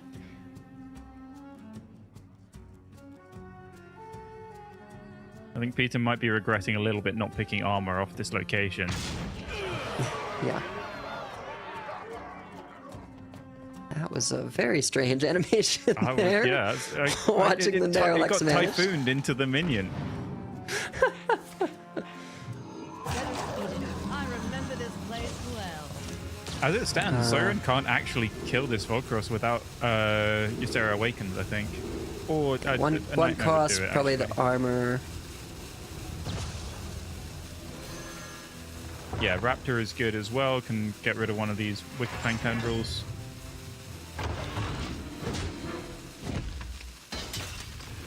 Siren is this lethal? 11 on board. Let's say you get another 15 from Shaladrasil with Nightmare and Awakens. That would be 26. I don't think that would quite... Yeah, that's not quite enough if you add together Taunt and Life Total. Yeah, Soiren's just trying to make hand space for the Marithra. Yeah. Oh, Rochet no, sorry, giving for another the Shaladrasil. Shaladrasil. Sorry. Yeah. Yep. Uncorrupted. We never actually played the Firak for 10 mana. Oh, yeah. And then the Mistress came down for 1 as well with the Aralex. Oh, this is very funny, though. I see why he's done it. Yeah. So if anyone has had the misfortune to run into Fatigue Druid on ladder, Yeah. you'll know what's happening here. And not quite with the same result. You know, there's not a ton of armor to be gained. But this Grove Keeper summons these Treants with nature spells, and with Shaladrasil, you can put Ysera Awakens in there, you can put Dream in there. Not Nightmare, because it's a shadow spell, but yeah, and Soiren actually got the Shaladrasil itself in there. And 1 damage of lethal yeah. in the end. And still no Deathwing to be seen. Yeah, no more Typhoons, no armor He in the knows location. about the Shaladrasil in hand. Yep. Oh, and wait, these Treants don't have any Oh, that effects. Treant gives Awakens, doesn't it? Yes. Garona's oh no, Deathwing, has he played Ultraxian? Yes, he has. Garona's Yeah, last yeah, stand, yeah. trade it, get Deathwing, I think was what I was looking at. I mean, you can Ice still do the Barrier's same with draw not 1 off enough. Eternal Toil or rewind. Yeah, I think into- we're gonna rewind. I think he needs exactly Deathwing right now. Right, Twilight, get something Okay. good. Let us speed it up. I mean, I guess it's If possible there Pyroblast could was be. still in the game. Yeah. That doesn't do Nope. it. Wow. Very, very close game. Lots of back and forth, but Soiren able to pull through with the Druid in the end. Those Typhoon Treants really make things interesting. Yeah, just the Typhoon tennis at that point. It felt like they were quite fairly trading them, if anything. It did feel like they both had their turn Their to share. Typhoon until Peter, Sauron milled him after he did specifically choose the Typhoon Treant with the Dark Gift that shuffled it on top of his deck. He wanted it that badly, but unfortunately, on top of the deck, filled his hand, and no more Typhoon available. And the fact that so many things got shuffled into his deck just meant that Deathwing was hiding, and now Sauron potentially, he's like 2 wins away from making back-to-back World Championships after his appearance there last year. So very, very impressive stuff from at this point, very, very accomplished player, because I think he was a bit of an unknown quantity in the last couple of years, but now I think he's really establishing himself with some really good, strong, consistent performances. Yeah, and I like the approach here. You know, we had our qualms about the no minion DH in previous tournaments, but it seems like now is actually sort of its time. But that's going to wrap it up for winners. And don't go away. We'll have the elimination match coming up shortly.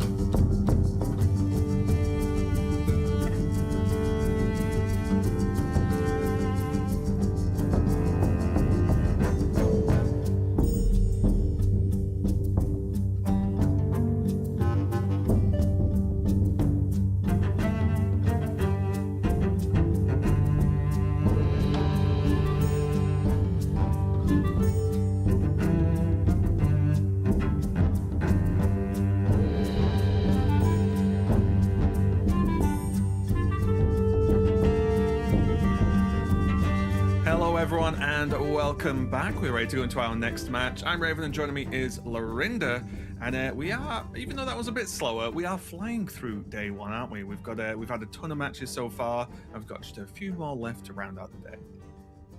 Yeah, we've got the sort of the aggro decks taking on the more mid-rangey decks, and that's always going to make for a fast day. Apart from when you see the two mid-rangey decks sort of clash into each other, like we just did there. But yeah, in general, today is flying by, and the Hearthstone's been good and exciting, which always helps it go even quicker as well. Yeah, 100%. We have Diz Demon versus Yarla coming up for an elimination match here, and two players that we've cast a lot over the many years, Lorinda. So two, and that was just one Yarla match. Yeah. Two fantastic players, honestly, but this is where we're at. This is how the championships work. These players have multiple hurdles to get over to qualify for these. So we are going to see these elimination matches with players we know are great. So unfortunately, it's the way it has to be. But I'm excited to see these two battle it out here. Yeah, there's a pattern that I'm not sure you'll be able to spot here, Raven. So Yarla's been to 3 World Championships before, right? 2020, 2022, 2024.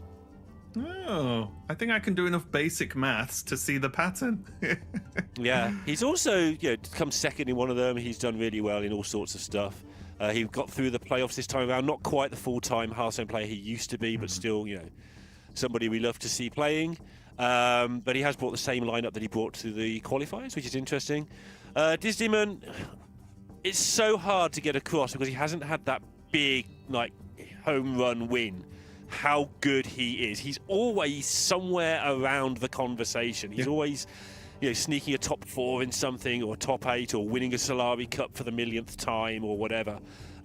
He does so well in all the sort of tier 2 tournaments. He is fantastic. And again, I mean, he's been around for ever and ever. I think he made top 4 at the 2016 EU Summer Championships. Was that 10 years ago, and he's still here? Don't do this to me, Lorinda. I can't hear things were 10 years you're ago old and we were too still now, casting Hearthstone. Yeah, pretty brutal. But I completely agree. I actually purposely, I have picked his demon, I think, multiple times as a prediction in the past. I purposely did not pick him because I feel like I am a curse of a human being. So I thought I will not pick Diz Demon this time. I will let him get on with it, and we'll see if it's enough to help him against Yarla. As we can see here, we have the Warrior banned away from Yarla, and then we have the Mage banned away from Diz Demon. And I think, honestly, after casting Gabby's match earlier on, I have also started to become a little bit more scared of mages because it's a scary class right now in potentially multiple ways as well, depending on what deck they're actually bringing. But regardless, let's dive into game 1, Lorinda. We've got the Demon Hunter on the top against the Rogue on the bottom for Diz Demon. And Demon Hunter, one of the classes that's probably fell off the most, honestly. Not too long ago at all, we were getting this Demon Hunter in pretty much everyone's lineup, and now there's 3, I think. There's not many at all. I think it is about 3. I'm not sure what the exact number is. You're more likely to be right than me if I guessed. I don't know about that. It doesn't do the job you want it to do. So either you just want to have the best stuff that can hang on against the aggro decks and get through, and that's these mid-range decks we're seeing. The likes of your companion hunter, the likes of your druid, the likes of your egg warriors, they're doing okay. Or you want to play the aggro stuff yourself, and we've seen that 2 of the players who brought Demon Hunter to playoffs changed it for Shaman because Shaman's just better at that job. Yeah. And against the other decks, it's just not really got that place to fit in a lineup. So very interesting to see what happens here with Yarla driving it. Yeah, well, let's see how it goes. We've got Sigil to start, which is about the best start you want in pretty much most matchups, right? Just get the damage cooking. Going to create that 3/3 Naga next turn. Diz Demon is looking too bad, although nothing to really aim at with this Rite of Twilight to clear any minions off. So Diz Demon just going to relax, get that weapon equipped, and prepare for what he knows is going to be at least 1 3/3 with Taunt this turn. We prepare loads of things on the ladder, can't we now? But not quite so much in the tournament. Unless you're playing Mage, of which we saw, I think Gabby hit multiple of the event cards in that one game. So it is possible. It is possible. Yeah, you are allowed to generate them in the tournament. They were only released like a day before players were submitting their decks, so it was deemed that they probably shouldn't have them for this tournament actually in their decks, which makes sense. Okay, though, if you are new to watching Yarla, he Really Yes. enjoys seeing that rope. Really, really likes it. Just like to take his time. I think the biggest thing about Yala over my many years of casting him now is he just gets the most out of every card and aims to do that as well. So he can make a lot happen with a little a lot of the time. So we'll have to see if that's going to be the case here. Going to pile on a little bit of slightly delayed board pressure, as Demon Hunter is wont to do.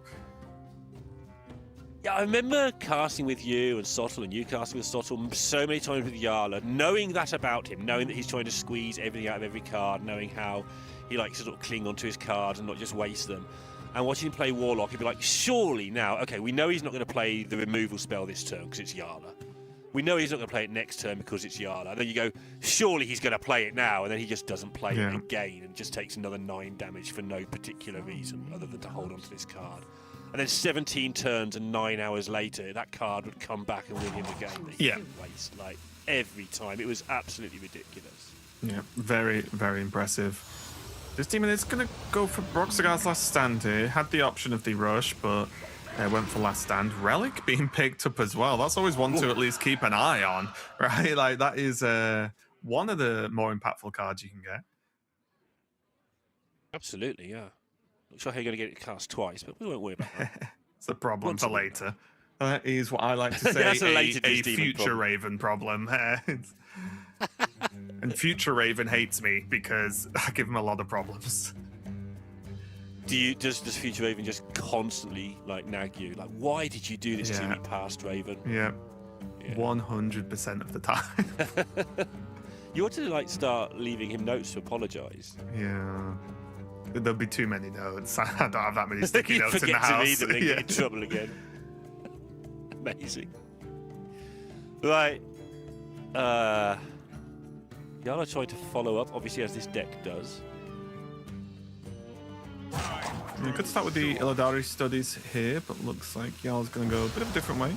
Just going to get that infestation cast. That's something you see a lot in Demon Hunter is if they've not got a turn that's really strong and they have that card in their hand, they'll go, okay, I'll spend the mana now, and then you have access to the Stingers at a later date. So you don't have to worry because it effectively, if you want to use that and the Stingers, it's double the cost in one turn than it is versus sort of spreading it across multiple. Yeah, it's a very good pillar for, you know, a turn where he didn't really like his options. So just get that mana spent, sort of waste your turn, but you haven't wasted it, you've invested in your future. So many options. Would like the look of the follower here. It doesn't leave much for Disdemon to do if he doesn't go Spy Mistress. However, I think just having the follower is really nice. Also, the 2 Glacial Shards in hand for Disdemon could be very, very good because just stopping the potential big bursts from Demon Hunter is pretty huge. Did go for the Spy Mistress, okay. Oh, I guess you can do it this way, right? This makes sense, yeah. It does, but the danger here is Broxgar's last hand is so good for you. Yeah.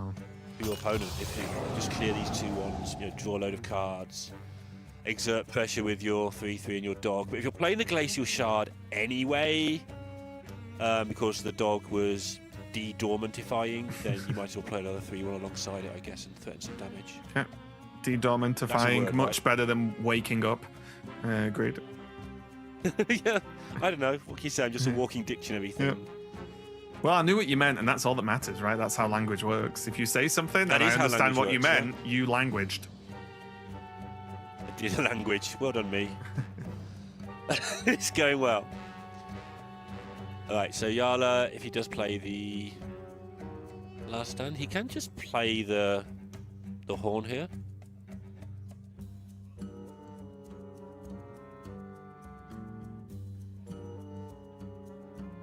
Just leave up one thing. Yeah, there's just an So element to of... this demon, you just can't clear this. I mean, obviously, I just want to play Broxigar here, but Yeah, the frustration if you don't play it is the one thing you leave up is a 3/1. Like, that's a lot. I think Yala wants to get these... Make these minions an actual problem for Disdemon, right? And, like, make them stick around, make them a threat beyond just their proccing dormant abilities, and just say, no, you have to put in effort to deal with these, because this 4/3 not really being able to be cleared, that's a lot of damage. yeah, it's one of those things with watching Yala, right? You sort of, the play you see straight away, and then he starts thinking for 5 minutes, or sorry, for 50 seconds or 60 seconds. You start looking at it going, well, actually, there's all these other options. They're the options he's looking at. Like, he's making sure that the initial option is the correct one. It's not that he can't see these in 2 seconds. He can see them a million times quicker than any of us, but he's just making sure there is no other play. And when I start reasoning these things through in my head, I'm like, well, actually, I could do this. This is fun. But all the other options are usually wrong. But I just second guess myself, and he does not, because he's good at I will those. transcend this world. I'm gonna see another Glacial Shard slow this 4-3 down. Yeah. Again, Demon just not wanting to take this, maybe a bit of a weird way to say, but unnecessary damage if he doesn't have to. Like, you don't just want a 4-3 smacking you in the face every turn. And a bit of a build up to getting ready for Sinestra, especially with that prep in hand as well. Yeah, just to highlight, obviously, you can we saw it at the start of the game, but this and all the decks, the rogue decks on day one are the Garona versions, not the Imbue versions, which shuts off the Demon Hunter. So a lot of their stuff is a lot worse until they draw the king. And so Demon doesn't have to worry so much about the location stuff for the time being. There's always that fear that they've got it already, but yeah, or even stuff like the burst damage from the dogs and stuff like that, right? Like, yeah. So much of it is turned off. These 2 5/5s are going to be annoying. Because the game is going to go that long. I guess the Mistress might come into play at that point. Oof. Yeah, I think the concern is Mistress is a very good card, of course. I talked subtle about it in the earlier match, but against Demon Hunter, you need to Mistress and then win, right? Because Demon Hunter could have you at the point where they can just do the damage from hand to end up to finish up the game. So it's a little bit scary.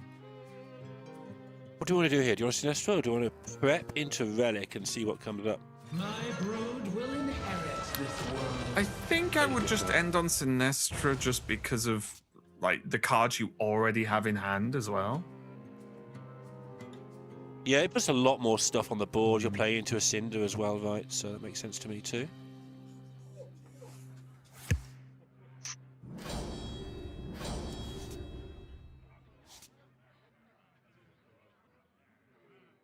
Okay, how are you going to spend all this stuff? Because there is enough stuff here for Demon to take this game down if you can organise it properly. A lot of powerful things going on in his hand. Yeah. Going to take time to get through.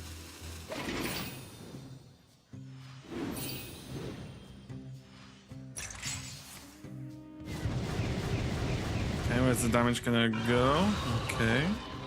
Not too bad. Yeah, makes a clean kill with the 3-2 here on the Sinestra, so not too bad. Like at worst, obviously, regardless of what Yala can or cannot do with the hand. His hand's looking very lightweight right now. Got the Solitude at some point. Like, you can still just play Solitude, but it's a waste of 4 mana if he does start to run out of stuff before drawing the king. Yeah. Let's start off with a portal. We'll be able to cycle to draw if he wants to take it out. Not too difficult. Still has the Stinger, still has Brock Cigars, so has a lot of ways to try and deal with this board pretty cleanly, actually. Yeah, he's got things for the time being. He's going to have a mega Brock Cigar. Yeah, this is pretty huge. I want to draw all the cards, please. I could go for the other infestation, worst case scenario if there's room. Does have the wyverns as well. I did go for double. No? Oh, okay. So it's going to go double sigil. Yeah. Sneakily, just even down to 15 over the course of the last few turns. And this is the power of this Demon Hunter deck. Like, we poo-pooed it, or I poo-pooed it a little bit at the start, you know, saying that maybe it's a little bit past its sell-by date in tournament play, but it's still a powerful deck. It's still doing this sort of stuff. And he hasn't done anything. Yeah, and this is sort of what I was saying earlier, you know, about the Twilight Mistress is, well, we're on turn 7 for this demon. it's a couple of turns away before he can even bounce stuff. At that point, that is reasonably likely Yala can just kill him from hand. So who cares if you bounce stuff, right? Like, so it's definitely something Diz Demon will be aware of and trying to put himself in a position where he's a little, you know, can either generate health through armor from this location, for example, or as something to stop being just pinged off at the end, basically. So he did pick the armor, I believe. Here he did. Find the thing. Choose soon.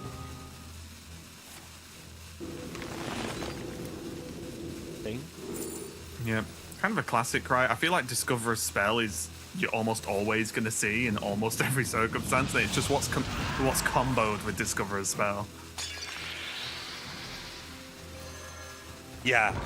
And again, that armor's pretty useful right now. Discover spell, obviously very, very good, but with this massively full hand, you know, slightly less good than normal, just because already kind of want to make space for that Shaladrisil at some point, right? Yeah. I think that can be really tricky with a lot of times with this rogue. It's like if the in a weird way, if the game's going well, one of the in terms of just the cards you play, one of the problems you've got is hand space, right? Because you end up doing so many things, especially after a Sinestra, for example, that you need to be like, right, okay, half your game becomes just managing the hand and all these generated outcomes. It can get a little bit taxing sometimes. Do you see the hounds picked up? You've got to weigh up all these options now. Yeah. Like, I would have played this Relic of Kings about 7 turns running, but you know, this demon's been fighting for board and defending himself instead of that, which makes sense. Do you see the hounds picked up? And as you said, without lane being drawn, these hounds are much worse than they would be otherwise, and much less of a threat. Yes. Okay, Chaos Strike.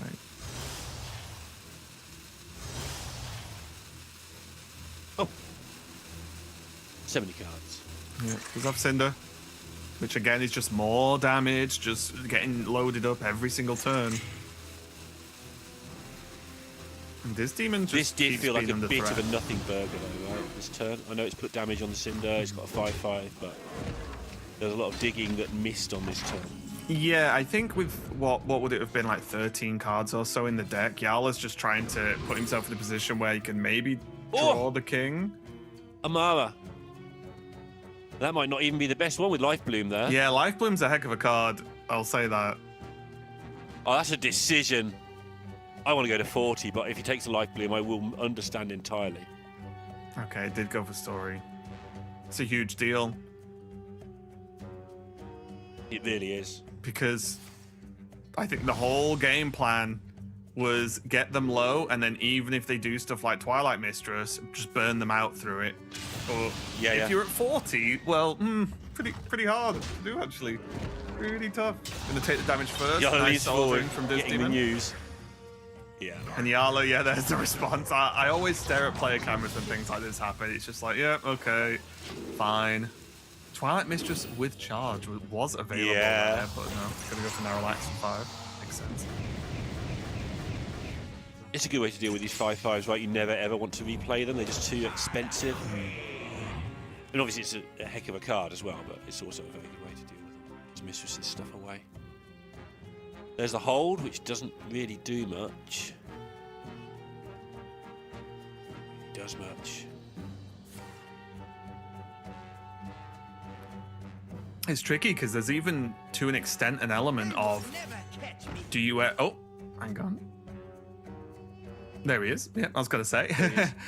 Because everything went yellow. You've got it. But I was going to say, there even is a thought now, because Diz Demon just generated so much health, of would you play the hold anyway, just to play it, right? Spend the mana while you sort of wait to start building for the late game?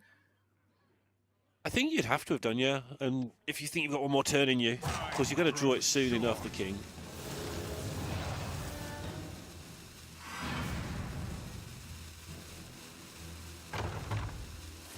It's a lot of damage. Yep.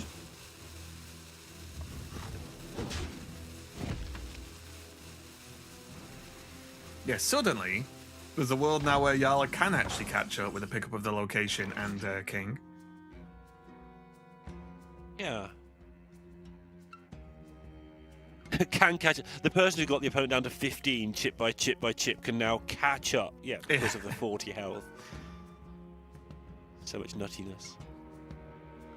So many options.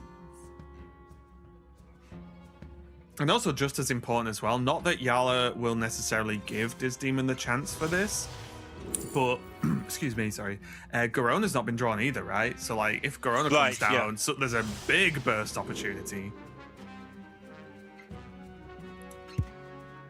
Yeah, any point that could just end the game. Basically.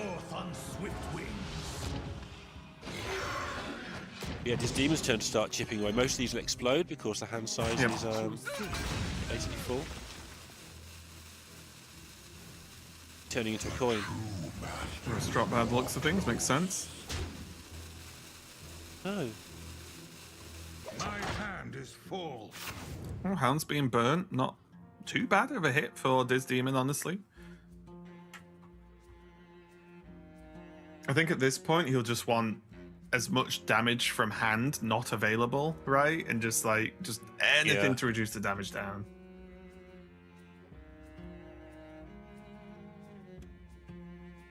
I'm just gonna have a look at all of his boxes to see what he's got going on. You'll judge how long he thinks he's got left, right? Are these dormant minions even worth it anymore? To start clearing and clearing and clearing with the same card. Also, there's a tough question here of when/if Yala plays King, right? Because he won't necessarily want to keep it in hand, but he needs to get the most out of the cards while he can before he shuffles it back in. But even then, there's only 8 cards left. He also needs to make some hand space, in my opinion. Obviously, you know, I'll be hurrying to make room for more stuff here. Yeah, and this is scary. Gonna have to take out the narrow axe. Gonna use so much stuff. This is why he saved the 8/8 last turn. For people who are no doubt wondering at some point, could have gone face for 8 last turn and cleared a 2/2. But by saving it for an extra turn, he clears up a 4/12 instead. Seems like a good deal. There's a lot of resources used up, though. That's the scary part. It was a lot, yeah. Not that it was wrong. I'm not saying it's wrong by any means. It's just that the stingers were used, the minion traded in, then of course the Inquisitor. It did get to go face, don't get me wrong, but now the Inquisitor's going to go down. Really, really scary. It's Chrono So Dagger. next turn for Yala is a button turn. Otherwise, I'll just sort of insta-dethrone here, but obviously if Yala presses the button, eliminates 7 of your mana, that's not for the best, so this demon takes something a bit cheaper instead.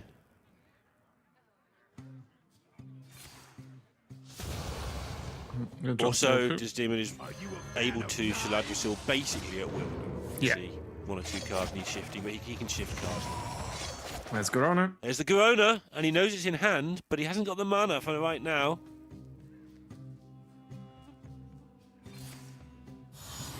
It's interesting though, because it's sort of a win-win scenario, because you know they've got it in hand.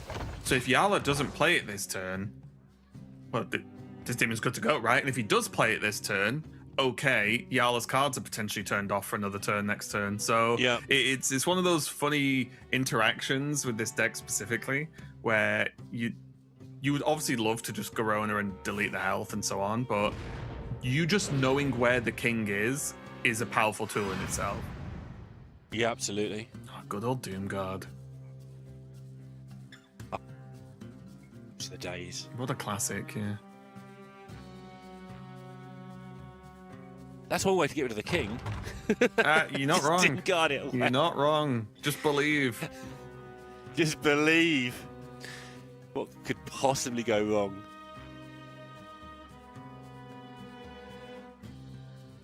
I mean, the big question as well is just looking at the hand, is what's even the plan to clear this board, right? There is the Horn available, there is the Hounds, but Yala's going to need to start clearing the board out before you're even considering doing anything else, because there's still a lot of health left. He's going to go for the Raptors, of course, but this is very frustrating because Opu's still going to just sit there. Yeah, there must be a lethal here. Don't think there is, but it's got to be somewhere. Garona, Opu, Shaladrisil. 2 coins we've got now as well, if you want them. Yeah, so that's only... Yeah, Garona for 12, that's just 13. Coin, Shaladrasil, plus 5, yeah, it's 1 million.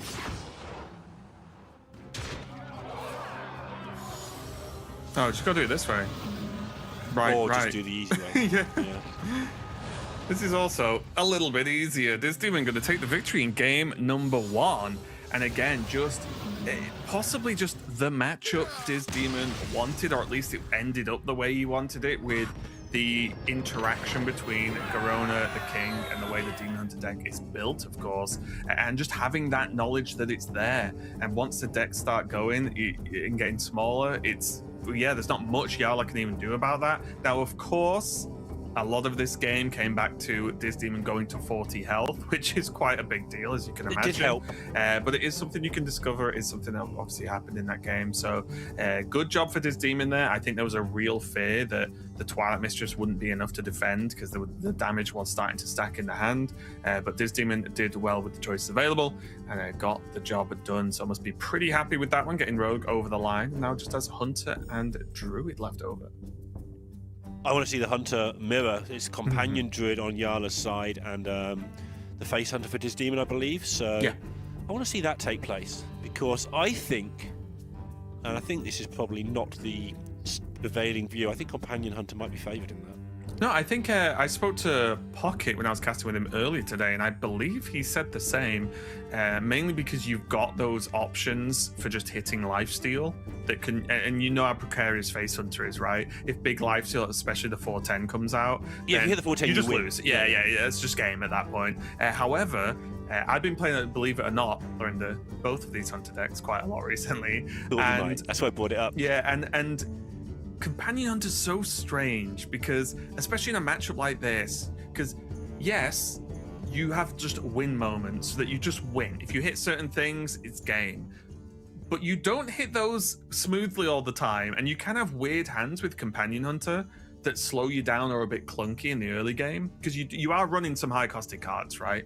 Just looking at, let me find exactly Yarla's but you've got, he's running 1 Call the Wild, 2 Roam Freeze, and then there's 2 5-drops that, generally speaking, do nothing in the matchup.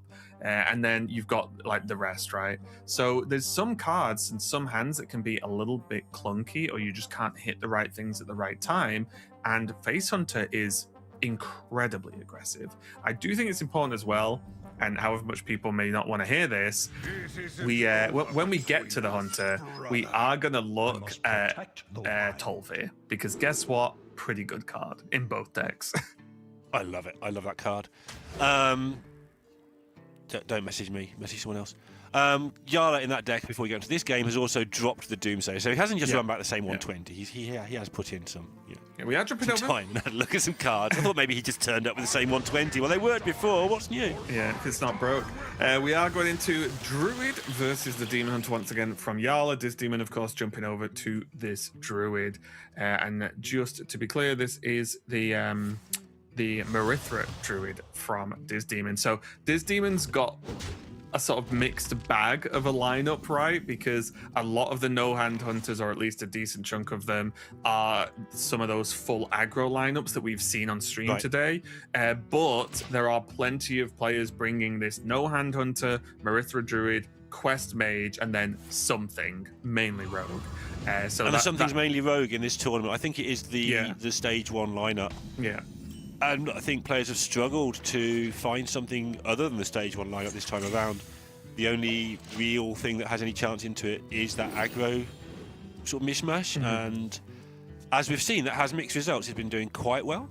But I think that the more regular players seem to have settled on the standard looking lineup because they're comfortable in their abilities with it to take on the aggro.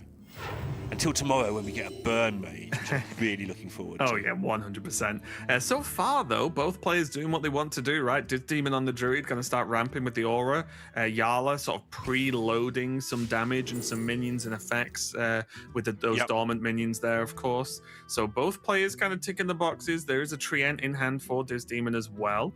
So he will be able to continue with that ramp, especially with the Broodmother. So I think for me, as long as Demon can access either some card draw or just naturally curve into the higher level threats later on, like this opening hand is like how not to get run over by Demon Hunter, right? Ramp, 2 ebb and flows, and the minion ramp as well. Yeah, Yala has got that good start, but these good starts often, not always, but often need the hold to wrap it up at the end. Like, one of the things that the hold does is generates demons that have like 1 or 2 turns worth of lots of damage, or a board clear that gets your damage on the board through. But they're not overpowering in their own right without other stuff backing it up. He has the other stuff backing it up. He does need to draw the hold, I think, or get an incredible solitude to have a chance to get through. Otherwise, as you say, I think this demon's got enough stuff here to hold out. A decent start as well, using the extra mana to be able to just get the Treant out and get a couple of 2/2s to at least be annoying on board, right? Just have something to fight back with, because often Druid doesn't have that much outside of going Broodmother into Treant. Oh, noise. Hold. Yep, there's the hold. Everybody hold. The hold has appeared.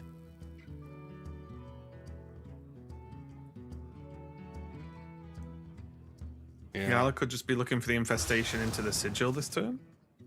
Oh no, going to use them to clear up. Okay, fair enough, yeah. So Demon got value out of the extra push with these Treants. I'm just saying, no, yeah, you're going to have to respect the board because it can fight back too well. It's called a hold when you draw it, but when it's in your opening hand, it's a keep. How long have you been sat on that one, Lorinda? Several months. I was going to say, that feels like the most pre-written material I've ever seen. Yeah, thank you. I appreciate it. It was good, though. I appreciate it. All week. Yeah, I liked it. Cool. Anyway, back to the job in hand. Demon does have all the stuff to clear for now, but no progress going next turn, right? If he doesn't draw something to do next turn, yeah, he might be in trouble. So he's got to play to his outs and trust his deck, as they say in the trade. Yeah, that's exactly it, right? There's a lot of defensive tools, but if you have those tools, it means you've not got your other stuff, right? There is the Naralax, so very close to just having a potential game-ending draw if there's a useful dragon knocking around somewhere. But we are going to see, of course, these tools use ebb and flow coming down to be able to not only take down some of these minions, but also just gain some of that armor, feel a little bit safer, a little bit longer. Here we go.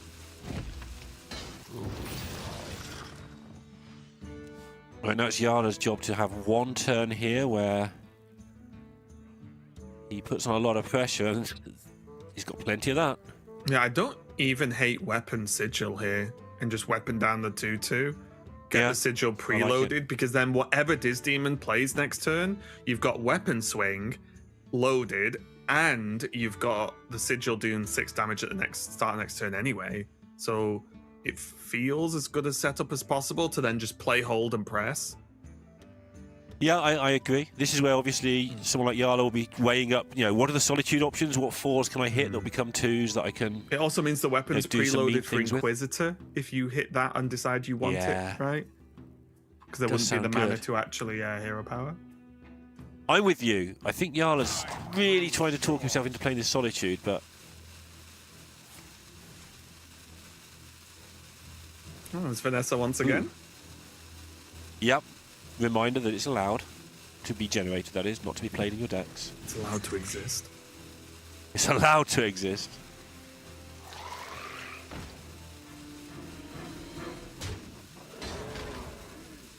So the net result did seem worse than the play we suggested. Obviously, not really rolling anything you could do much with there, so... Oh, it's not a dragon. Oh, Wickerfang! But it is a Wickerfang, yeah. Not too bad at all. Especially with the extra mana, it can be Wickerfang into Ebb and Flow. Can take off the 4/4.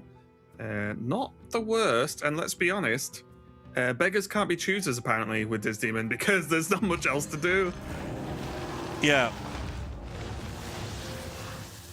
No, might have chosen that off the top, to be honest. Okay, it's gonna be hero power. Yeah. Yeah, I think the only other things Disney would be looking at would be, I don't know, like Naralex Plus, right? Is like the other, like Naralex Fyrak, maybe even Ysera or something, just to put big stuff on board as a top deck. But Wickerfang is a fantastic pickup there. I don't know how to point this. I'm just going to hit you in the face with it. Saving the ebb and flow so he doesn't have to put too much things into this lifesteal in some worlds next turn.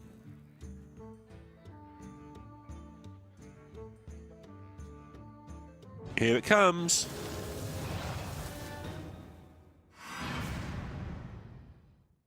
Ooh. Dear. Yeah. Yeah. I mean, Wrathspike Brute with this. I'm wondering if that can hold something. It's not the worst, honestly, considering your opponent's just played Wickerfang, right? It's not the worst. the ebb and flow hold from Diz Demon last turn, where he might turn out to be huge against this Brute as well. Because he only has to attack into it once instead of twice to kill it now. Yeah, exactly, yeah. I'd have just fired it at the dog or something last turn and just made some space, but no. Well, not made some space, but, you know, use my mana. Now the Jarl are just saying, hang on a minute, I might just go face it. But no, okay, he's going to trade. He was thinking about it. Oh, okay. Wave shaping, good pickup for this demon. Can go digging for something a little bit more specific.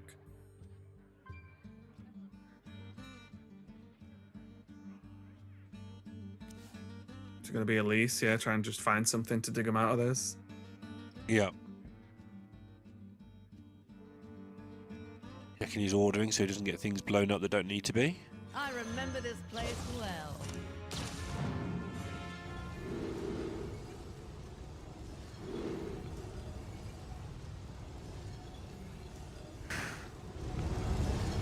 Not really what he was looking for, I don't think. Probably just Raptor, right? It's just, goes into the 3-2. If you can clear the taunts, fine.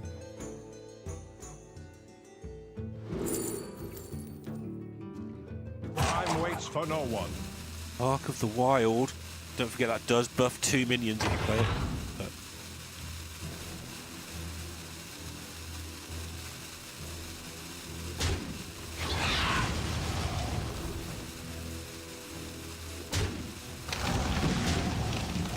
You have to try and make this as clean as possible. Yeah. Oh, not even going to attack into it. Okay, fair enough. Just going to leave it for this turn. Yeah, he cleared off enough stuff that you can afford to do this, I think. Yeah. The trouble is now, like, he's passing back to Yala with, you know, not much of a board going on, and Yala's got another click of the hold next turn.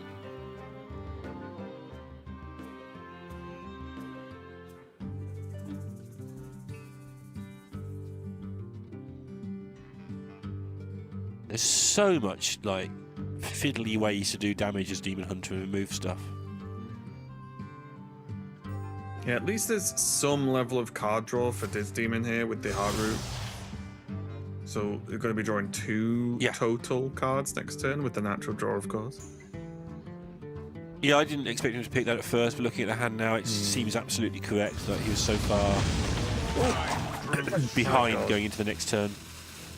This demon's board's just been deleted. And Yala can keep on the pressure now. Again, didn't overly develop, but cleared the board, kept the minions on that he had. And like you said, the hold is open for business next turn. There's Ysera, though. Okay. Have time he does, I think. Playable. Go forth on swift wings. All are nourished when the Makes sense. Can still follow up with Haru. Yep.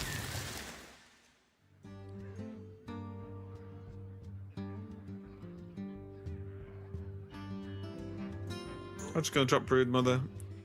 No, I mean, he's not going to hero power into the taunt anyway. So you can always save Heart Root for next turn, since it's not like it's going to be effective next turn, right? Or activated, should I say, because minions are getting played. So you could just as easily play the 4/3. I don't. He's just checking there's nothing he needs right now, I think. Yeah. That could rip off, but I don't think there's anything of excitement. My children. So yeah, just play the 4/3. Yeah, it'd be like there's one Horn of Plenty in the deck, for example, but is that really going to do anything magical this turn? Probably not. Seems unlikely. Yeah.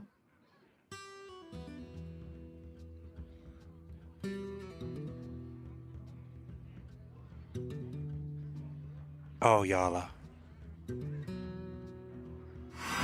That's it. Press the button. You got this. I'm going to go for Priestess.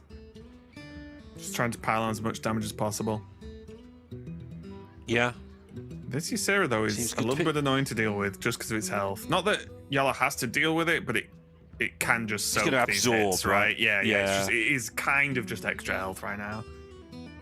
And that's annoying for Yala because he's got this window of opportunity right now where this demon hasn't been putting much pressure on because for the 3/6 he's facing. Yala's been getting some good chip in. Yeah, Disdemon's just got no cards as well. So, you know, there's no Marithra or anything in hand, because that would have been played this turn 100%. Yeah. Gonna lock in the Horn of Feasting as well to be able to use these Raptors to trade off the real threat on the board, let's say. Disdemon's going to need some good pickups and some good play.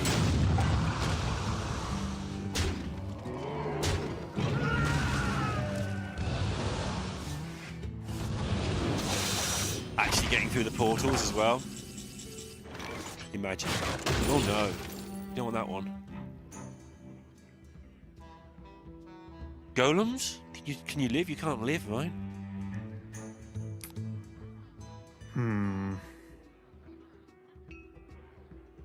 Just Giga Moss Binding. I'm just staring at what minions are left. There's like Twilight Time Reaver, Underking, Bashana. Obviously, like Fyrak and Marithra, but Marithra's not going to achieve anything at this point. There is also Xavius. Like, there's some whiffs, like Broodwatcher would be bad, but I'm just looking at stories. What if the answer is Moss Binding and then take your draw from the Heart Root just to see what you get, and if that's good, then you can Moss Binding and have some pressure. Yeah, so this. Okay.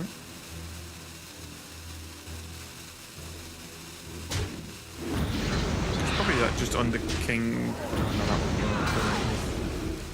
Just gotta drop more. I think it's under King. Innovate Moss Binding. Okay. Yeah. Okay. Oh. And that's why he took the Moss Binding. He was living sort of the dream of his deck actually doing something so that he could have this sort of board. Yeah. Yeah, he had a lot of outs for this to work. I think that was a really good play. Yeah, not bad at all.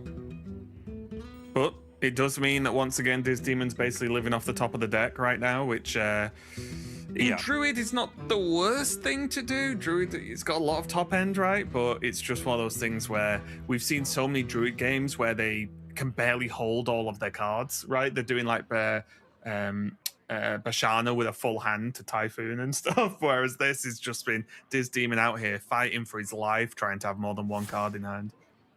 Yeah, here comes a Solitude, and you know, Yala can dump so much stuff on the board this turn. You prepared, Raven? I'm always prepared. Where's Vanessa? I just went for the cheap stuff. Time grows short.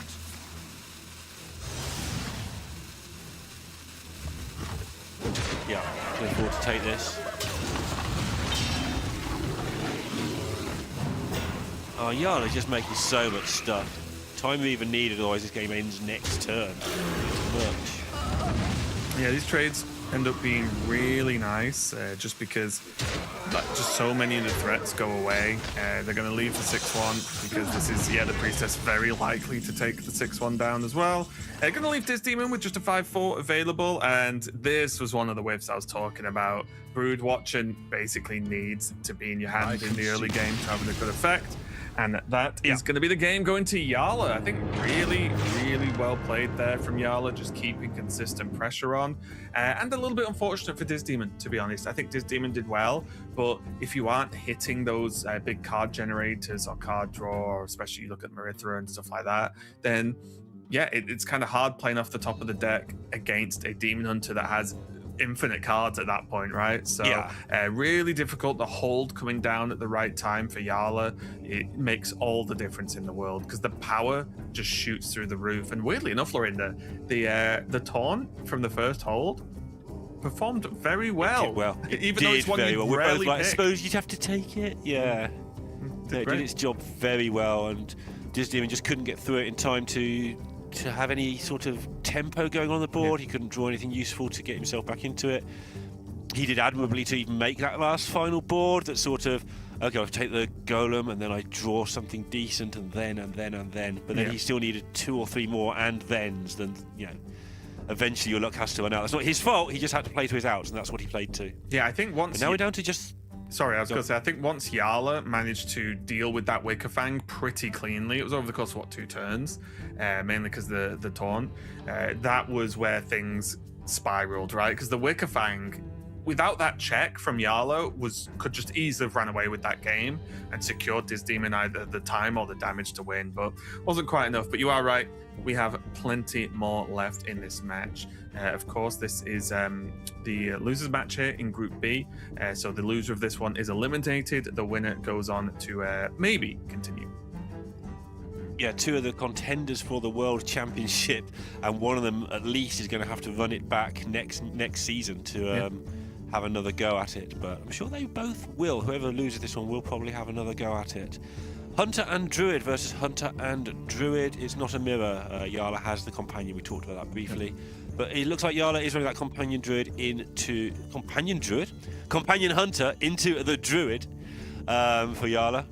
Yeah, we do have. I don't know. I'm biased. I think companion hunter just beats everything. So we do have the hunter versus druid coming up. It's going to be Yala's hunter against his demon on the druid. I believe is the next match. Yeah, there we go. And yeah, protect the wild. For me, I'm really torn between which hunter deck I think is better. I like them both, and I think they're both good, and they just have very different matchups. So I'm just happy we have the choice, because I remember the old days of Hunter where it's you hit them in the face till turn 5, ran out of cards, and called it a day a lot of the time. Whereas now you've got options to play like a late game with these generated companions that have crazy impact, or you can go hyper aggro but still have like card value and sustain, which is awesome. So I'm quite happy with Hunter at the moment, but let's see how it does versus the Druid, because there's no ramp for Diz Demon, but there is cards like Wicker Fang available. There is no tame pet, though, for Yala, which is the one saving grace for Diz Demon, because he's got nothing to do for the first 3 turns as things stand. If there was a tame pet and Yala just started sort of flying through the deck, or even if there's an Elec, I think Diz Demon would be in a world of trouble. But as it is, there's a chance for Diz Demon. First of all, he could draw something to do. Yeah, the tame is like no pressure. The card in the deck you look for, like easily the #1 card. I can see both players having a bit of a slower start. However, the next couple of turns from Yala, there's tracking, there's the discover as well. There's options to now dig for some of those better cards. And miss. Oh my, yeah. Just get him with Huffer. It's fine. Spirit Speaker, Huffer, go. Sure. I think you might take the Spirit Speaker because you have the Talia in your hand. Yeah, I can see because the other 2 cards aren't really helpful. The Caretaker's not going to do anything. The Wound Spray, ugh. I think you take the Spirit Seeker because in about 3 or 4 turns' time, maybe it summons 2 minions for you. It's not great to have.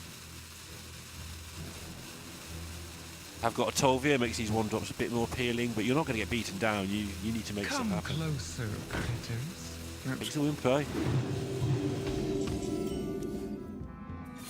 Probably considering the fact that if a Treant comes down, you can just 1 mana get rid of it, right? Something like that. Yeah, probably also as well. like, because he's going to have to play Tolvia to get tracking done, get some more 1-drops played, get some more value into that Tolvia, maybe? That's fair, yeah. Because he's going to want to use that as a tracking.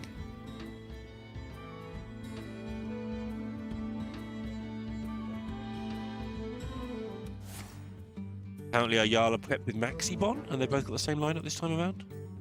Yeah, makes sense. Pocket for that one. I don't know why, but it's very funny that they offered Animal Companion.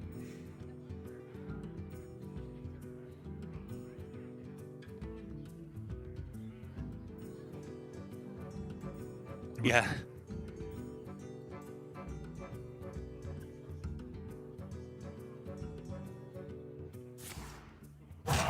Quickly. Oh, you did go for it. Okay. I was wondering because it is pretty common, and you correct me if I'm wrong, Lorinda, that in this deck you press that and almost automatically click rewind, and just I go agree. again. I agree. But Yala really was eyeing that up and probably making the decision of like instant tempo versus hunter card, right, or cards at the time. So really interesting to see him go for that and not hit the rewind. Meanwhile, Diz Demon is gonna start digging for some high impact things for himself. Actually, I mean, Yala might be able to name Diz Demon's hand right now. Like, Yeah, what druid yeah, hand you're not does wrong, nothing actually, for yeah. 4 turns? Like, he's got a good idea what he's facing. He's probably expecting the Wicker Fang, so wants something on the board to deal with that. yeah. Outside of the Treants that have just recently come in Yeah. and are unplayable, then yes, I agree. It's probably could get 3 out of the 4 cards. So he's figured, first of all, there's stuff coming that I don't like, and secondly, well, maybe I've just got an open goal here for a couple of turns. I can just chip away. Broodmother looks good to me. Yeah, maybe I'm thinking too short term, but Broodmother could open up a lot of options and a lot of board next turn, which is what you It's a want. card You you want can to play, push, which push them off. Yeah. Yeah. Oof. This demon It's locking fine. in for the late game. He's catching them all, getting all the We've late got game 10, tools. 9, 8, 7, 6. It's all there. Yeah. Yeah. I'm sure that wins in some card game. Probably. Return to the wild, my friend. Getting Taylor out nice and early. And this is one of the cards, whilst very powerful, can be hard to play, right? Yes. Because it's play the card and pass, and it's a 4/6 that kind of does nothing on curve, right? So I really like Yala just getting it down now, coining it out, getting it down while he's still in control of the board, and then we'll now reap the benefits going forward. But double Treant coming down from this demon. The pace of the game has changed, Lorinda. Yeah, absolutely. Now, Disney, now automatically, now we're already seeing why that Firak's so good, right? Because already he's up to 8 mana, so Yeah. Firak soon is going to be great. Yeah, now the Wicker Yalas? Fang's pointless. He's moved past it. Yeah. Who wants that anyway? It's a rubbish card. I think Yarlo's going to Tolvia here, just coordinating which 1-drops to play first.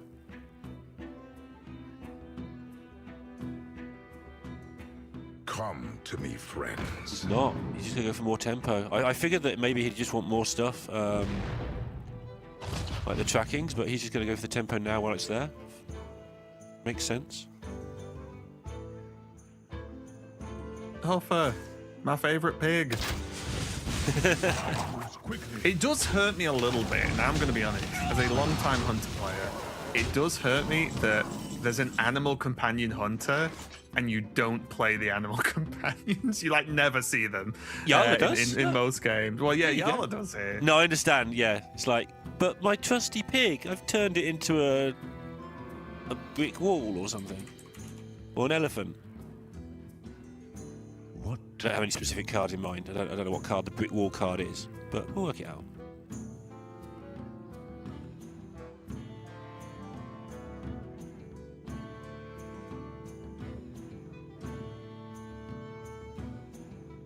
That'd be a little bit tricky.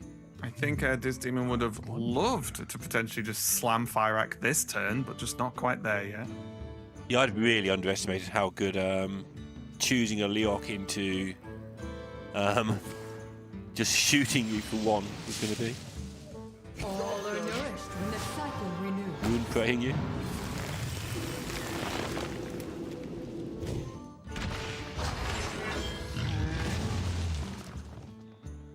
Okay. 24. 10 on There's board. Tame Pet. Tame Pet, you're late. You're so late.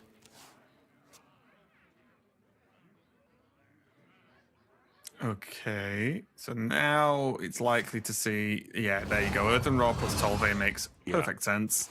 And this is going to be an absolute ton of pressure here for Diz Demon. This is going to be very difficult to deal with. There is, of course, the Fire Act because Ysera came down, right? The ramps work. Got plenty of mana next turn, but this is just a lot of stuff. If there's something I like, also in hand.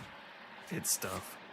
A lot of stuff, and you usually tend to be able to play it as well. It's not just like it's not like rogue stuff where it all costs 14 and you don't know what to do with it, so you just ignore it and hope it goes away. Like, this is good old hunter stuff. You just play the stuff. What we like around these parts.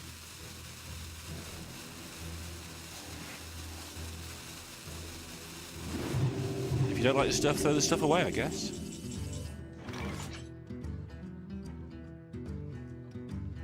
So Shaladra clears. The problem with Shaladra clearing is, does that actually do enough, right? It It's doesn't, expensive to clear with no board, so it's just going to be Fire Rack. Going to do a pretty good job so far. Together. Yeah, I hadn't None noticed of this it is was looking well, terrible. so, yeah. Yeah, not bad at all. Obviously the Dark Gift on the Fire Rack as well, giving it the extra health and taunt, which you're not too upset about against this matchup. A little bit more important than in the Face Hunter matchup at this stage, right? Because you can be burnt down more easily against Face Hunter, but against the Companions, you for sure want stuff in the way. Companions all 5/5s and 6/5s at the moment. Twisted Monstrosity, Trinium Rex, and Alabashi. I never know how to say. I've never had to say the name of that card before. I just realised I have no idea how to say it. The one that transforms minions into demons. I think it's called Ronald. Ronald. I'm sure that's the name. I think you're right. Here we're going to come down now for Yala. I'm going to just help dig a little bit for something to get through this. Wild action, yeah. Ooh, Tolve. Hit Both the... three, they're both good. Told you to hit the 7-11. Yeah, to hit the raw. Roam 3 does get you up to like 8 mana though. Up to 7 mana. 8 with the Elec. You're getting into the good numbers then, aren't you? Oh, actually, forgive me, Lorinda. Waffle needs something. Sorry, 1 second. It's fine. First time Ravens ever enjoyed the waffle when I'm chatting. Yeah, that where it comes from. Alright.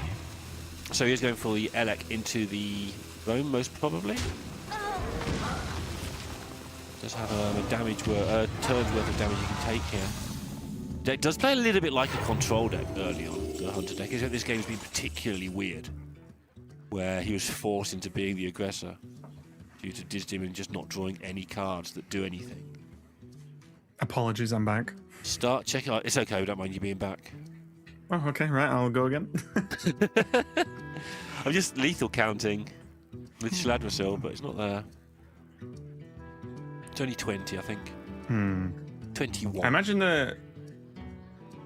I imagine the setup is the plan here, right? Like, what's actually going to set up the potential for next turn? Because Which is with the board Wickerfang, right? cleaned up, yeah. I mean, is this just clear Wickerfang? Is that That's what I want to do, because then you've got your Shaladra for your Nightmare for the +5s. Yeah, because like you can still play the Shaladra now just to spend the mana. Waits for no one. And Wickerfang double trade go. Yeah. Yeah, what I then this wanna do. demon basically has infinite mana next turn. And infinite damage next turn as well. Okay, he's doing the Nightmare now. Yeah, nice. So- Just cash it in, right, for the buff. I like it. Yeah. Yeah, I like this a lot. This is going to be really difficult for Yala to deal with. Yeah, so got the 4 from the Sylvanas if he wants it, but that'll keep him alive quite well. But it also isn't a Hearthstone turn.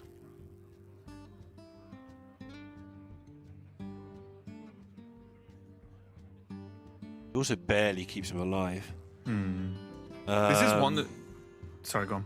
No, I'm just looking. There's nothing of use. There is the Evergreen Stag in the companions, but that's only 6-7 lifesteal taunt, which is okay, but it doesn't... Look at this stuff. It's not enough. Yeah, this is sort of what I was talking about, where Companion Hunt is good, but if you...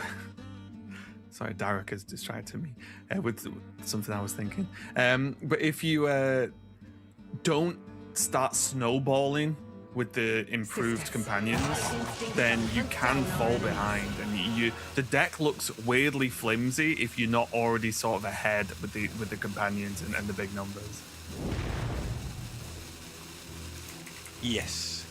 Sisters, my arrows shall strike down our foes. So who's going to do this?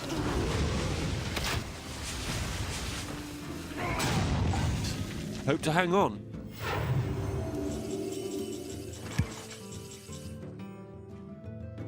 She should.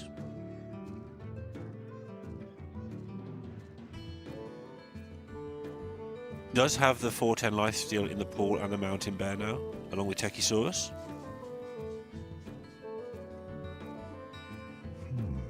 I wonder. It's Call of the Wild, which will be able to obviously create all of those. If Steven puts too many small things on the board, they would all get wiped out, so he's not going to do that because he's good at Hearthstone. I've heard he's quite good, yeah. He's reasonable. Splinterelli, Hex, and what was the last one? I missed it.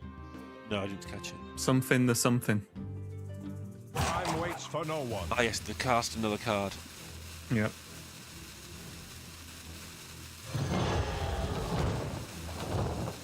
Is there trouble? Yeah, this makes sense. Just put tons of threats on. I think Disney in this position now just has to say, if you don't deal with this or kill me, I win. So I like this a lot. Just pile on the pressure, and Yarla basically has to find 13 damage from hand. Yeah.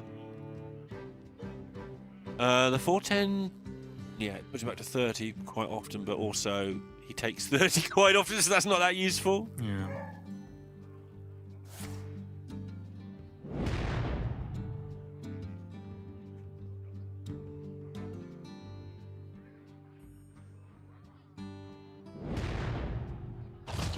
Well, there's Krog, and that's going to do at least a decent job here. Yeah. Come closer, critters. It doesn't end the game, but it doesn't end the game the other way either for Yarla. I move quickly. But now is that just oh, that is very scary, actually. Yeah, he still kind of dies sometimes. That's the problem. Yeah, but with everything just being one, like, if he can then keep making them, right? Like, that's a big deal. Oh, is even the ones are, yeah, adding up. So it's okay for now. There is still 5 from hand, of course. Yeah. With the Well, it's 8 because it ebb and flow as oh, well. wait, is that just enough?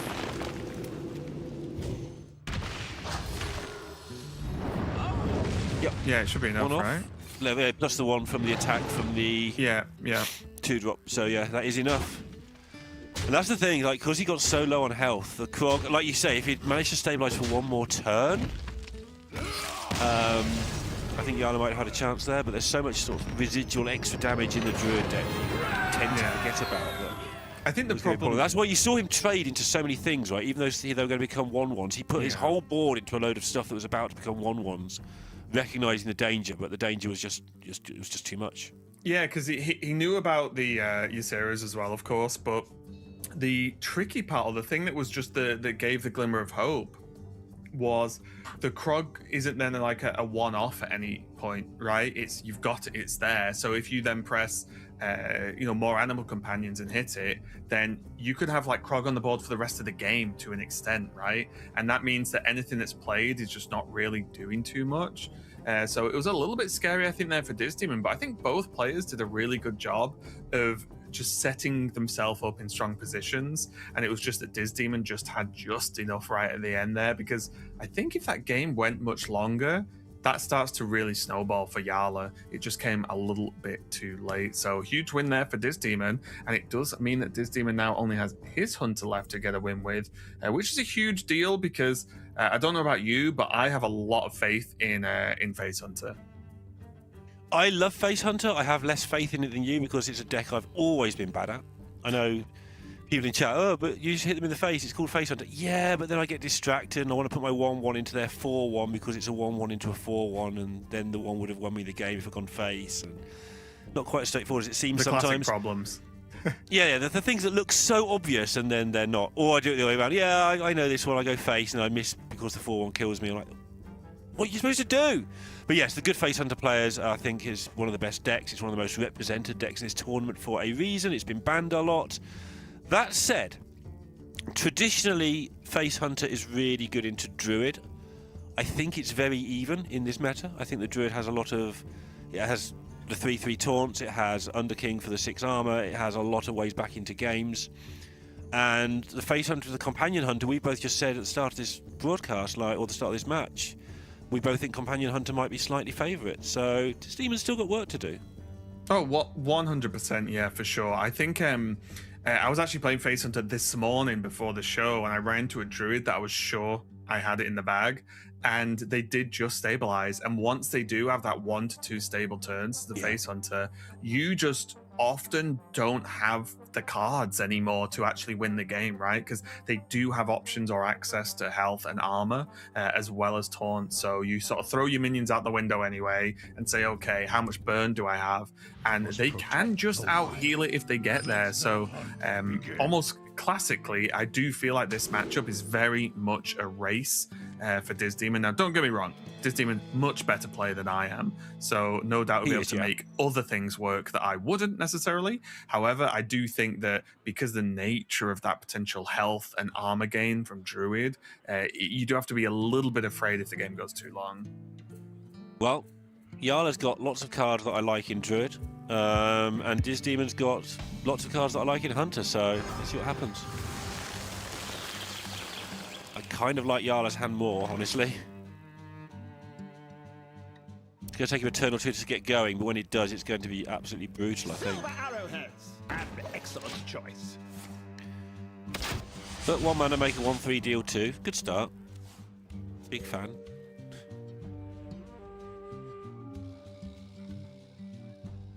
Okay, so Yala now just has to organise the way he's going to do this. Basically, he's going to do all the counting and work out what the best way is to have 6 mana as early as possible for that Wicker Fang, because that kind of ends it. Obviously, it's not quite that straightforward, but...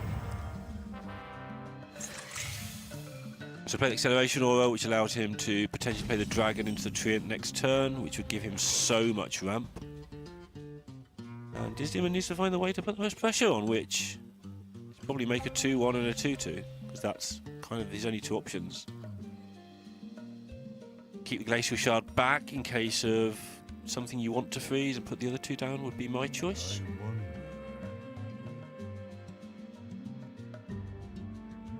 There is the world where you want to freeze the face so that Yala can't hero power down your shard, but as Yala chose to use the coin last turn on the Acceleration Aura, the likelihood is that he's not going to use his hero power because he's got something to do on turn 3, so you can play this way round and be happy with yourself.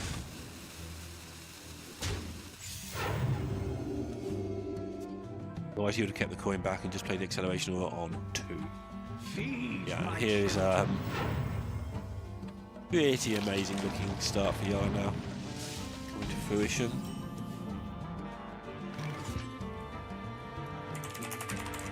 Diz Demon already at the point where, well, if we go face, it's 5, and everything starts getting wiped out. My brain starts going, well, do I rock skip and kill the 4/3 with the rock? But that's so much damage that hasn't gone face. Trade in the Cinder, at least some damage goes face to them, but then what? Hero power, a 2 and a 1, that's only 5? Yeah, it starts to get a little bit scary, doesn't it? Yeah. He's going to use the shard that he kept back to freeze the 4-3. There you go, there's the solution I was looking for. And then That's the middle ground I want.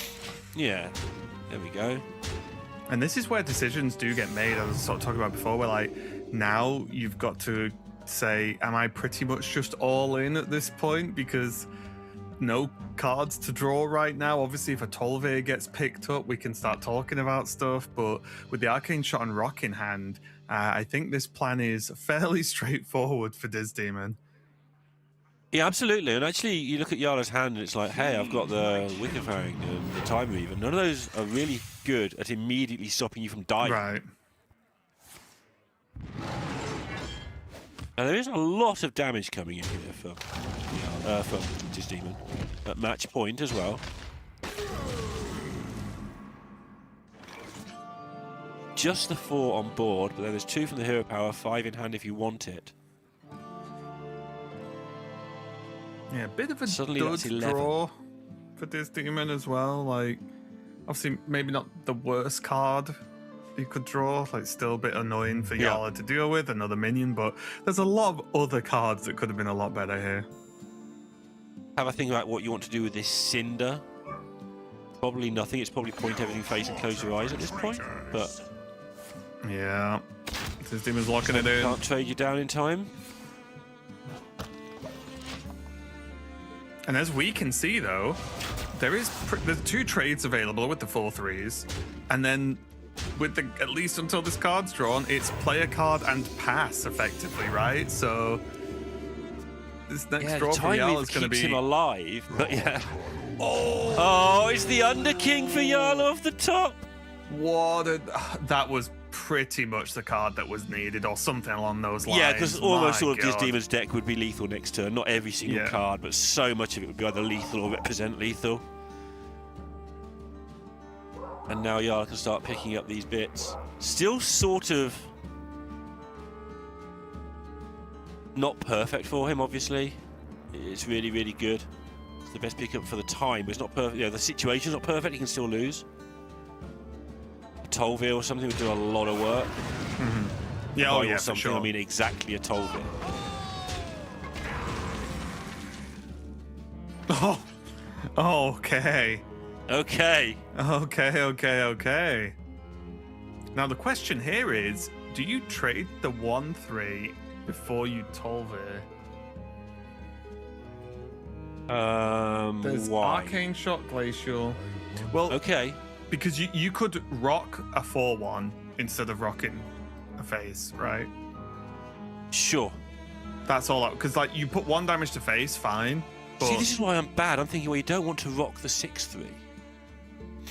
Oh, I mean that's completely valid as well. Don't get me wrong. Like that is completely But valid. the 6/3 That's is sort of why probably I'm asking. dying. It's So. tricky, isn't it? Yeah, I think you're right. I think you want to rock the face because the 6/3 will die at some point over the next couple of turns of trades anyway. Because there's so much stuff going to come onto this board. Oh my God. Oh, the first thing that happened. Oh, okay, at least It's probably fine. given them armor, but you cleared the board and have a board yourself, right? So that's Yeah. something for Diz Demon. Yala now back again on this whole idea. Oh, and we actually are here now of this is play a thing and pass, which is very rough. Can't even hero power. So it's going to take a minimum of 11 damage with the hero power next turn. He's A dead to minimum. precise shot, right? Yes. And anything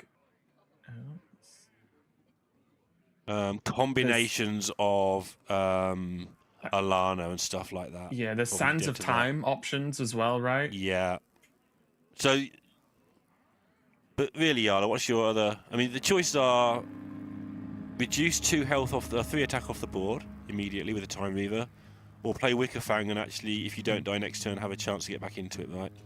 Yeah, it would be 4 attack, right?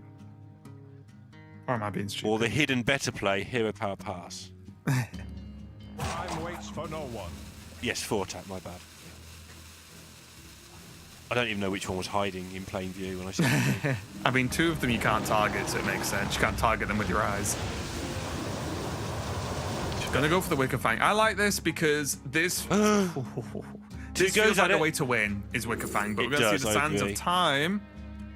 Infestation? The Stingers is one off lethal, I think. Is that just okay though? I think it might be. Gonna go for the draw.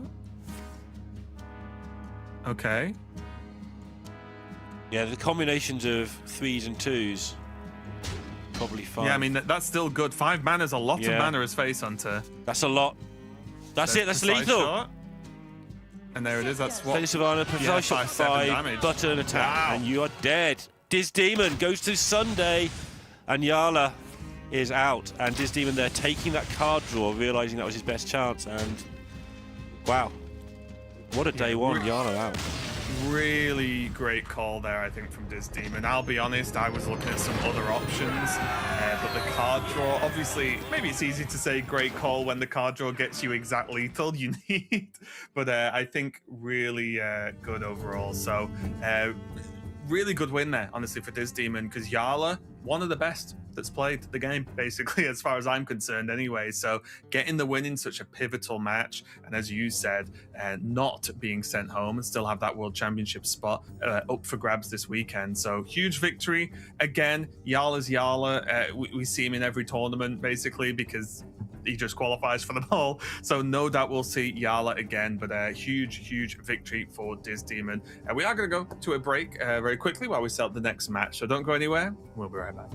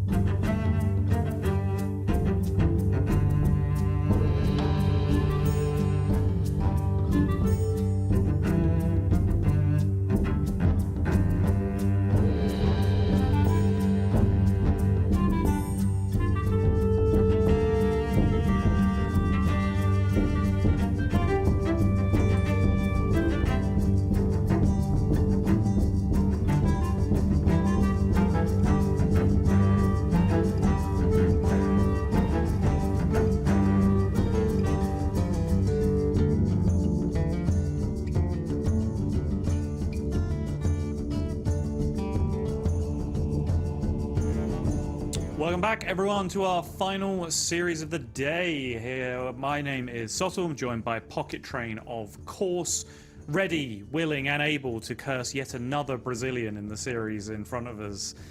Pocket, how have you enjoyed the day so far? It's flown by from my perspective, I think. Yeah, it's been good fun. I'm still a bit sort of frazzled by the crazy last game of Soyerin versus Peter last time. I hope Peter himself has recovered, because that was very crazy back and forth with all the typhoons. But he's thankfully Yala probably roped just about enough to give Peter a good rest to prepare him for this big match against his demon here. Yeah, absolutely huge. Pretty mirrored lineups, at least mirrored in terms of archetypes. There's a few minor differences that we will get into, of course. But Diz Demon is someone that you picked out, at least in private. I'm not sure if you talked about it on broadcast so far, as potentially someone that's back on form as a legacy player and really playing some great Hearthstone right now. Finds himself down in the deciders, of course, as we saw Group B over the last few series. Soyerin going through from the top half of the bracket, doing it the easy way. Yala ending up being the first person out, which I'm not sure too many people would have had on their bingo card, but going out to a brutal double top deck off the card draw there, with damage into damage in that final Hunter game. And that does leave us now with Peter Winter versus Diz Demon.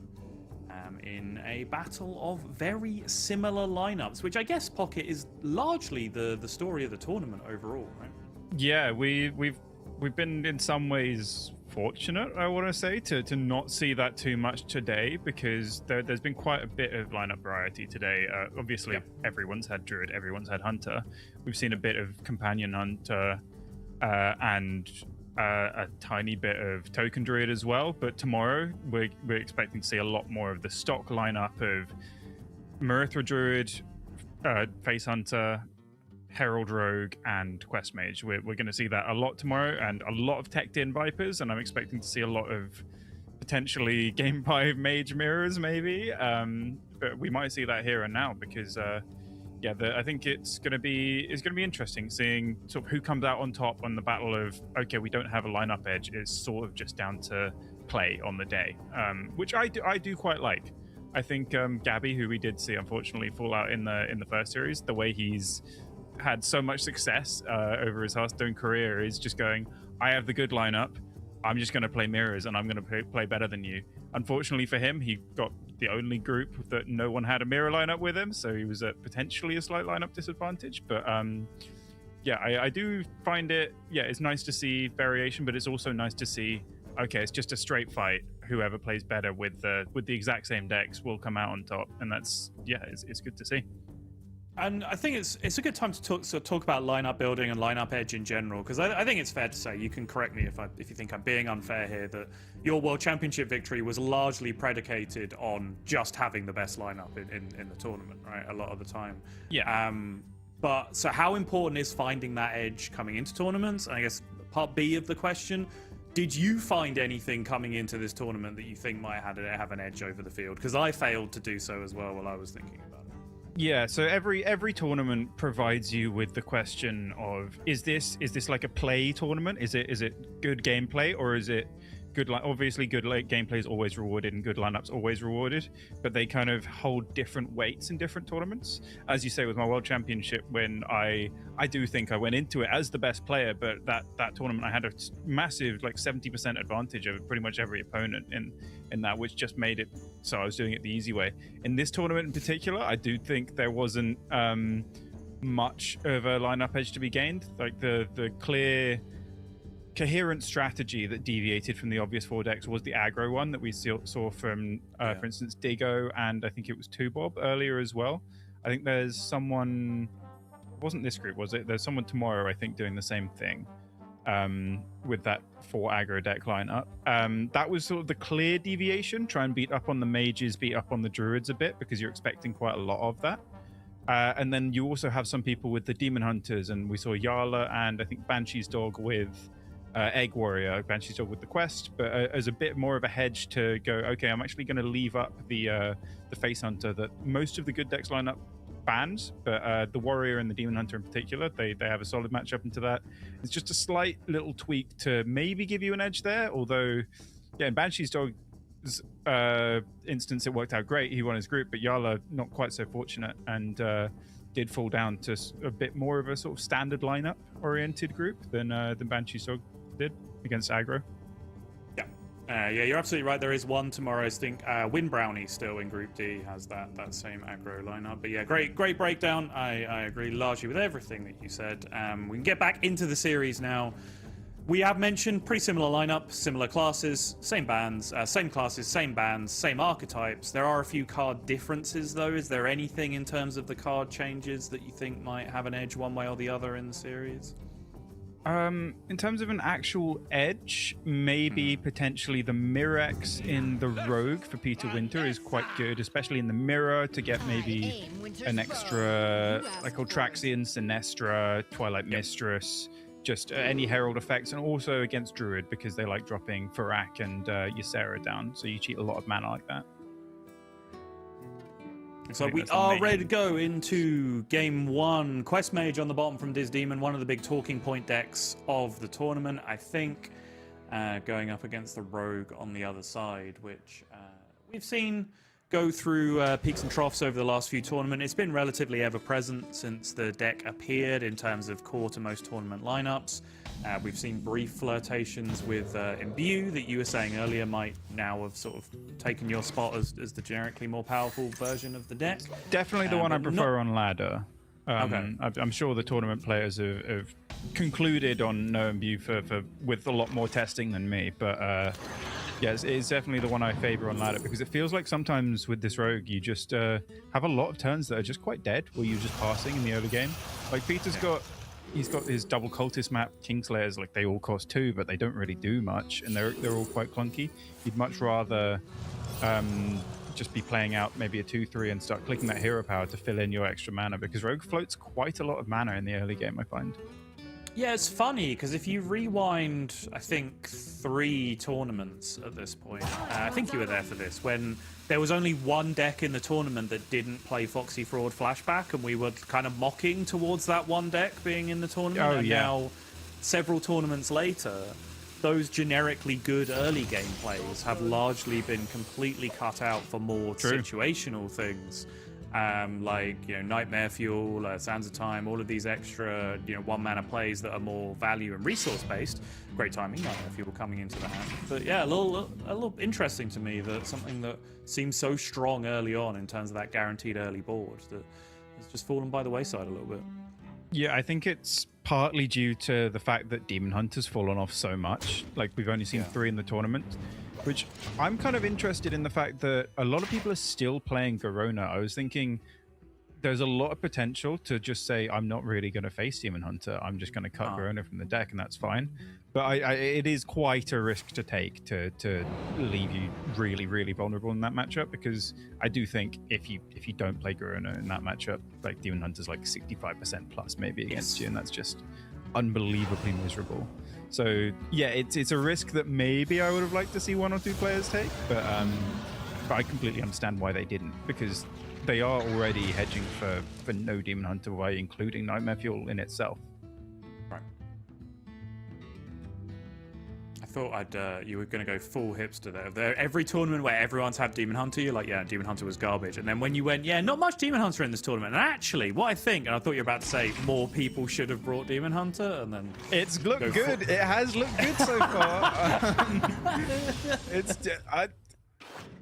Hey, when you're right, you're right, and the only way to stay right is to change your mind constantly.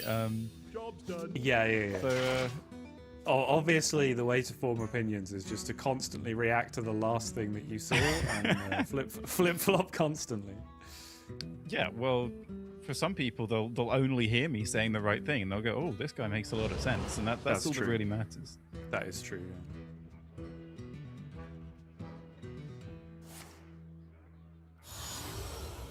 Peter's managed to cobble together an okay start with the Herald progression.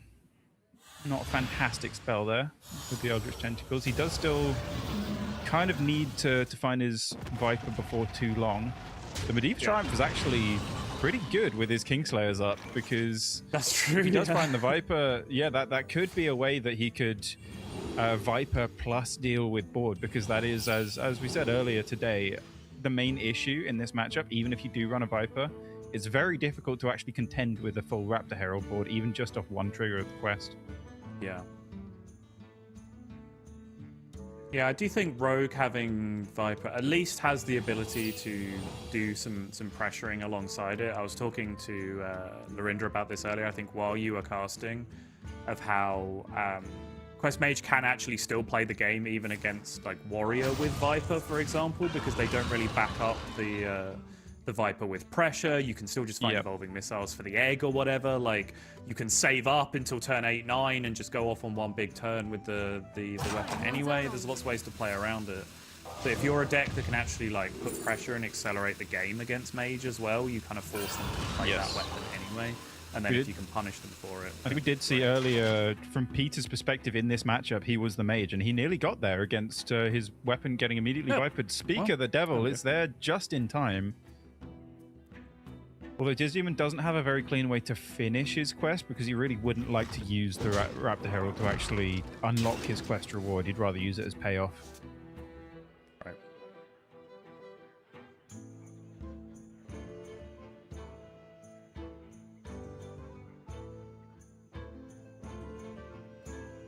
Still quite an awkward hand for Peter. Yeah, probably just hope there's a King Lane in hand. Yep. I don't mind it at all. Yep. It's still a 5/4. It makes sense. You've swung it once, so you know you've given yourself a decent chance of the King Lane being on the other side, and because of that, because of the spell in hand, you're not going to be swinging the second swing of this anytime soon, because that 1 mana AoE is just way too powerful. So it makes sense. Fantastic pickup here from Disdemon. If he would like, he can play the Shadow Informant, get his quest reward, and then play the Raptor Herald and just make a huge board here and now. Yes. We're pretty likely to see. Only to dump a card. You have to get rid of a card first, though, yeah. It's a bit awkward because you'd like to sort of just use one Sleet Storm and Siphon mana, but if you do want to get that Siphon effect, you do have to shoot both face. That's okay.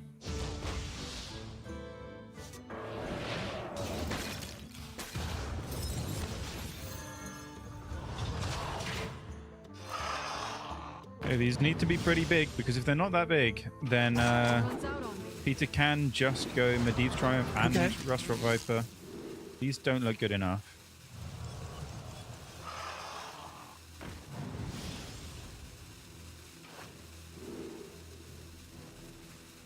Ugh.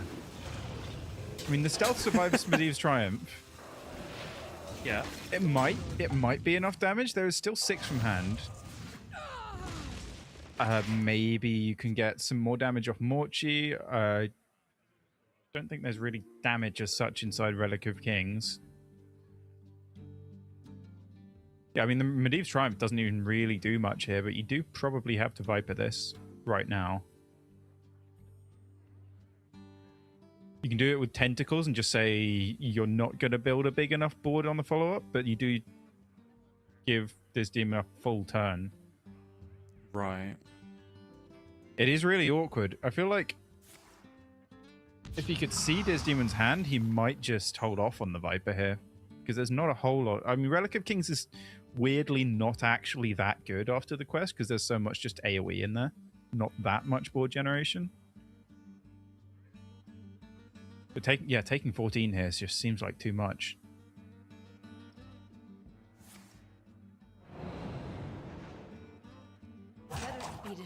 You're gonna have to, though.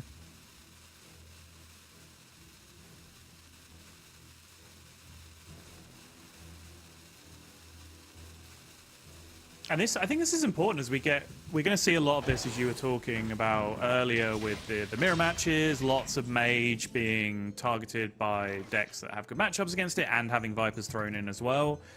And I think this is going to be a big part of the story of tomorrow and of this series. Is just because you Viper the weapon doesn't mean you win the game automatically against good players, right? They understand the assignment. They know they might well only get one turn out of it, and they know how to maximize those positions. So This is going to be something to really keep an eye on. I do think rumors of Quest Mage's demise have been overstated a little bit from my perspective in this tournament. Yeah, I do think it's still favored against Rogue. Like, I've heard other players say it beforehand, and like just seeing it in action, I'm pretty sure I believe that. I do think the Viper does a lot more damage in Druid to the Mage, because they have the health gain, they have more mana. I do find it interesting that he went with the Morchi right away instead of going for Ruined Orb, because Ruined Orb, if that found 2 damage, that was just lethal there and then. I think even, in theory, 1 damage, but I don't think there are any 1 damage sources. But Morchi was... there was the Chrono Daggers, I guess, would have either been lethal or just good amount of chip damage. But either way, this sets up incredibly likely lethal on the following turn.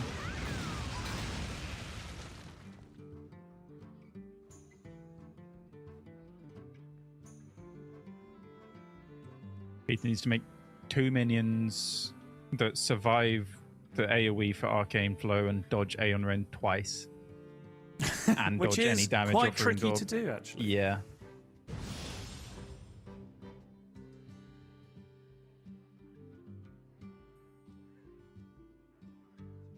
He can play both Techisauruses, actually. He could do it. Because they proc off each other, don't they? Yeah, the second one procs off the first one. Just contemplating saving the coin for coin Deathwing, which is completely fair enough. He's not necessarily to know about the Aeon Rend in hand, but it is the main source of damage you're expecting to come out of Morchi. Okay. Okay. Alive. Wait, that has charge? Nice. Oh, great.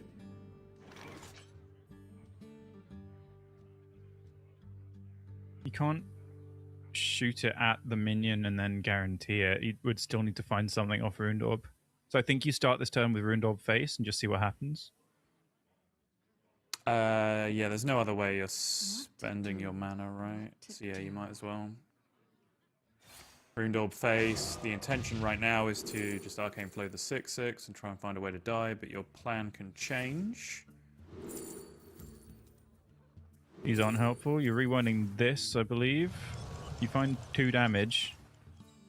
Still lethal. That's it. That's a fireball.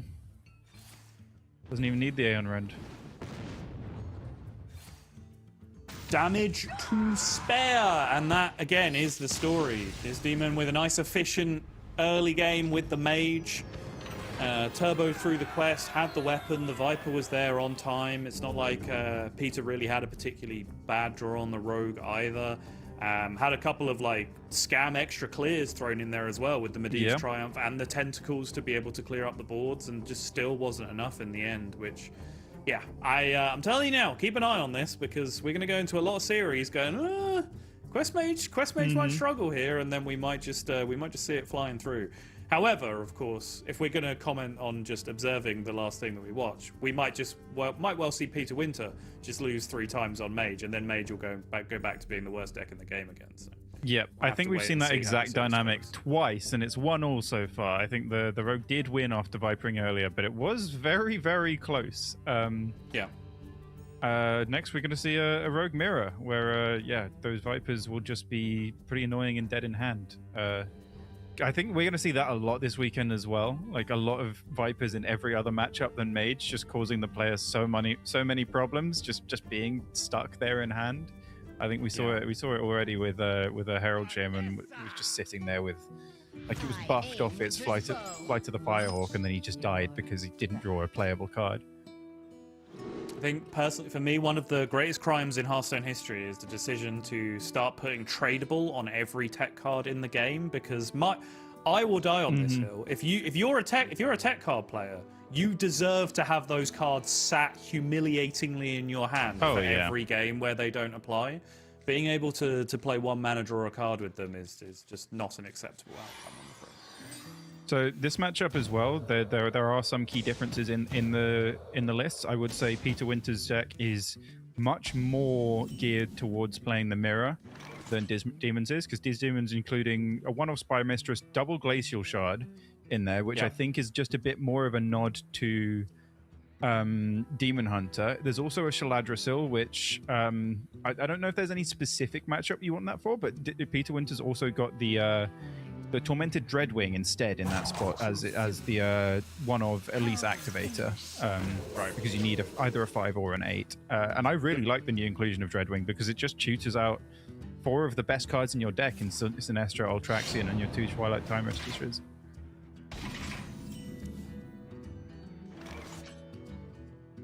Yeah, one of the stranger lists I've seen in a while from Diz Demon. Spy Mistress, not a card that I've seen hanging around recently at all. Shaladrasil, something that I think there was quite a lot of early on. I think when I very first started playing this deck, Shaladrasil was in there in the 8 slot for the Elise. But yeah, very unusual looking list, especially when you factor in that both players are playing that inappropriate Viper as well. Mm-hmm. Yeah, I think I would say, yeah, this Demon's probably just hedged specifically for a bit more Demon Hunter in the tournament. Is Spy Mistress a hedge for Demon Hunter, though? Like, I mean, the Glacial Shards are. The It's AoE? just...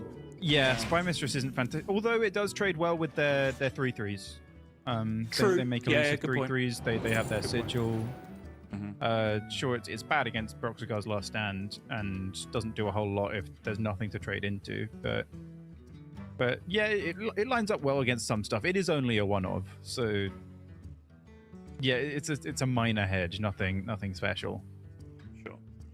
Agent of the Old One's a pretty good pickup here. Can get rid of either the King Lane or the Viper. Probably the King Lane, but honestly, not much difference. It's interesting here though because you can tutor Ultraxian later with the Xavius, and you can't actually tutor Deathwing, and arguably Deathwing is the more important one to pick up, although Ultraxian is the one that you can play earlier, so it's probably still averages out to being the better pick. I figured it out, Pocket. New card coming to the next expansion. Get your pre-orders in now. It's Garona, but for tech cards. So it's just it's a 4-mana 5/4 that you can play, and if your opponent has a terrible tech card in their hand, then it just halves their HP. Amazing. Yeah. Thoughts? What if it only works if it's in their deck, so they need to hold it in hand. They can't trade the Viper. Okay, yeah, good. Then we're undoing the damage done by the tradable. Yes. Yeah, no, I like it. Yeah. Well, I hope they're listening. Nightmares are never forgotten.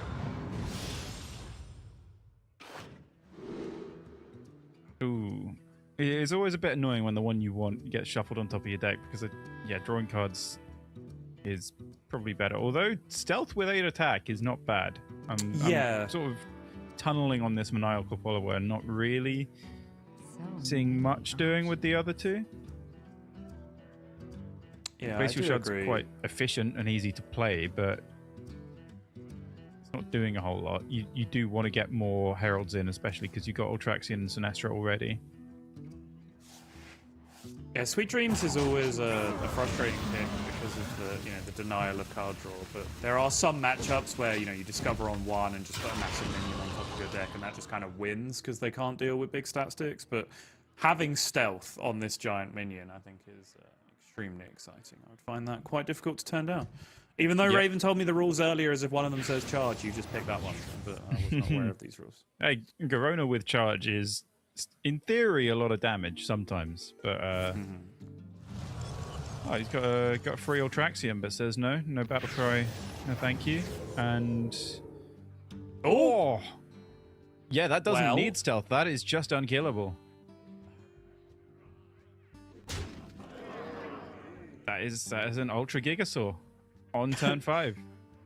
Hey, the Worgen Infiltrator is also helping. It's contributing to the team right now. Stealth plus damage. We were just raving about that, to be fair. That's right. Yeah. So now, okay, Diz Demon can deal with this. If he goes Cultist Map, hits Glacial Shard and Narrowlex. That is the dream. Oh, halfway there.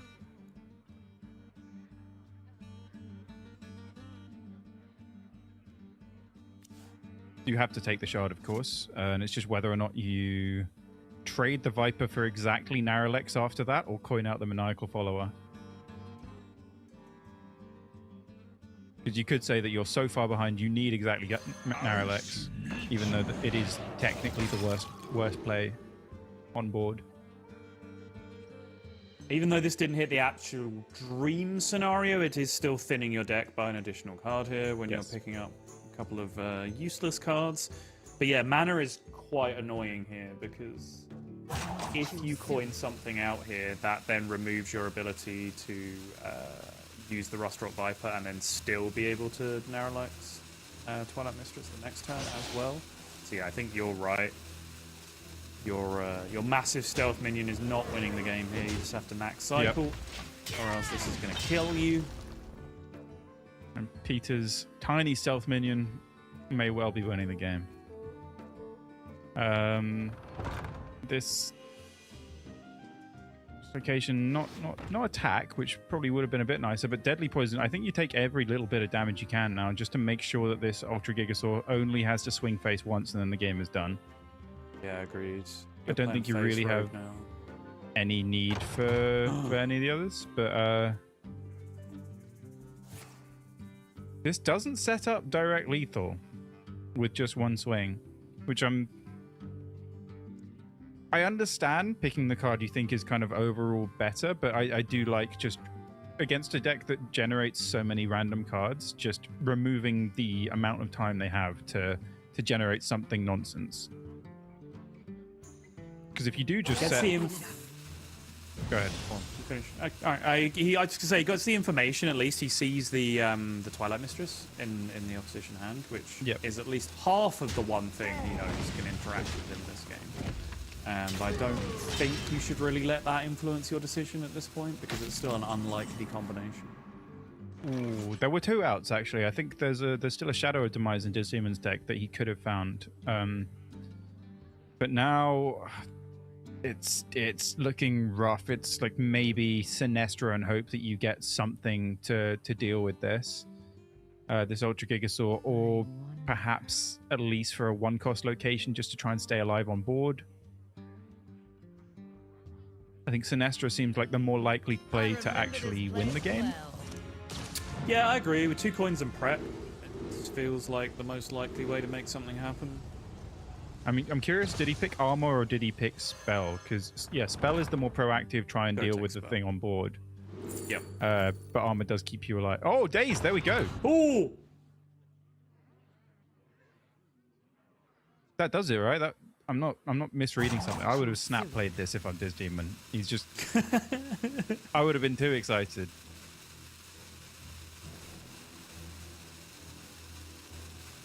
Yeah, I'd kind of forgotten that was in the pool. That's probably exactly what he was looking for, to be honest. Yeah, I think that's fair. And actually now, because of the prep, you can get the Giant Maniacal Follower back in play. Yeah.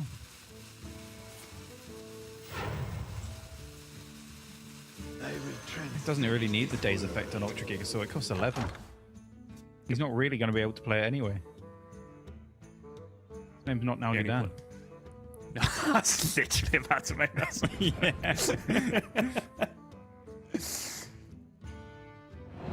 Poor guy. Honestly.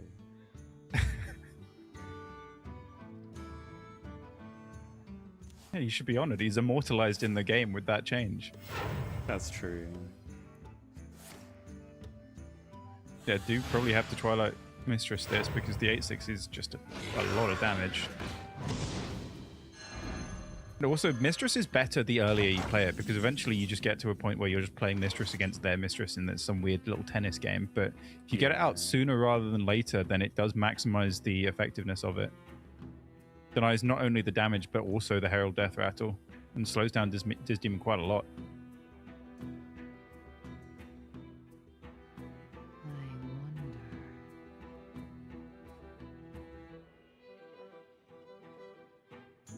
And you could make the argument now that, you know, Peter not being sucked into taking, you know, just bad cards that deal damage to go all in on the strategy is in a slightly better position to continue playing the game from here. Because it is worth noting, like, Diz has not really done anything in terms of heralding, still at zero heralds. Like, he's not really set up for any kind of win conditions. I would counter that by saying that I don't think Deadly Poison was a bad card. Oh my. Okay, Oh, never mind. yeah, Never no, it's mind. fine. You never go for damage. I take it all back. Damage was never getting there. just I don't know. Gain what, like 36? 28? 38? Oh, of course, yeah, with healing doubling up as well. Double healing yeah, rain. If you yeah. could make that argument. That is. Yeah, I've never been put in my place So faster. it's 40, right? Isn't healing rain 12? So 24 and 16. Yep, you can count, I can't. Yep, Peter knows as well. Peter just looking at it like, what do you mean you generated heal 40? What? It's alright, he's getting closer to his Ultra Gigasaur. If he holds this coin from the Ancient, then just maybe. Just maybe. If you believe hard enough. He can toss it into another Twilight Mistress, and I'm kind of curious how many times can he play Ultra Gigasaur this game. He's probably not going to play it once again, but I would quite like to see that. Oh, that's. I mean, I guess damage isn't that much, but it's probably one of the better shatters here. That was really exciting 45 seconds ago when damage mattered, Yeah. but now it doesn't anymore.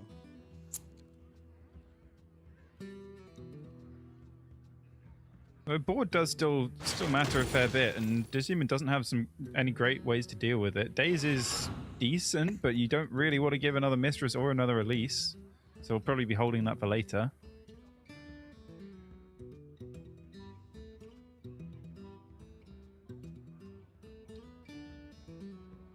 I feel like you just start playing your own stuff and just get your heralds done. Yeah. It's not like a health pool really matters at this point. He hasn't Both heralded players are at aware all. of it. The only advantage Peter has is that he's aware that both players are aware of it. This demon might not know that Peter knows about the healing. He might not know that he knows, yeah. Yeah. Yep, just fitting in the 1-mana location, because Digimon does need to start dumping his hand so that he can get this Opoo played, because while it is quite a full hand, it is actually not that playable.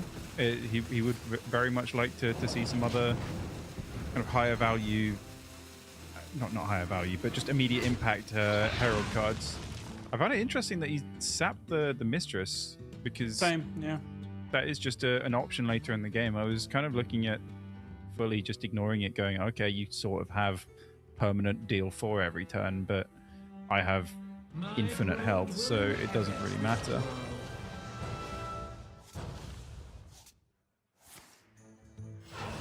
Both of them being forced to play pretty puny Sinestras this game with just the little 1/1 wings, but yeah, if there was no healing rain in this hand, it would look fairly threatening, that amount of damage. Just 12 from hand.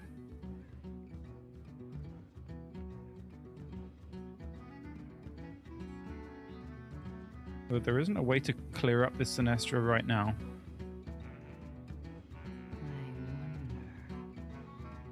Yeah, I feel like Diz just kind of got locked onto the back foot this game, even though he was so secure on the previous turn. Yeah. He's continued to make quite defensive turns. Yeah, that's why I feel quite strange about the days there, because like this Maniacal Follower is still just going to be sort of impossible to get heralded, because there's always the potential that it just gets sat back to your hand by the Mistress. Yeah. And this healing rain is weirdly getting difficult to play while actually progressing your own game plan. So sure, you do have the heal 12 that you can pull the trigger on, but it's not dealing with the immediate threat at hand.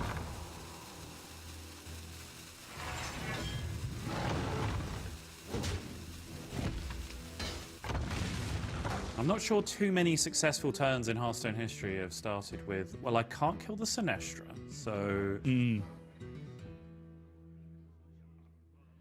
Although weirdly, Peter doesn't really have a great way to leverage that.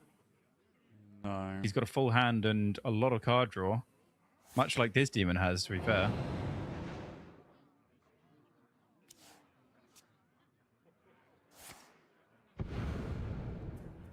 Prep is relatively free in that position.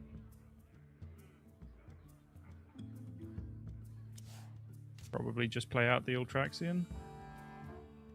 And it gets a bit weird with sharding their Ultraxian because you're maybe going to be forced to Mistress in a turn or two. Let us speed it up. I think since this costs twice, this does tell Diz Demon what the secret is. Unless I'm remembering correctly. So I think he will know that it's Flames Infinity.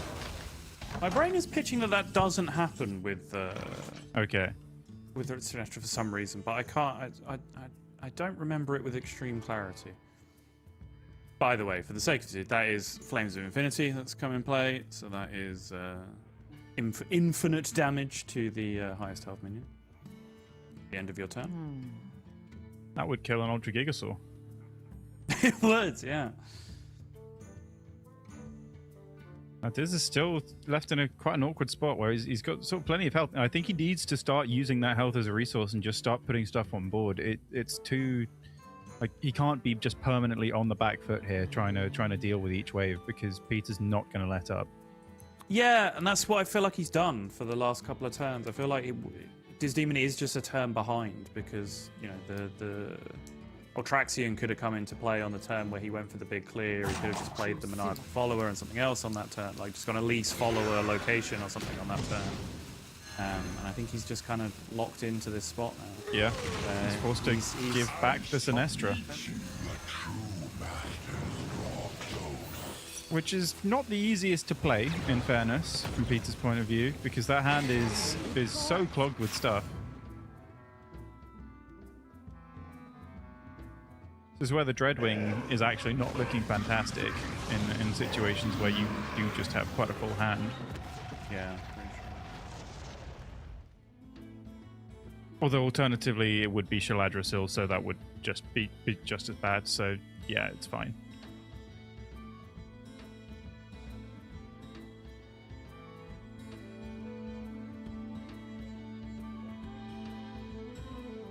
You know, from Peter's point of view, probably favor playing the Maniacal Follower over the Flipper Friends, just so that the 4th Herald is down, but he's seemingly quite worried about his health total, doesn't want to take this 6, or just wants to try and preserve the Ultraxian he's got on his own board. But I really did quite like looking at getting that final Herald down. Although, actually, no, hand space... Hand space is a bit of a problem, yeah. It's a bit of a problem. It's only a problem if it dies on Diz Demon's turn. And it does have stealth, but there's Opu, there's Deathwing, so yeah, okay, I don't mind it, because you really don't want to burn Deathwing at this point. Yeah, I feel like... And that's only, like, we're only talking downside of the play you didn't make. The upside of the play that you did make is that was incredibly efficient with the location in terms of using the odds to clear up on the other side. So it's not like he went down a bad route, a bad play to make that happen, so I was okay with it. This Viper keeps showing up. I know. I think the best, well, obviously the best Viper we've seen was when it destroyed a major weapon, but one of the better Vipers we've seen today was when it just got plonked on board on turn 3. Just did a bit of fighting, but yeah, this tradable's getting like the expenses are stacking up at this point.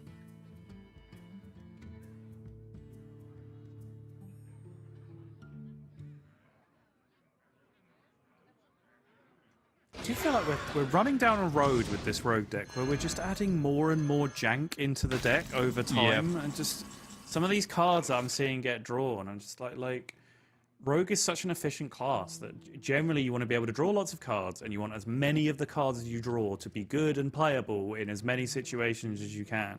I feel like this rogue is getting further and further away from that as time goes on. This is weirdly why I prefer the imbue stuff, because it does mean you can sort of slim down the deck a bit more, run a couple of 2/3s that don't directly add anything to your hand, and the I think it's called Eventuality, the 2-mana spell.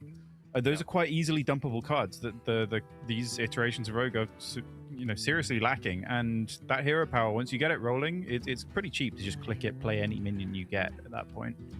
Yeah. So that is why I'm a big fan of the imbue, because it really, even though it is a hero power that adds stuff to your hand, it doesn't leave you in situations like this as often. Choose soon.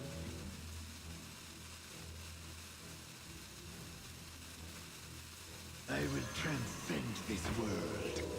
I will transcend this world.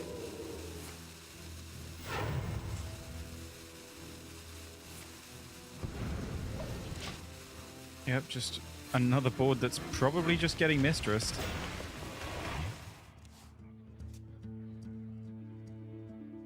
Desperately trying to get these heralds through, but not going to happen anytime soon. Yep, the overdraw as well is looking quite impactful here. I think it's quite clear that both of them are just waiting for Deathwing in some way or another. Demon's trying to get his 2 extra heralds beforehand. Peter would like to get his last herald done, but they're both sort of blocking the herald, and neither of them are drawing Deathwing. So, and when your big board that you're putting up is just Twilight mistresses, then it's really not pleasant to sap them. Although he is going to destroy them and only give back the Ultraxian this time. Yeah, that actually works out really nicely, which I think is good for everyone involved. Because I don't know about waiting for Deathwing. I feel like if that loop went on any longer, the players would just be waiting for death at that point. So. Oh yeah. So yeah, a big win for Demon at least being able to burn the Twilight Mistresses there due to the hand size. Yeah. We've seen a couple of burns. The Naralex being the most impactful one so far, burned away from Peter. Nice bit of optimization with the order as well from Demon with playing the statue last, because he does know about the Mirex in Peter's deck. Yep. So it's important to always make sure, if you're playing a few minions in a turn, make sure your worst minion is last, basically. Yes. And we can see Demon just hanging in there, and still a lot of real big hitters left remaining in the deck. Shaladritil and Shadow of Demise still hanging around, which is kind of disgusting, but again, a big hand size issue that you're going to run into with that kind of thing. And still has the Deathwing available, does still have the Naralex that we saw get burned away from Peter. Whereas Peter on the other side, a little bit lighter in terms of what's remaining in the deck, in terms of big threats. Yep. Does still have that bounced Sinestra to get some extra value out of later, though. Yes. Although it is very difficult to dump the hand enough to make sure that Sinestra is playable for maximum value. Were you playing Hearthstone at a high level back in the days of Control Warrior, where Control Warrior Mirrors, where your biggest concern was finding a way to play a card which didn't make a target for your opponent to be able to shield slam, because that would then get a card out of their hand, and you were just, the whole matchup was torturing each other into not being able to play cards. I didn't play in those exact times at a high level, but I have played similar iterations of Control Warrior in recent years. I remember queuing into Meaty a bunch on ladder, and we were just sort of just using all our removal on our own minions the entire time, and not drawing any cards. And it was a miserable experience, that. But yeah, I think the one you're thinking of, I was okay at the game. I was not competitive level at that point. Pre-Ball Priest landscape, of course. Yeah, I think my first tournament was the first one, Bly's one, Arlington, with Galacron. You are actually 12 years old, aren't you? That's crazy. Yep, pushing on 13 any day now, any year now.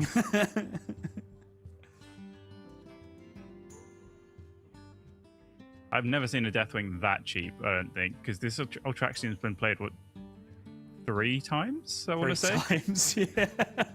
Yep.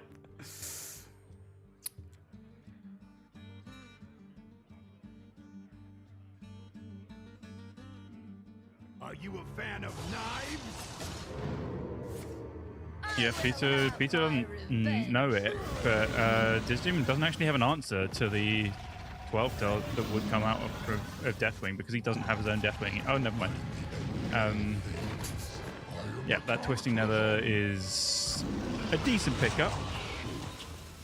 I think you could maybe go a bit stronger than that.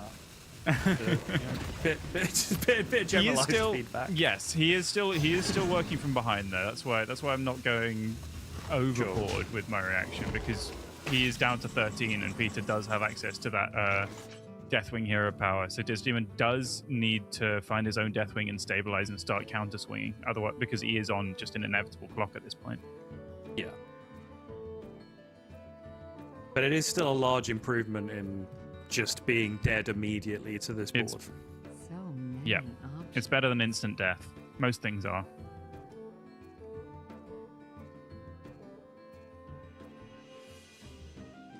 Whoa, click the location first. Whoops. He's still living in the past. This demon is not 12 years old, and he remembers the days that Twisting Nether didn't destroy locations. I would love to claim that I also caught that before it happened. I absolutely did not. Too soon. 4 cards left in deck for this demon. He's got to be expecting to find Deathwing soon. His will cost 8 though, which feels a bit unfair.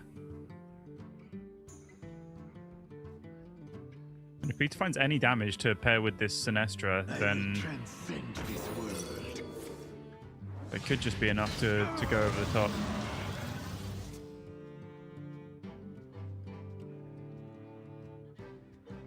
Dumpable card's not bad. I think he just needs ways to get cards out of his hand to just to get this Sinestra playable. I like as simple as just going Rite of Twilight, Mirror Dimension, Maniacal Follow, and just Hero Power Face. Yeah, I think getting the follower out of your hand is really good now, because I don't think it's ever transforming into anything better than that based on what's remaining in your opponent's deck, which I think is just the Naralex at this point. Oh, and the Opu that's in hand that you almost certainly don't want at this point. I also liked holding onto the Decimation to get through taunts, potentially, because you do know there are 2 in hand. They're not great for Diz Demon to actually play out, but at the moment, there isn't really a way to get through them and keep swinging this Hero Power Face. He is actually having to swing with the Kingslayer here to keep fishing. Hey, All there right, it is. Does hit the Deathwing. There was still the Shaladrasil remaining.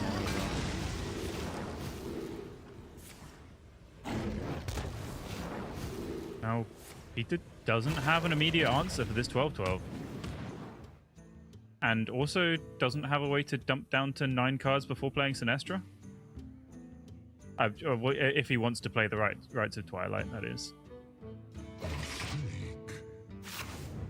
Oh, that is a huge burn, because that would have been fully heralded and just so much health gain. Ultraxian number 4?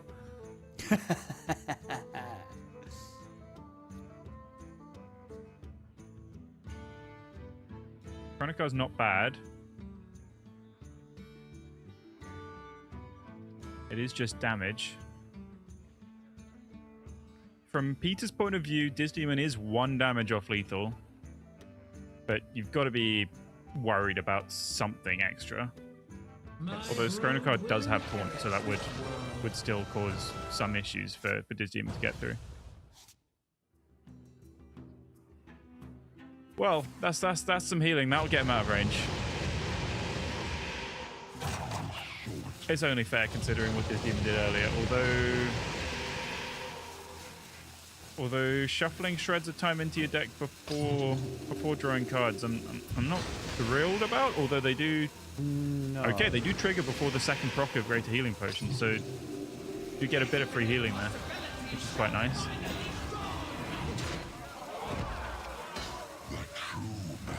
Yeah, I'm going to go on a limb and say that certain parts of that turn were suboptimal, however. Yes, but I'm thinking it was good enough. I think. Yeah. In fairness, I did this a lot as well. Some turns are just that confusing and that stressful. Sometimes you just got to go. I'm queuing up the actions. I'm doing something good enough. Of course. And I think in this scenario, it was certainly a case of that, because he spotted something that wins, and just as long as you get the clicks in, it should be okay. Even though, yeah, he probably did sacrifice some percentages.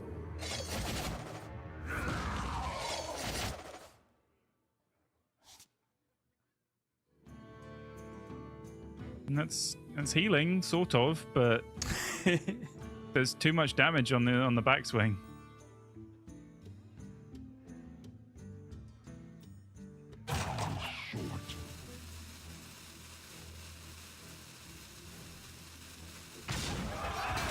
if you get a really good dragon here,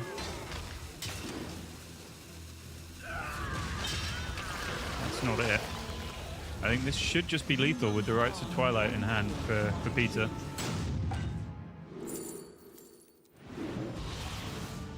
Oh, just ran out of time. Could have played the Eternus to steal that 4-2.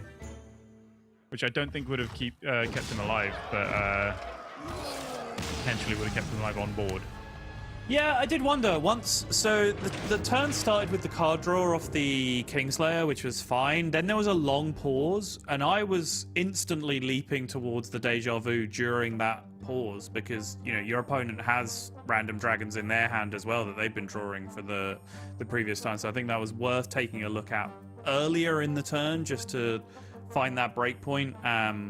But I think Dizdemon was very tunneled on the idea of, okay, well, how am I getting through this with Opoo? Where do I send my face attack? So I want to get my face attack in first to get technically extra healing out of the Alexstrasza, right? Like, again, it's exactly that same thing as we just saw on the previous turn, where some of these late game turns with Rogue, with so many random cards involved, are incredibly complicated.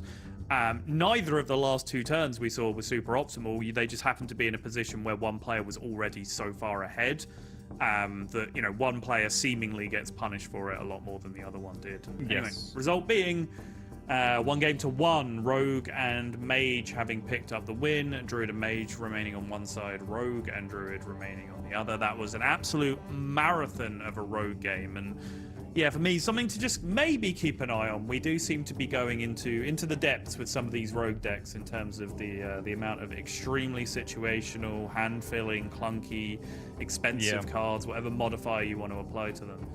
They're getting worse and worse at finishing the games, so more of these situations are cropping up. Yeah. Now we leave us with Druid and Mage remaining, Rogue and Druid on the other side. I guess the question here, Pocket, is kind of the same question we were talking about earlier with Mage. Is the Mage, having picked up a win for Dizdemon, a significant enough edge in this series? Do you think he's in the driver's seat just based off that? I don't know. It's a strange little 50-50 here, because Peter Winter, I do think, has the edge with Mage against Disdemon's Rogue despite the presence of the Viper. So I do think he's got a good matchup there, but I do think the Rogue is a slight favorite against the Druid. Although on the flip side, I would probably give the Druid a fair bit of an edge against the Mage, considering I find the matchup fine anyway without Viper, and the presence of the Viper in Disdemon's Druid should just be quite impactful to just swing the matchup even further in his favor. So I think probably do give the edge slightly to Dizdemon just because of that Druid tech into Mage, but I think they both have like a favorable and an unfavorable on both their decks. Okay. So we are going to end up on Rogue versus Druid. Dizdemon just queuing up the Rogue again, trying to get the win at the second port of call, just solo keeping Deja Vu in the opening hand, which these steel cards, the thief type cards, Deja Vu and Smoke Bomb, reasonably good against Druid in particular, just because of the presence of some nice fat dragons in there that have some synergy with your deck as well as the Rogue. Yep, it's nice to get a little bit of ramp as well, like a Treant or an Acceleration Aura, because the Rogue deck does, as we saw last game, run a lot of heavy clunky cards, so it's very good to get that ramp and try and get to them and stay on pace with the Druid, because if you nullify Druid's advantage with ramp, then you can just beat them with efficiency in the late game, because they don't run the Twilight Mistress. So you can just delete their board and keep pushing face if you get there. But Druid's advantage here is that they should get to that amount of mana much faster than you do.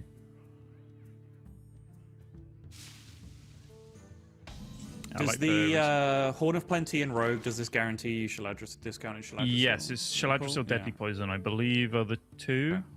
Okay. I think it's fine to just bank the mana now and pick up a Shaladrisil. You can take a Deadly and just say, okay, this is an efficient thing that I'm going to play at some point, but there really aren't that many things to swing into. Broodwatcher tokens, I guess, they're 3/3s, but You have plenty of ways to deal 3 damage in this rogue deck. You've got Spy Mistress and Rite of Twilight already in hand, so I don't think it's really giving you anything that you don't already have.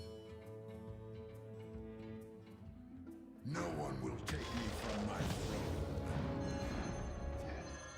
Yeah, I think you are forced to just play out the King Lane here, partly just to spend maximum mana to upgrade this Broodwatcher, but also there's nothing else really to do. Acceleration Aura could come down, but you're not really getting the benefit out of that mana gain because there's nothing really on a 5 mana breakpoint to do with this hand. I think Disdemon will see that for what it is, which is, you know, my opponent has to spend mana because, well, 1, it's Hearthstone, and that's a good thing to do, but 2, they are Druid. They specifically do have to be playing cards and spending mana so they can actually activate the effects on all of their other cards. I know they missed an opportunity there on the King Lane, but a very, very slow start so far for Peter on the Druid. Yes, no Treant, which you would have loved to see. The Acceleration Aura is okay, and finding the Ysera and the Farak already means he's just a Naralex away from doing something powerful and potentially stabilizing on board. He's just got to hope that Disdemon doesn't snowball his side of the board too fast beforehand, which he could potentially do because he did pick up a Herald off the Herald, I think, and he's very close to fully heralding this Sinestra. Whoa, okay. Oh, he's just going all in on the Sinestra game plan. Yeah, did not want the Xavier, so I do find that a little surprising, but... Guessing he's just planning on going... Oh, he's going to coin Sinestra and then double Herald afterwards, I think, with the Felon Fusion. Yeah, exactly. And then prep for the Shaladrasil. Or maybe something else he finds. Yeah, I quite like that, honestly. I do too. Now I look at the cards that are remaining. Yeah, the Xavius was the worst card in your hand, and having an extra coin is allowing you to do very broken things. So it does actually make sense when I reverse engineer it. Also very excited by the coin prep Sinestra so that you corrupt this Shaladrasil with your Sinestra before playing whatever else you get. Oh, now we've got a stew going. Yep, and I think he's going to do it. This was the plan all along, and I really, really love this line from Disdemon.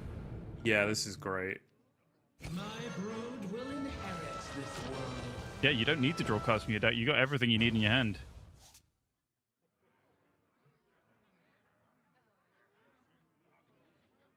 So we are still under the preparation effect now. Yes, so it should be Felon Fusion now. Felon Fusion now. It's a little inefficient in terms of the prep mana, but you are cheating so much mana this turn, I'm not sure you care. Didn't pick up fantastic spells here. But just dealing with the 4-5, having a big board and playing a Rat Trap is fine. It is not amazing at dealing with Sinestra. And also, Underking would be perhaps the cleanest answer to the Sinestra on board, but you've got a Hunter Secret up. And if Sinestra doesn't cast twice, and I don't know the interaction. I don't know if it shows Peter which secret it is. But Underking would be the default best answer to this Sinestra. And if he isn't sure, then it could be Freezing Trap, and that is terrifying.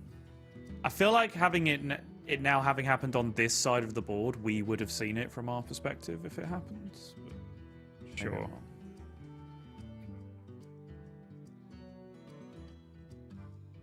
Yeah, Peter is looking unsure because I feel like if you know it's Rat Trap, you just snap play this Underking into the Sinestra. I could be missing something though. I feel like personally, I feel like even if you don't know, you do it. I think so too. I think you'll pick up agree. the Naralex, play the Time Reaver, probably set the attack to 1. And set up for Naralex plus Farak to deal with the board next turn.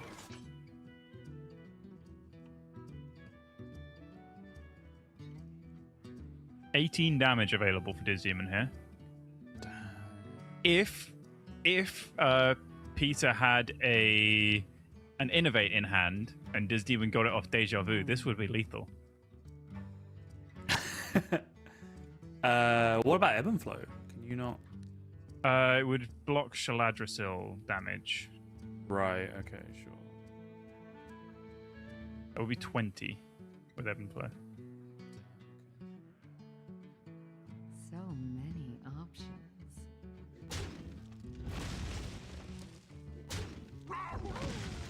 Is that counting the dagger as well? Yep.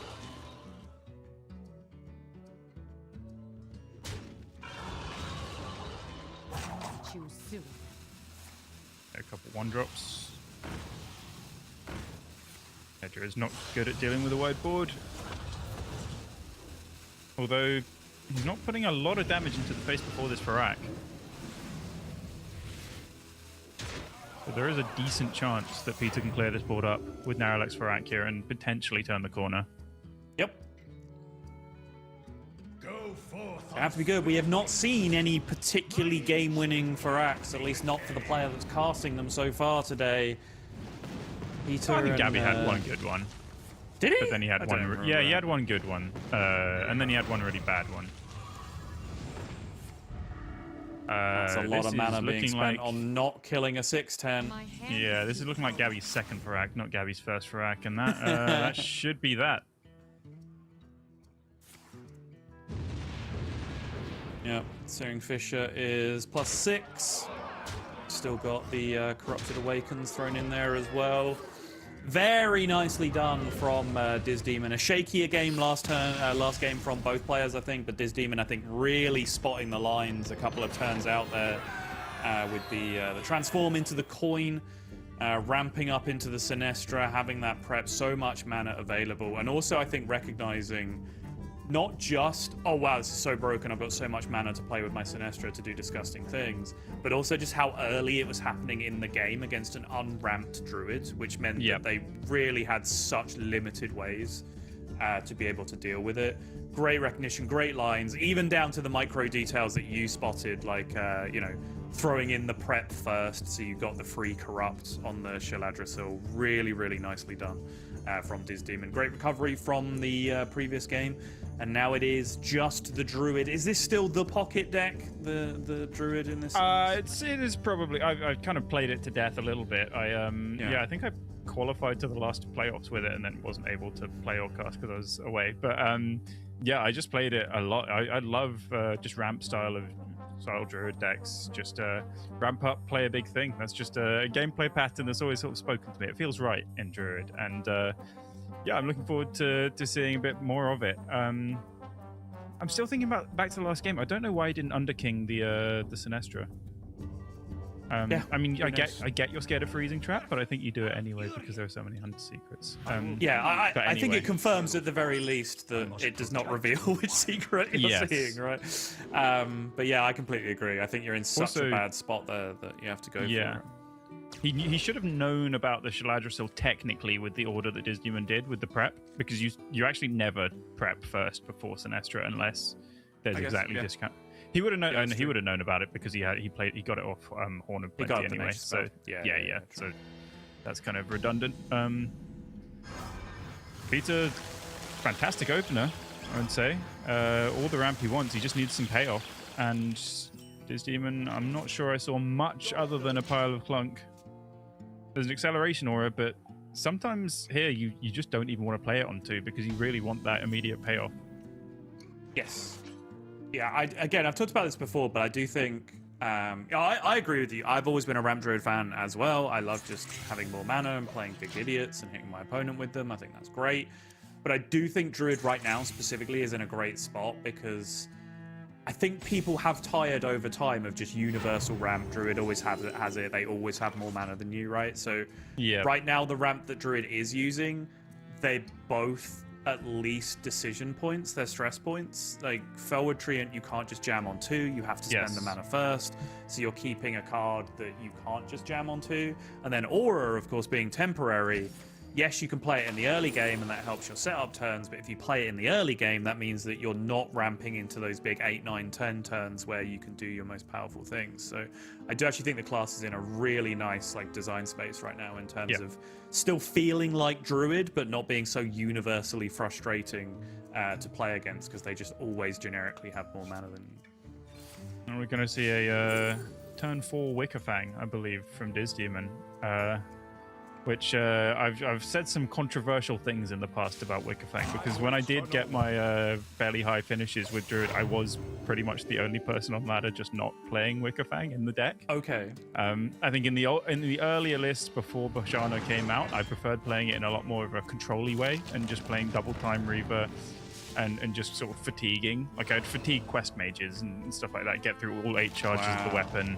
But now Bashana's been put in, it's got that Typhoon panic button. I think Wickerfang is a much better inclusion in the deck than it was. It did also always show top of the stats, which is why people kind of ridiculed me for it. But then, you know, I'd beat them anyway, so it didn't matter.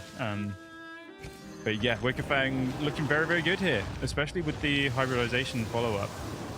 Just to pull the treants and just a lot more value from his deck, which his hand is severely lacking. Yeah, if this does not win the game outright, it's almost certainly good enough to keep him ahead for a turn or two, which then allows him to set up with hybridization, like you were saying. Very slow card, incredibly powerful just in terms of the specific cards it tutors out of your deck. Just essentially all of the early mid-game stuff that you do want to have in Druid just comes from hybridization. Very nice. I think, yeah, you mentioned, well, oh, that is tempting. There are options now, aren't there?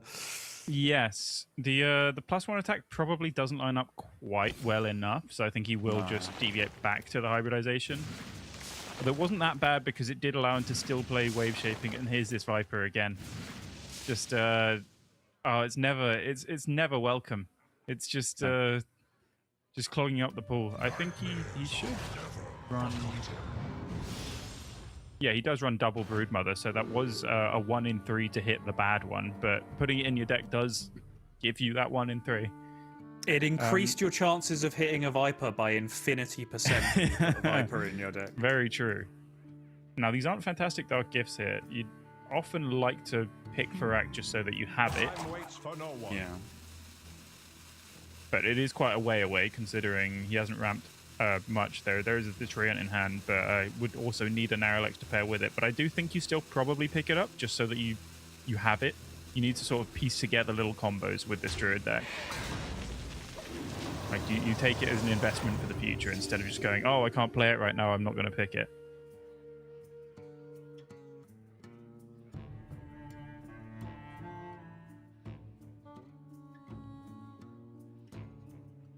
Not ideal for Peter, but he is able to play the Shaladrosil and maybe sap this Wickerfang, and that is still 15 damage. I wouldn't mind seeing Shaladrosil Dream Wickerfang go full face and just say, oh, I'm going to kill you next turn. You don't have a big board, and I've got 10 damage from hand. But he's opting That was my first down instinct as well, just because a little bit. this demon's so low on mana as well, right? And you just saw them play hybridization on the previous turn, which means they almost certainly want to have that setup turn where they ramp, right? That comes from hybridization. Yes. So just going full tempo, pushing damage, threatening lethal just seems super powerful to me. Yeah. In fairness, you haven't seen an ebb and flow. You know that Underking can't really come down. You've seen it innovate, and he's on 6 mana. Yep. But the lack of ebb and flow potentially is the game changer there. And also, this does still preserve quite a big board and let you Shaladrosil anyway. Although, yeah, I'm not sure. It might be a bit cast division, but I did like the Shaladrosil full face play.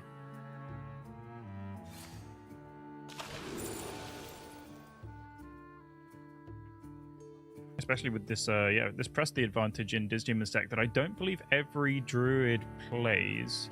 It is just a one-of in Disdemon's lists, and Peter doesn't actually play it in his own list. But it lines up very well into a post-Time Reaver board.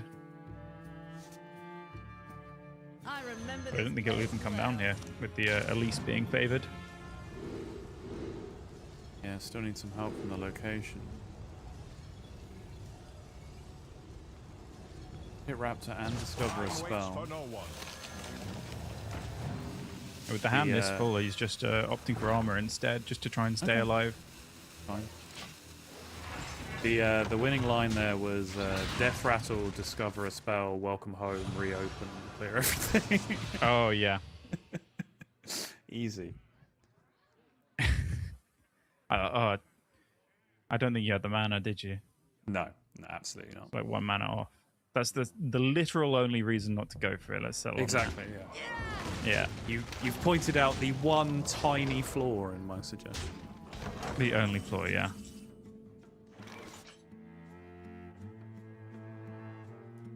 It's quite awkward with Disdemon. I have seen plenty of people in this situation just slam Bashana on board and just say it's nuts, I'm going to get something good. But you could also just go Broodmother plus Underking and keep yourself a little bit more alive.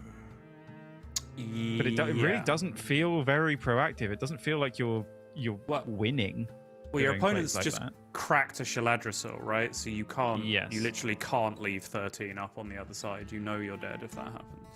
Yes, you'd need a Bashana to do something even impactful in some way or another. So yes. Yeah, like a Renewing Flames, or anything like a little Living Roots, or something to just deal with one of these minions at least. But it does prioritize just getting the Underking down, which I think I do favor. Lets him get to the Elise click guaranteed.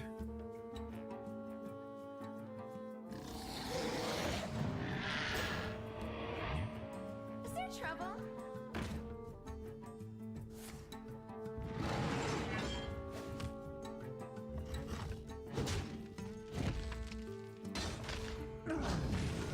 I feel like I see so many of these Druid games where they play a Wickerfang on turn 4. It looks like the game's completely over, and then somehow they lose.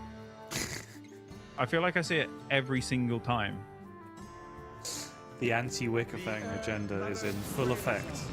No, here's the thing. I said it as a joke first, and then I started believing my own agenda because it just kept happening. But this Lightning Storm is an excellent pickup. Lines up perfectly against this board.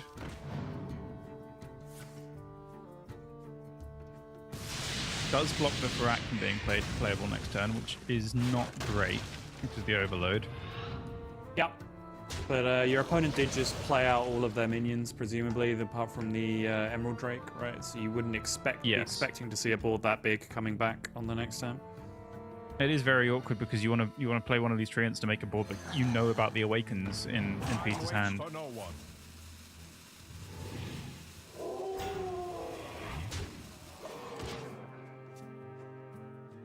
Nice.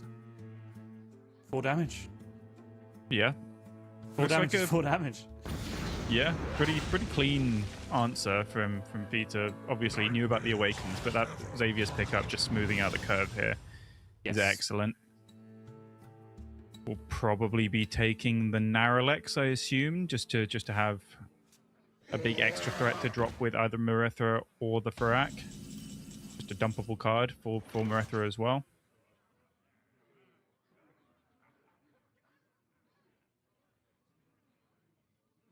You do see sometimes in this matchup, probably not going to see it here, dreaming your own Marithra to get more hits at it. Mm-hmm. But I do think this game is looking a bit too volatile for that to actually come up.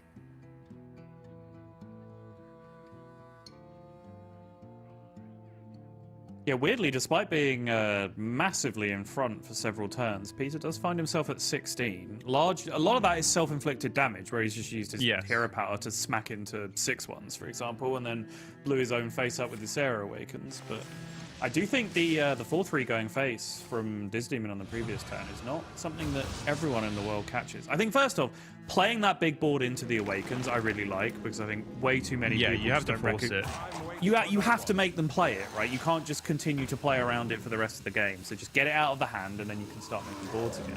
But then recognizing as well that he just actually had 4 free damage. He didn't have to trade into the Laughing Sister on the other side at all.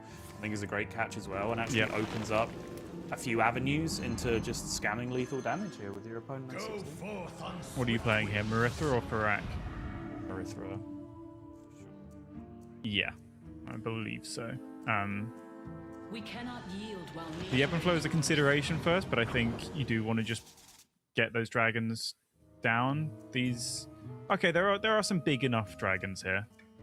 Like the Yasandra, you've got your 5/5 rush that you can send into Disdemon's own 5/5, and there's 4/12.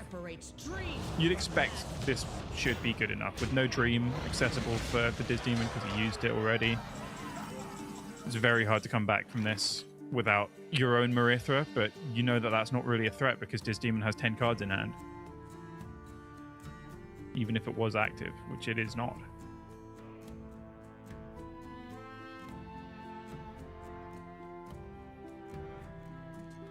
Being found, though, is at least a temporary band-aid fix. Yeah, but it is a bit reminiscent of that rogue mirror earlier, where Disdemon was like he was postponing the inevitable. It felt like for quite some time. Yeah. Like this will potentially keep him alive here and now, but it really doesn't feel like it's going to do enough to swing the game in his favor. But I do think it is the only option.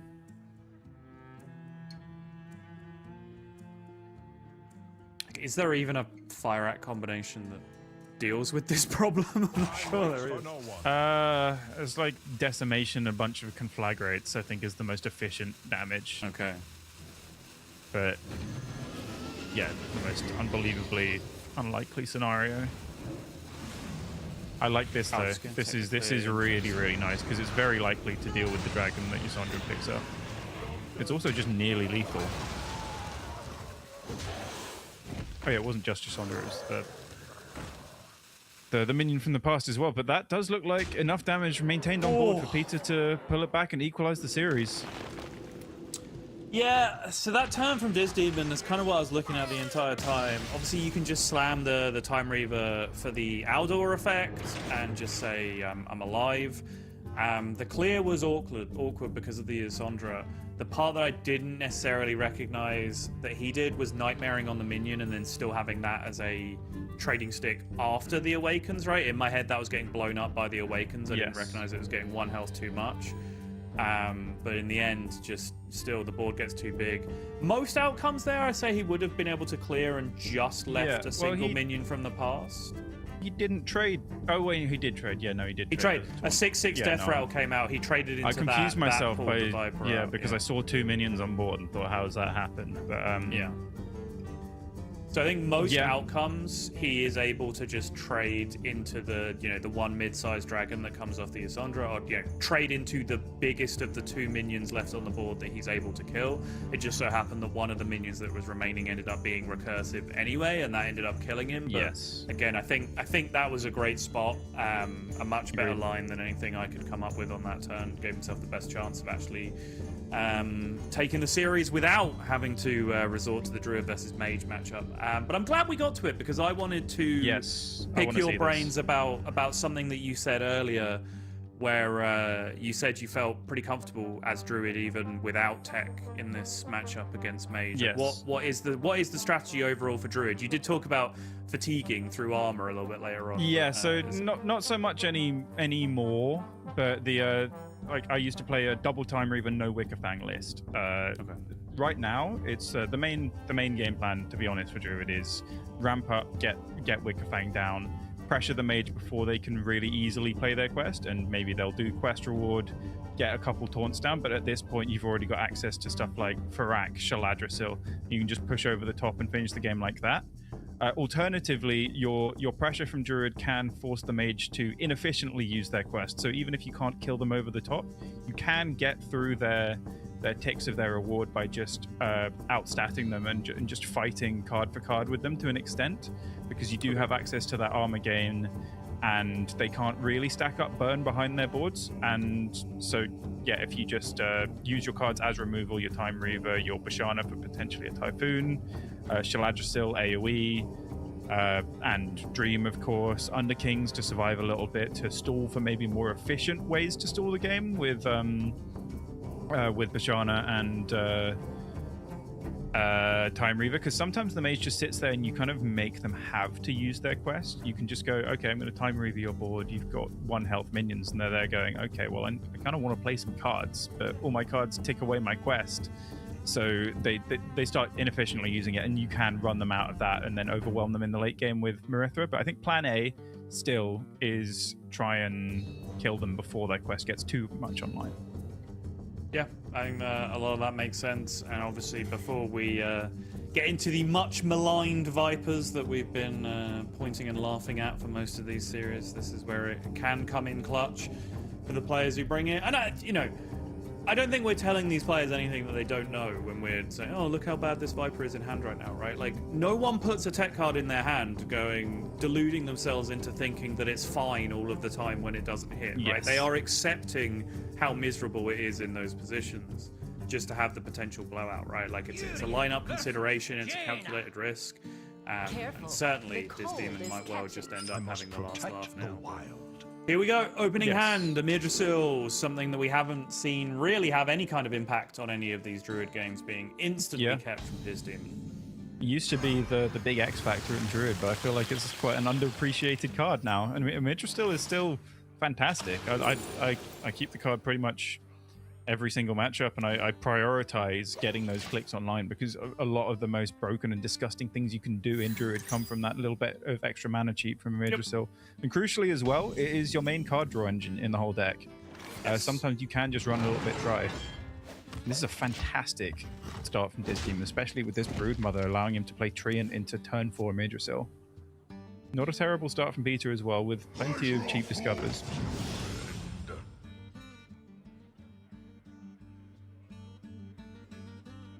You take the one that just says Discover. It is a 5/5. It's not bad. Yep. Costs the right amount of mana. It's big. It says the word that your whole deck revolves around.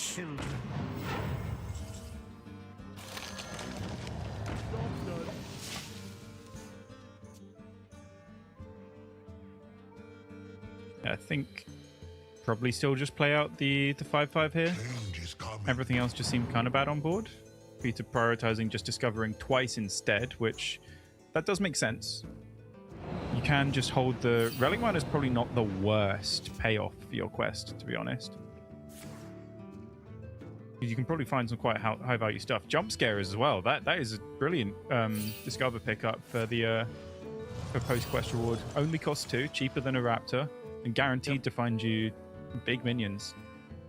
Took Jump Scare, he was offered Jump Scare and Illidari studies there as well, and took the Jump Scare over the Illidari, which I think Illidari is a better quest completion card, Jump Scare is a better post-quest card, but he's looking at this hand and thinking, I've got absolutely no problems completing quest here whatsoever, so I just need something big and beefy to put some pressure on the Druid as quickly as I can.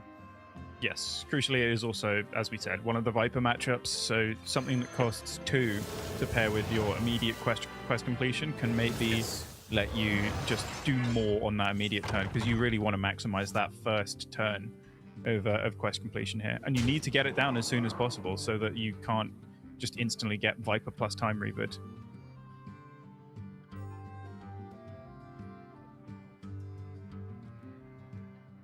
His demon really in the tank about where this 2/2 goes. And I think it's fair. I think it's a fair consideration. I think there are relatively compelling arguments for all 3 targets here. Yep, trading into the 2/2 preserves the health on your 4/3. It doesn't get traded off on board. Value trading does mean that Peter will have to spend some form of resources if he wants to clear off this 2/1 and the 1/1, which he's not most of the time going to want to do. He's going to want to spend all of his mana on discover effects. So I do think I like the trade that Diz Demon went for in the end. But have you considered that if you hit them in the face, they have less health? I did strongly consider that. As long as we're all aware, on the same page. Yeah, you'd have less damage on board, and then they'd have more health long term. I'm just laying out the facts. As long as, oh as yeah, long as no, we all it's agree, that's fine. It's one of my favorite facts.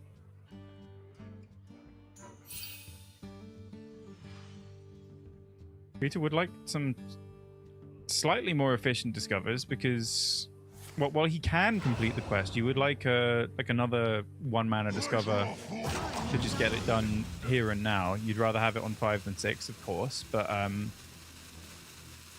yeah, he's also in a race against Yggdrasil itself because, yeah, as these clicks go, the Druid just makes bigger boards and draws more cards, so has access more likely to particularly the Viper and all sorts from their deck.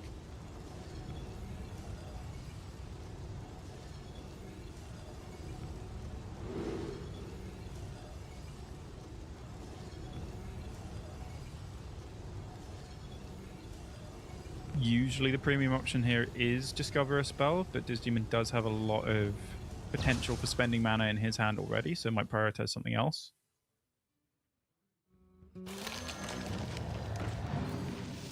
Does go for the Discover a Spell. Yeah. The important hit there was +1 attack, I think, but Discover a Spell goes along with it pretty nicely. Interestingly, picking Life Bloom, probably good because it is just one card, make a big board, which in this meta is pretty good. But I was also looking at the Sands of Time to maybe just find an efficient way to do damage or buff your board, or just dump some kind of card, because I feel like you will probably have plenty of ways to spend mana with this Imidrisil Click and Horn of Plenty already in hand.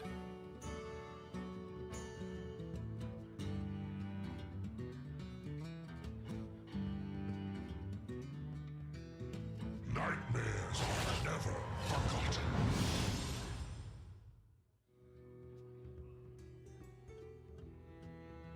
Hello, double Battlecry Raptor Herald? Yes, please. Yeah, that's pretty good. It's exactly what you need. This demon really needs to find this Viper sooner rather than later, because he is going to be at 9 mana, so he would have access to that crucial combo of Viper plus Time Reaver if he does find it. Yep. But it's all well and good having a tech card in your deck. You do still need to draw it when it matters. I wonder.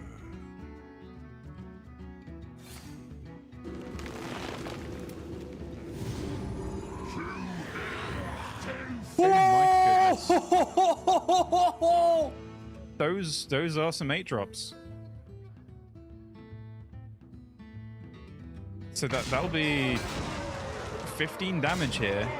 15 with the hero Straight to power. Peter's face. Yeah. So the Ebb and Flow, if he finds any damage off this Horn of Plenty, next turn could just be lethal, regardless of what this Raptor Herald hits. It is the green rag of all time. Again, I love the play, by the way. Like, this demon's hit the absolute nuts, but he put himself in a position to do so because instead of going something a little bit slower, card draw now, resource heavy, right? He's saying, I know what my opponent wants to do. They want to play Weapon, and then they want to play Raptor Herald. They want to play something that generates big minions. So if I just get ahead of that and just make big minions that can attack this turn anyway, they're not playing their like removal discovers that are going to kill my board for free. They're playing the minion generation discovers. The first time you've ever seen a rewind on an Ultra Gigasaur off Raptor Herald on turn 6. What a miserable feeling that must be, and you're just having to deal with charging Ancient Raptor. Oh, those are tiny! Divine Shield, Wind Fury, Plated Beetle. Oh, they're microscopic! Oh, it's the These are no smallest better. beasts! It's the smallest beasts I've ever seen in my life, Pocket! Yeah, I mean, the game offered him the biggest beast in the game, and he said he didn't want it, so it just it gave him the best of both. True. Yeah, fantastic I mean, honestly, effort from Peter. With the discrepancy of outcomes there, Pocket, you know, Disdemon hitting 2 of the best 8-drops he could possibly get, the terrible pool of beasts coming on the other side. You'd almost feel like there's some sort of curse being placed on one of the players, or perhaps the entire nation of Brazil. Do you have any comment on these allegations? It's not intentional. I want nothing but the best for them. It's just every single time I cast a Brazilian, it appears they lose, and every single time I pick one of them to go far in the tournament, that goes badly as well. So I did them a favor. They asked me not to pick any of them in the predictions. I've already done that. I don't get to choose who I cast though, and it's as much a curse on me as anyone else, because I don't want to go into series knowing who's going to win. You know? It's not my fault. You're gonna get a new DM after this tournament. Like, look, could you just like take the last MT off so we have a chance, please? Thanks. That'd be great. If there's a Brazilian in the World Championship, yeah. Yeah, unbelievable. So anyway, Disdemon, Peter Winter, Disdemon make his way through. Peter Winter, of course, more heartbreak for Brazil as they fall to the wayside. With honestly, jokes aside, the Brazilian community in general has clearly stepped up, and this, regardless of where we end up at the end of the year with BlizzCon qualifiers, World Championship qualifiers, which by the way, I don't think we've mentioned it enough. The World Championship is live and in person at BlizzCon this year. That is an important detail. We are so back. Hearthstone Esports, wherever we end up with, the number of Brazilians that are there, whoever the eventual winner is, I do think the Brazilian community as a whole can be proud of how they've banded together, right? In terms of they stepping dominate up their the playoffs game every time now. Exactly. They are so strong in the Americas playoffs. They haven't had quite the rub of the green at the Masters Tours, but Diggo's still in. We've got Grimaldi tomorrow. Peter Winter didn't quite make it today. Yep.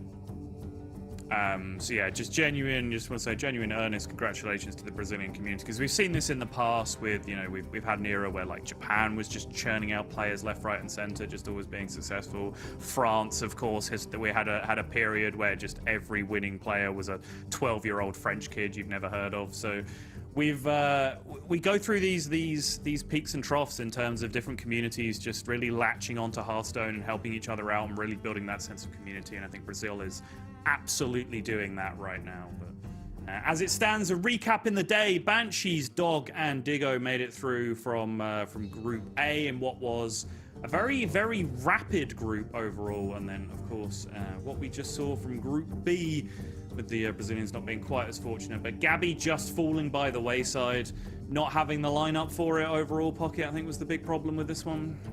Yeah, well, he had the same lineup as Demon, in fairness. He just didn't have the lineup for the group, I would say. Yeah. It's not great running into a double aggro group when you've got Druid and Mage, and that's not ideal. But yeah, in day 2, we're going to see the vast majority of players do have this lineup. It is the most common lineup, and if Gabby had been in, let's say, Group C or D, he probably would have felt like he would have fared better, because yeah, it's his comfort zone playing mirrors against players that he deems inferior to him. As well, that's not a quote, but I'm sure Gabby feels that.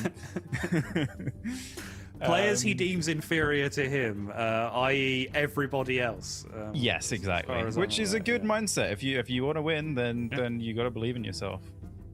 Yeah, so yeah, Gabby not quite cutting it in the end, but Group B, as we have just watched, Demon making it through, but Soyerin was the player who made it all the way out. This was a slightly different story, slower group, slower series as well. You were up close and personal with that Soyerin series, Pocket, that you said you had a great time with in the end.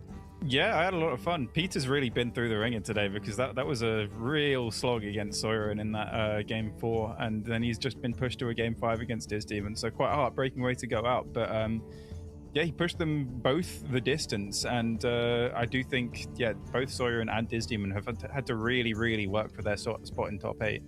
And I'm really happy to see them there, because Soyerin, I think he was quite disappointed with his performance at the World Championship last year, but an excellent player, and I'm really glad he's got another shot to make it back there and probably redeem himself in some way. And Demon as well. I almost picked him in my predictions this time, because I feel like he's been just such a fantastic player for such a long time. He's well due just a top result, and I would love to see him at the World Championship.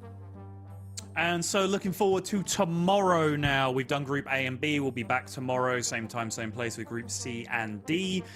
We've got Inkuro, Grimaldi, Curfew, and Ryan coming in. As we've been talking about during this series, I think largely tomorrow we will see a lot more of this, the story of the good lineup going up against the good lineup. Quest Mage being the big question as to whether it can get there with these Viper techs on the other side. It's so hilarious to me that we watched that series the entire time, making jokes about the Viper being there, and then the matchup that the Viper exists for, he just wins it without ever using the Viper at all anyway.